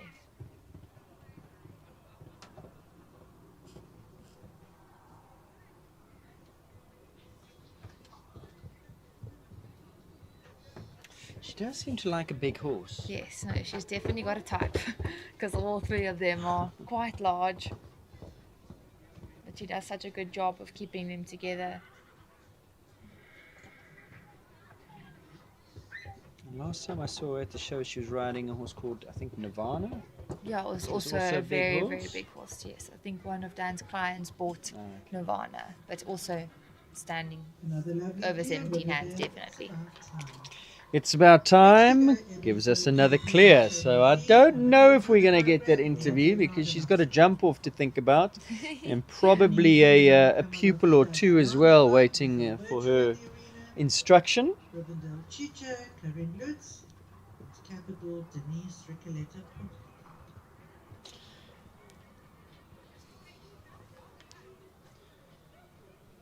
AJ So a goes big thank you now. to Lexi, who's on the couch watching at Rivervale. And I've just asked her about the pedigree. And It's About Time is by Rivervale I'm All Yours, using I'm Special the Muse. And out of the same dam as Dan's Rivervale CEO, who's a Johnson mare, which is dressage. AJ on track now. Young horse. Ebb and Flow KP Nocturnal Z. This mare really growing in confidence every day, showing such beautiful scope.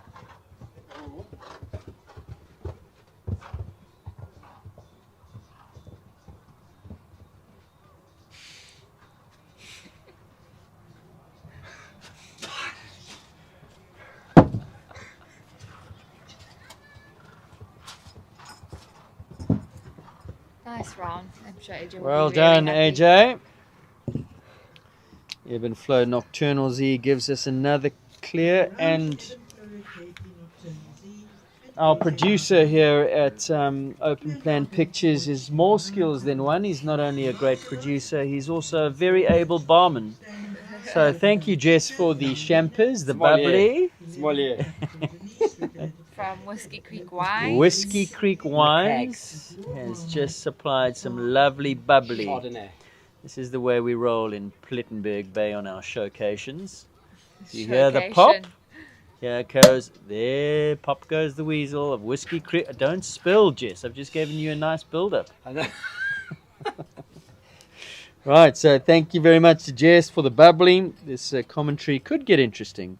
Camelot Studs, Lancelot. There for Lancelot. We'll drink to Dan, and we'll probably have to have a glass for Danielle Smith when she comes for her interview. Toast her and her lovely win. So there you go. We're on camera. Thank you, sir. Cheers to the viewers. Cheers to you, Jess, and cheers to Danielle, and of course to Equine-Librium and all the sponsors of this wonderful show. Whiskey Creek Wines is what we're having a little taste of here. Camelot Studs, Lancelot, Lizelle Burschel. Meanwhile, going rather nicely.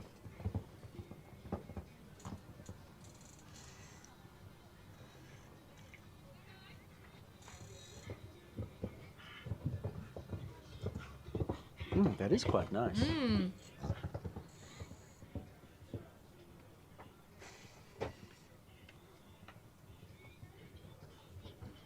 4 penalties to Camelot Studs to Lancelot.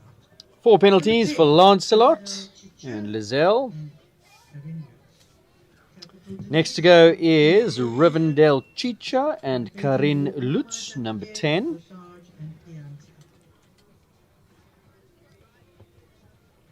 It's a very nice young horse that Corinne Very, is bringing very on. nice. She can be quite tricky, but Corinne seems to keep everything all together.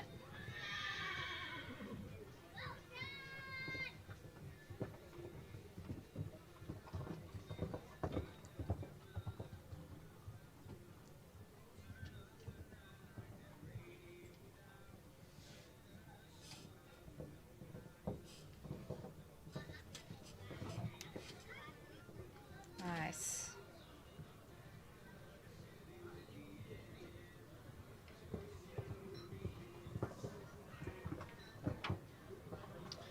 Rivendell Serendipity. Out of a Lorino dam. Really quality horse. Yeah, she's really settling down every day of the show. Corinne produced many horses to open level. I'm sure this will be another one. Lovely. Nicely done. Forward, positive, rhythmical, clear. Rivendell Chicha and Karin Lutz. Capital Denise goes next. And Ricolet Purchita, number 11. Into the arena. Corsage, Gabby Berman, and Pianta with the slit.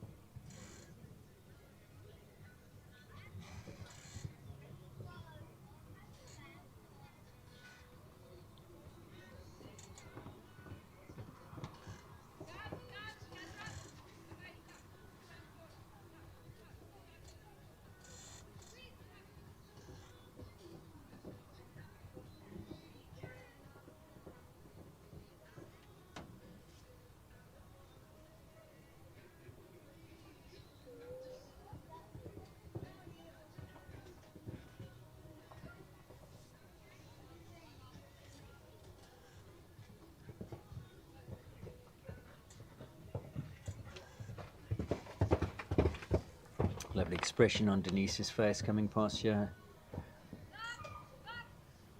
Ears pricked, looking for the work.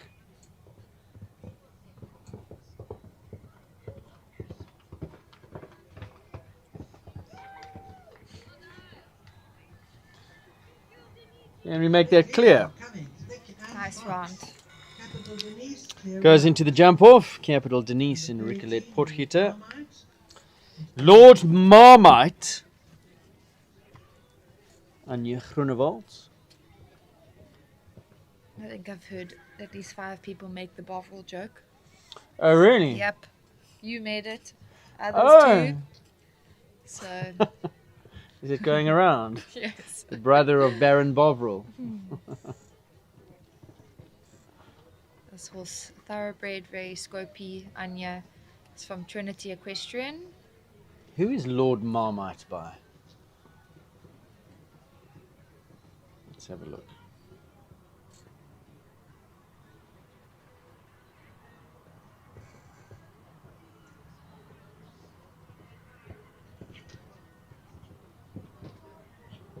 Oh, he's a Karari.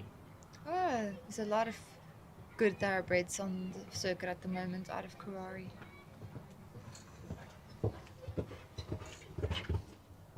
They're not easy though. They got the quirk.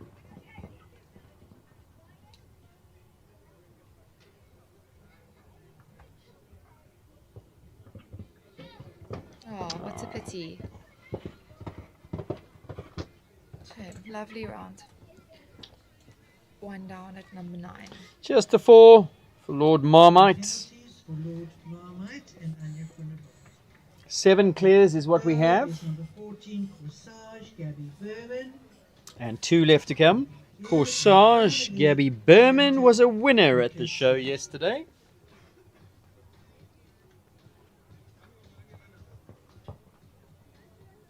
We wish her well. May the good form continue.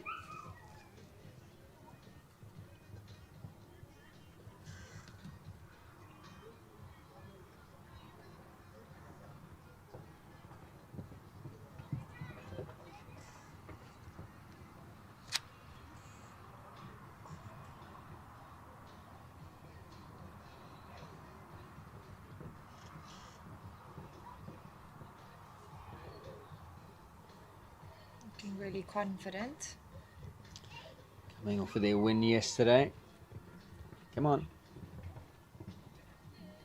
She's working hard for it. She wants it.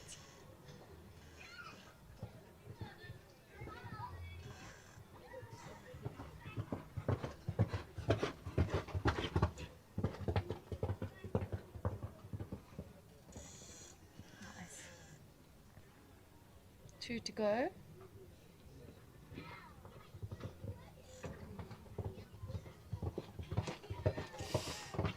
Yep, and she Nicely gets it. done. Got her clear. Through to the jump off goes Corsage. Clear round. And Gabby. Corsage and Gabby Berman. Well done. Last to go. Minka Smit Final Pianta. competition. Mika Smith and Pianta.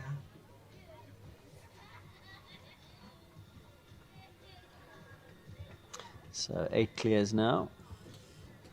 Last horse on track in the first round of the Max Gut Health Western Cape Adult 1 meter Championship. Just Is that had down? number 1. No. What a pity. So we go through to the jump off with 8. See, she's wearing a Equine-Librium number, so based on the side.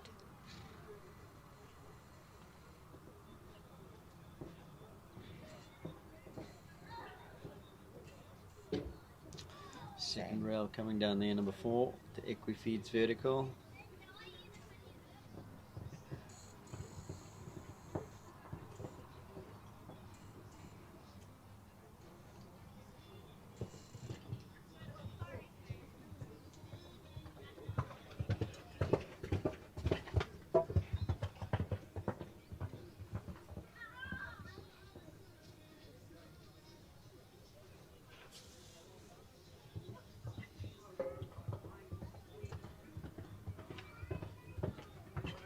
Just the 2 down there. Oh, She finishes sets it nicely. well. So 8 penalties, 2 down for Pianta and Mika Smit. Unfortunately, So through to the jump off, Enrique. Pianta. Whitewaters Obsidian Galaxy, Edison, Rivervale, It's About Time. No sign, I have to say, of Daniel Smith. To the jump off. 1. Ebb and Flow Nocturnal, KP Nocturnal Z, AJ Rademacher, Rivendell Chicha, Capital Denise, and Corsage. Jump off track 3, 4, 5 AB, 13, 9, and 10. I see Danielle is coming down. Is she? She's got a jump off to prep walking for. to her horse. Oh, okay. I see a big chestnut I with a thought DS I num. thought we were getting an interview. Maybe she'll come after the class.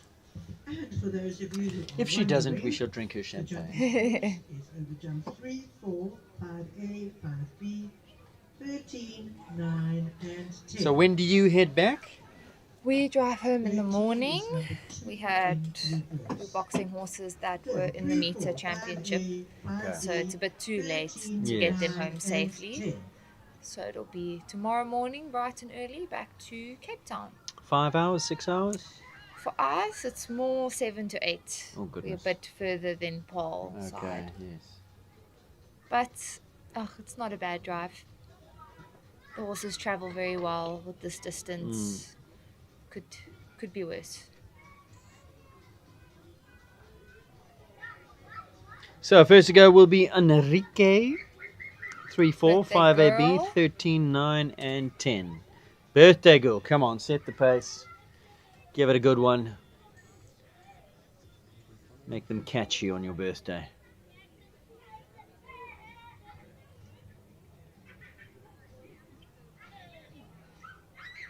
She can be Right, quick. it looks like the course So, is ready. Jump 3, 4, let's 5, see 8, this. 5, 13, Looks like a little 9, hot-blooded 10. thoroughbred mare.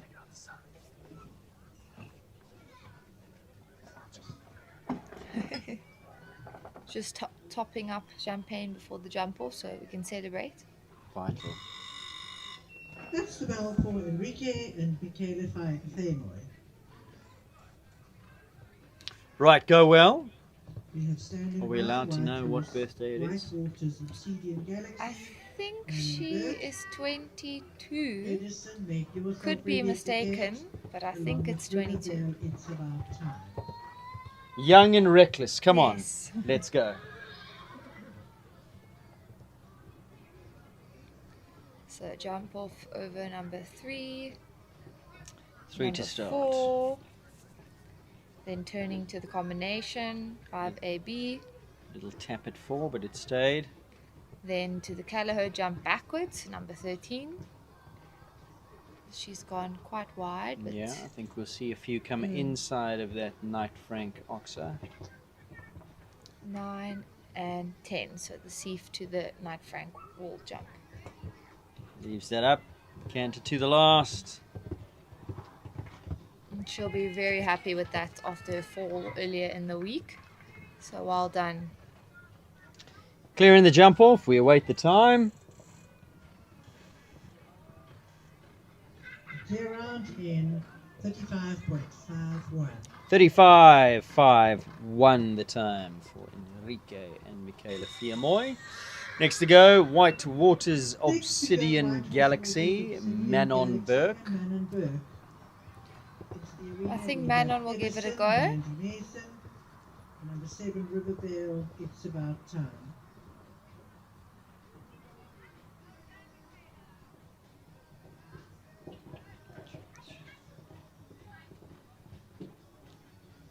Gives it a tap, but it stays up.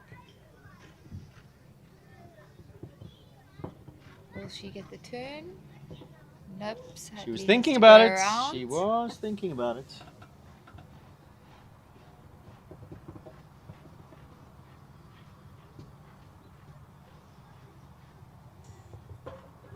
Oh, Petty having one down there at the sieve jump. Flying. 4 penalties, 1 down for Obsidian Galaxy. It was 32.89. So, still leading is Enrique. Clear 35.51. Obsidian Galaxy was quicker 32.89 but had 1 down. Edison goes next. Mandy Mason. Ebb and Flow KP Nocturnal Z, AJ Rademacher at the gate. Just in giving her a little Along spook with before the River round, just to Chicha. make sure Mandy's awake. I think Mandy's also going to give it a go. He is quite a young horse though, so I don't think will be too fast, but she'll definitely give it a best shot. Yep, she gets the turn. Beautiful. Nice and forward and committed. She comes inside to the sieve.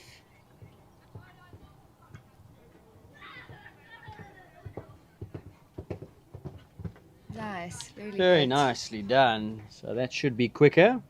She wasn't flat to the boards, but made all the turns. Leaves them all up. Should go into the lead.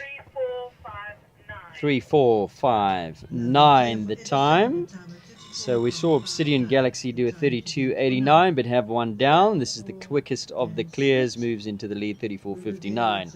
Is Daniela Smith going to have a quick Robberg Equestrian Park double? Winner of the previous class. Is she going to... I think she's just going to have a nice double clear here. Oh, maybe not. Oh, pity. That's down.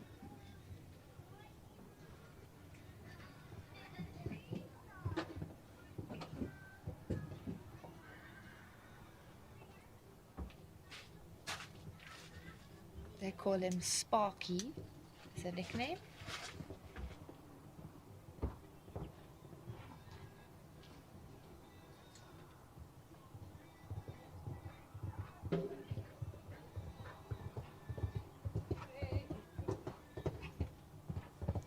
That's a bit disappointing, but a really nice round otherwise.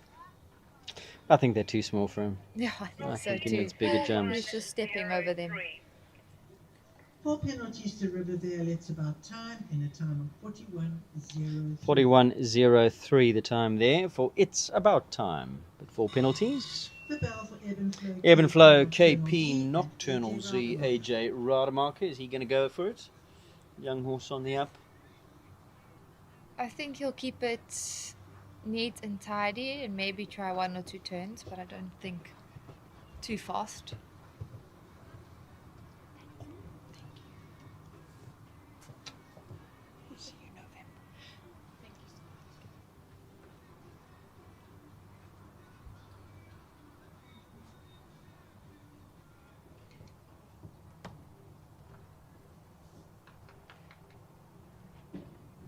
Also taken the same rail as Dan, so the young horses struggling a little bit with that turn after the blue equifeeds.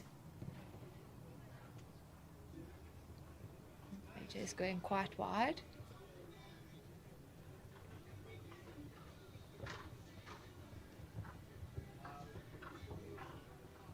Beautiful pedigree. Mm-hmm. By Nixon. A little bit Spartacus mare. Lots of potential. Another one you'd have to say probably the fence is just too small. Mm-hmm. Got to bring them the right way through the grades, which is what AJ is doing, but... I think she's still quite young as yeah, well. for sure. Big mare, but you can see plenty of scope. Lots of power to tap into. Or just a little bit easy. 4715. 4 for jumping, 1 for time for Nocturnal Z. The time allowed in the jump of 43 must have been extended slightly because 47.15 and 1 for time should be 47 seconds the time allowed. Karin Lutz. Chicha giving a good look at number 1, but Karine managing to keep her on focus.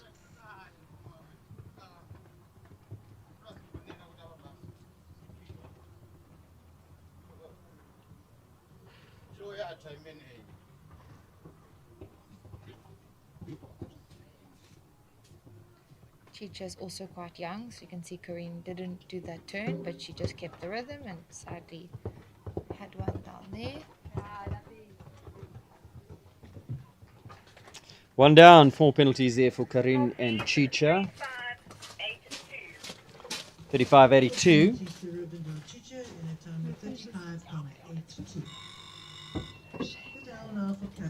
Yeah, I've got to drive home.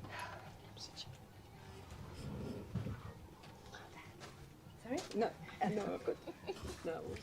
So Daniela has joined us. Come on around. Where's your glass of bubbly? Are you having a? Okay, well let's. Ching ching. Thank you. Congratulations.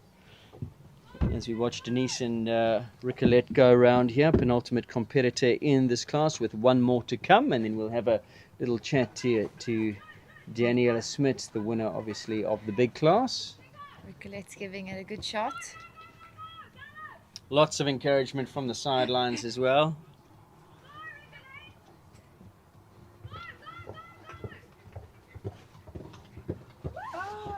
Standoff at the last. And that's clear, and we await the time. Around 33,71. 33.71, and into the lead. Capital, Denise and Ricolette Potgieter. Well done. Takes the lead with one more to come. Corsage, Gabby Berman, but Gabby was a winner yesterday, so going to be aiming to beat that time, 33.71.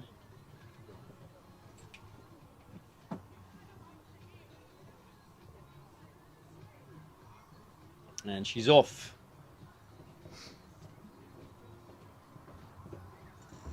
Oh, a little bit of a miss there. She asked the horse to go forward, then change of mind, change of tactic. Unfortunately, just took that down. So we have a winner. Capital Denise Ricolette Potgieter. She's not quite made her turn and become slightly unseated. Got to get herself back into balance, back into rhythm. Get the focus. Recompose, keep going.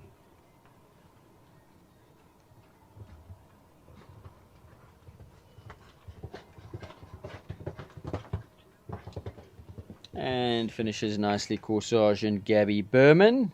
Last one of the day.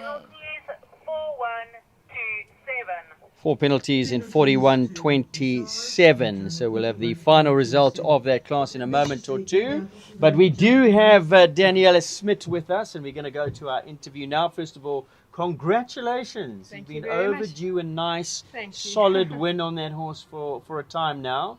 And today, it pays dividends, so well done. Tell me about this course, because it looked daunting.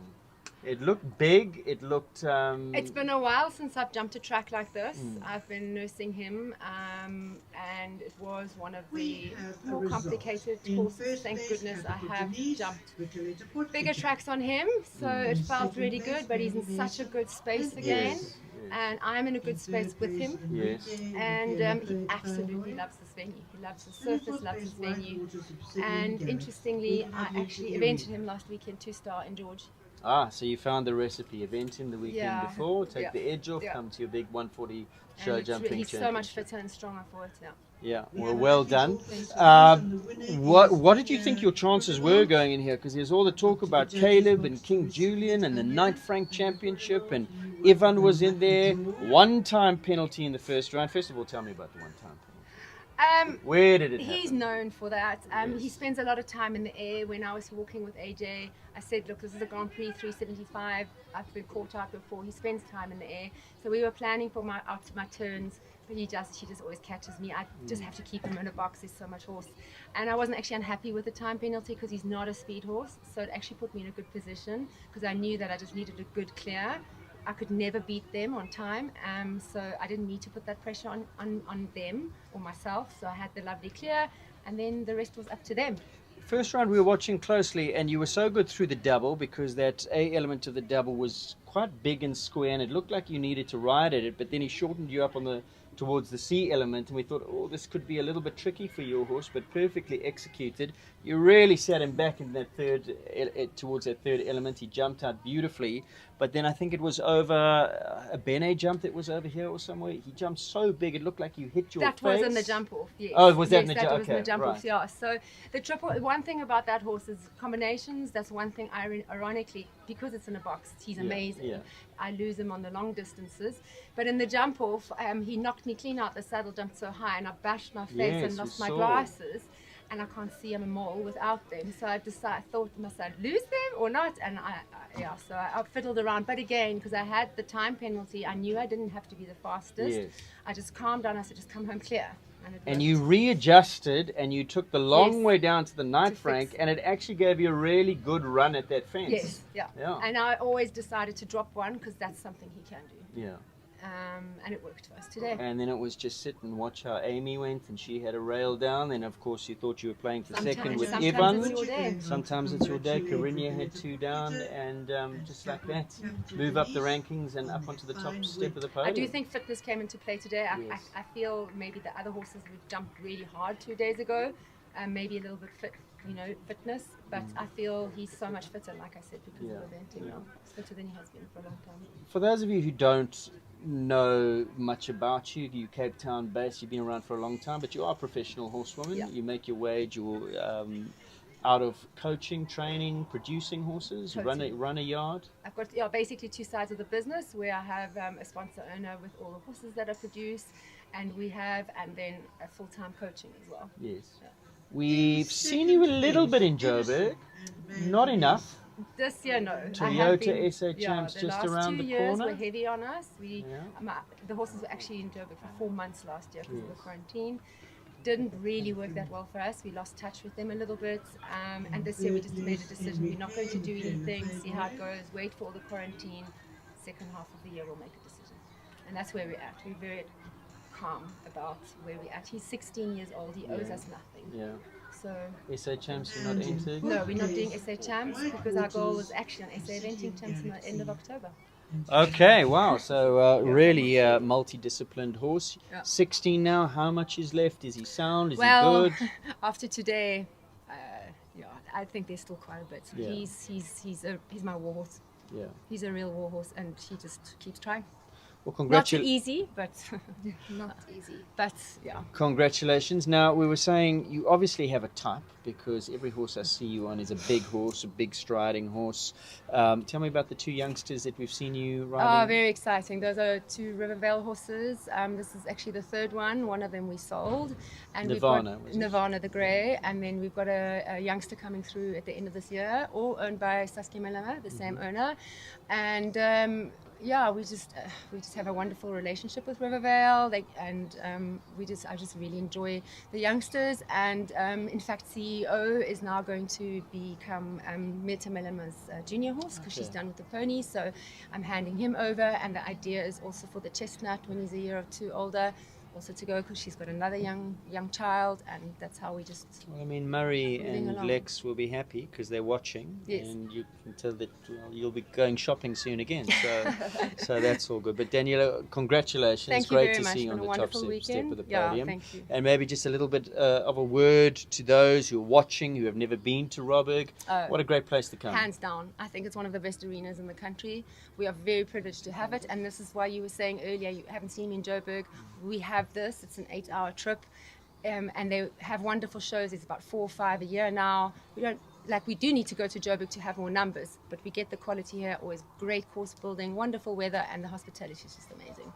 Absolutely brilliant. You're driving back Thank you today, to the tomorrow? sponsors. I am driving home today, but my Oh, horse is tomorrow. goodness.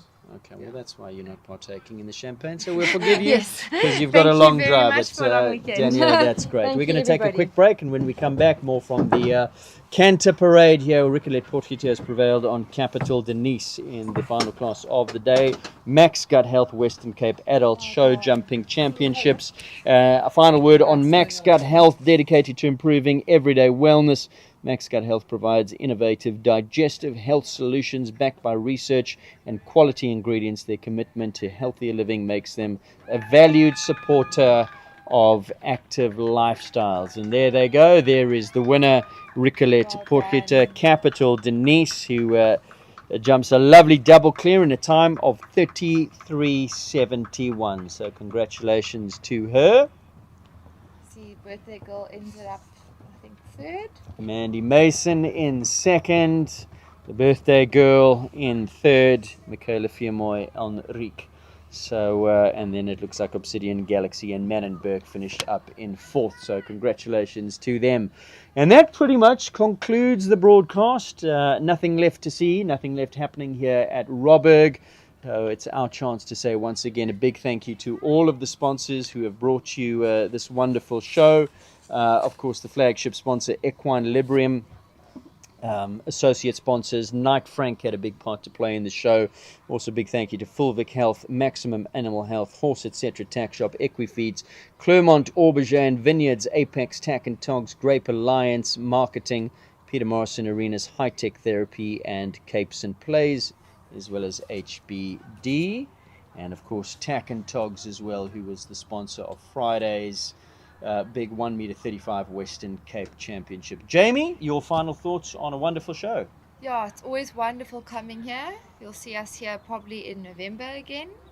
Thank you so much for having me commentate with you. Hopefully I'll be here with Head Honcho again. Yes, exactly. We wish him to well. give the big one a chance. Speedy recovery. Yes, thank you so much. Thanks to all the sponsors, the officials, the judges, Equine-Librium, Robberg, ground staff, everybody. Big shout out, obviously, also to Wendy Pio for putting the So show organizer. together, the Fundeciders, the De Klerks, I believe Tony and Susie are away in Portugal. Perhaps they're watching. The Lubners, a big thank you to them as well. And, of course, to Stan and Sinead Gage, the other family involved in this wonderful venue here at Robberg. We hope to see you soon. Big thank you also to Open Plan Pictures for bringing us this broadcast today, to all the guys behind the cameras, and of course the producers and directors, Jess and his team. Many thanks. From myself, Aidan, it's been a great pleasure being here. Until next time, take care. We'll see you then. Bye-bye.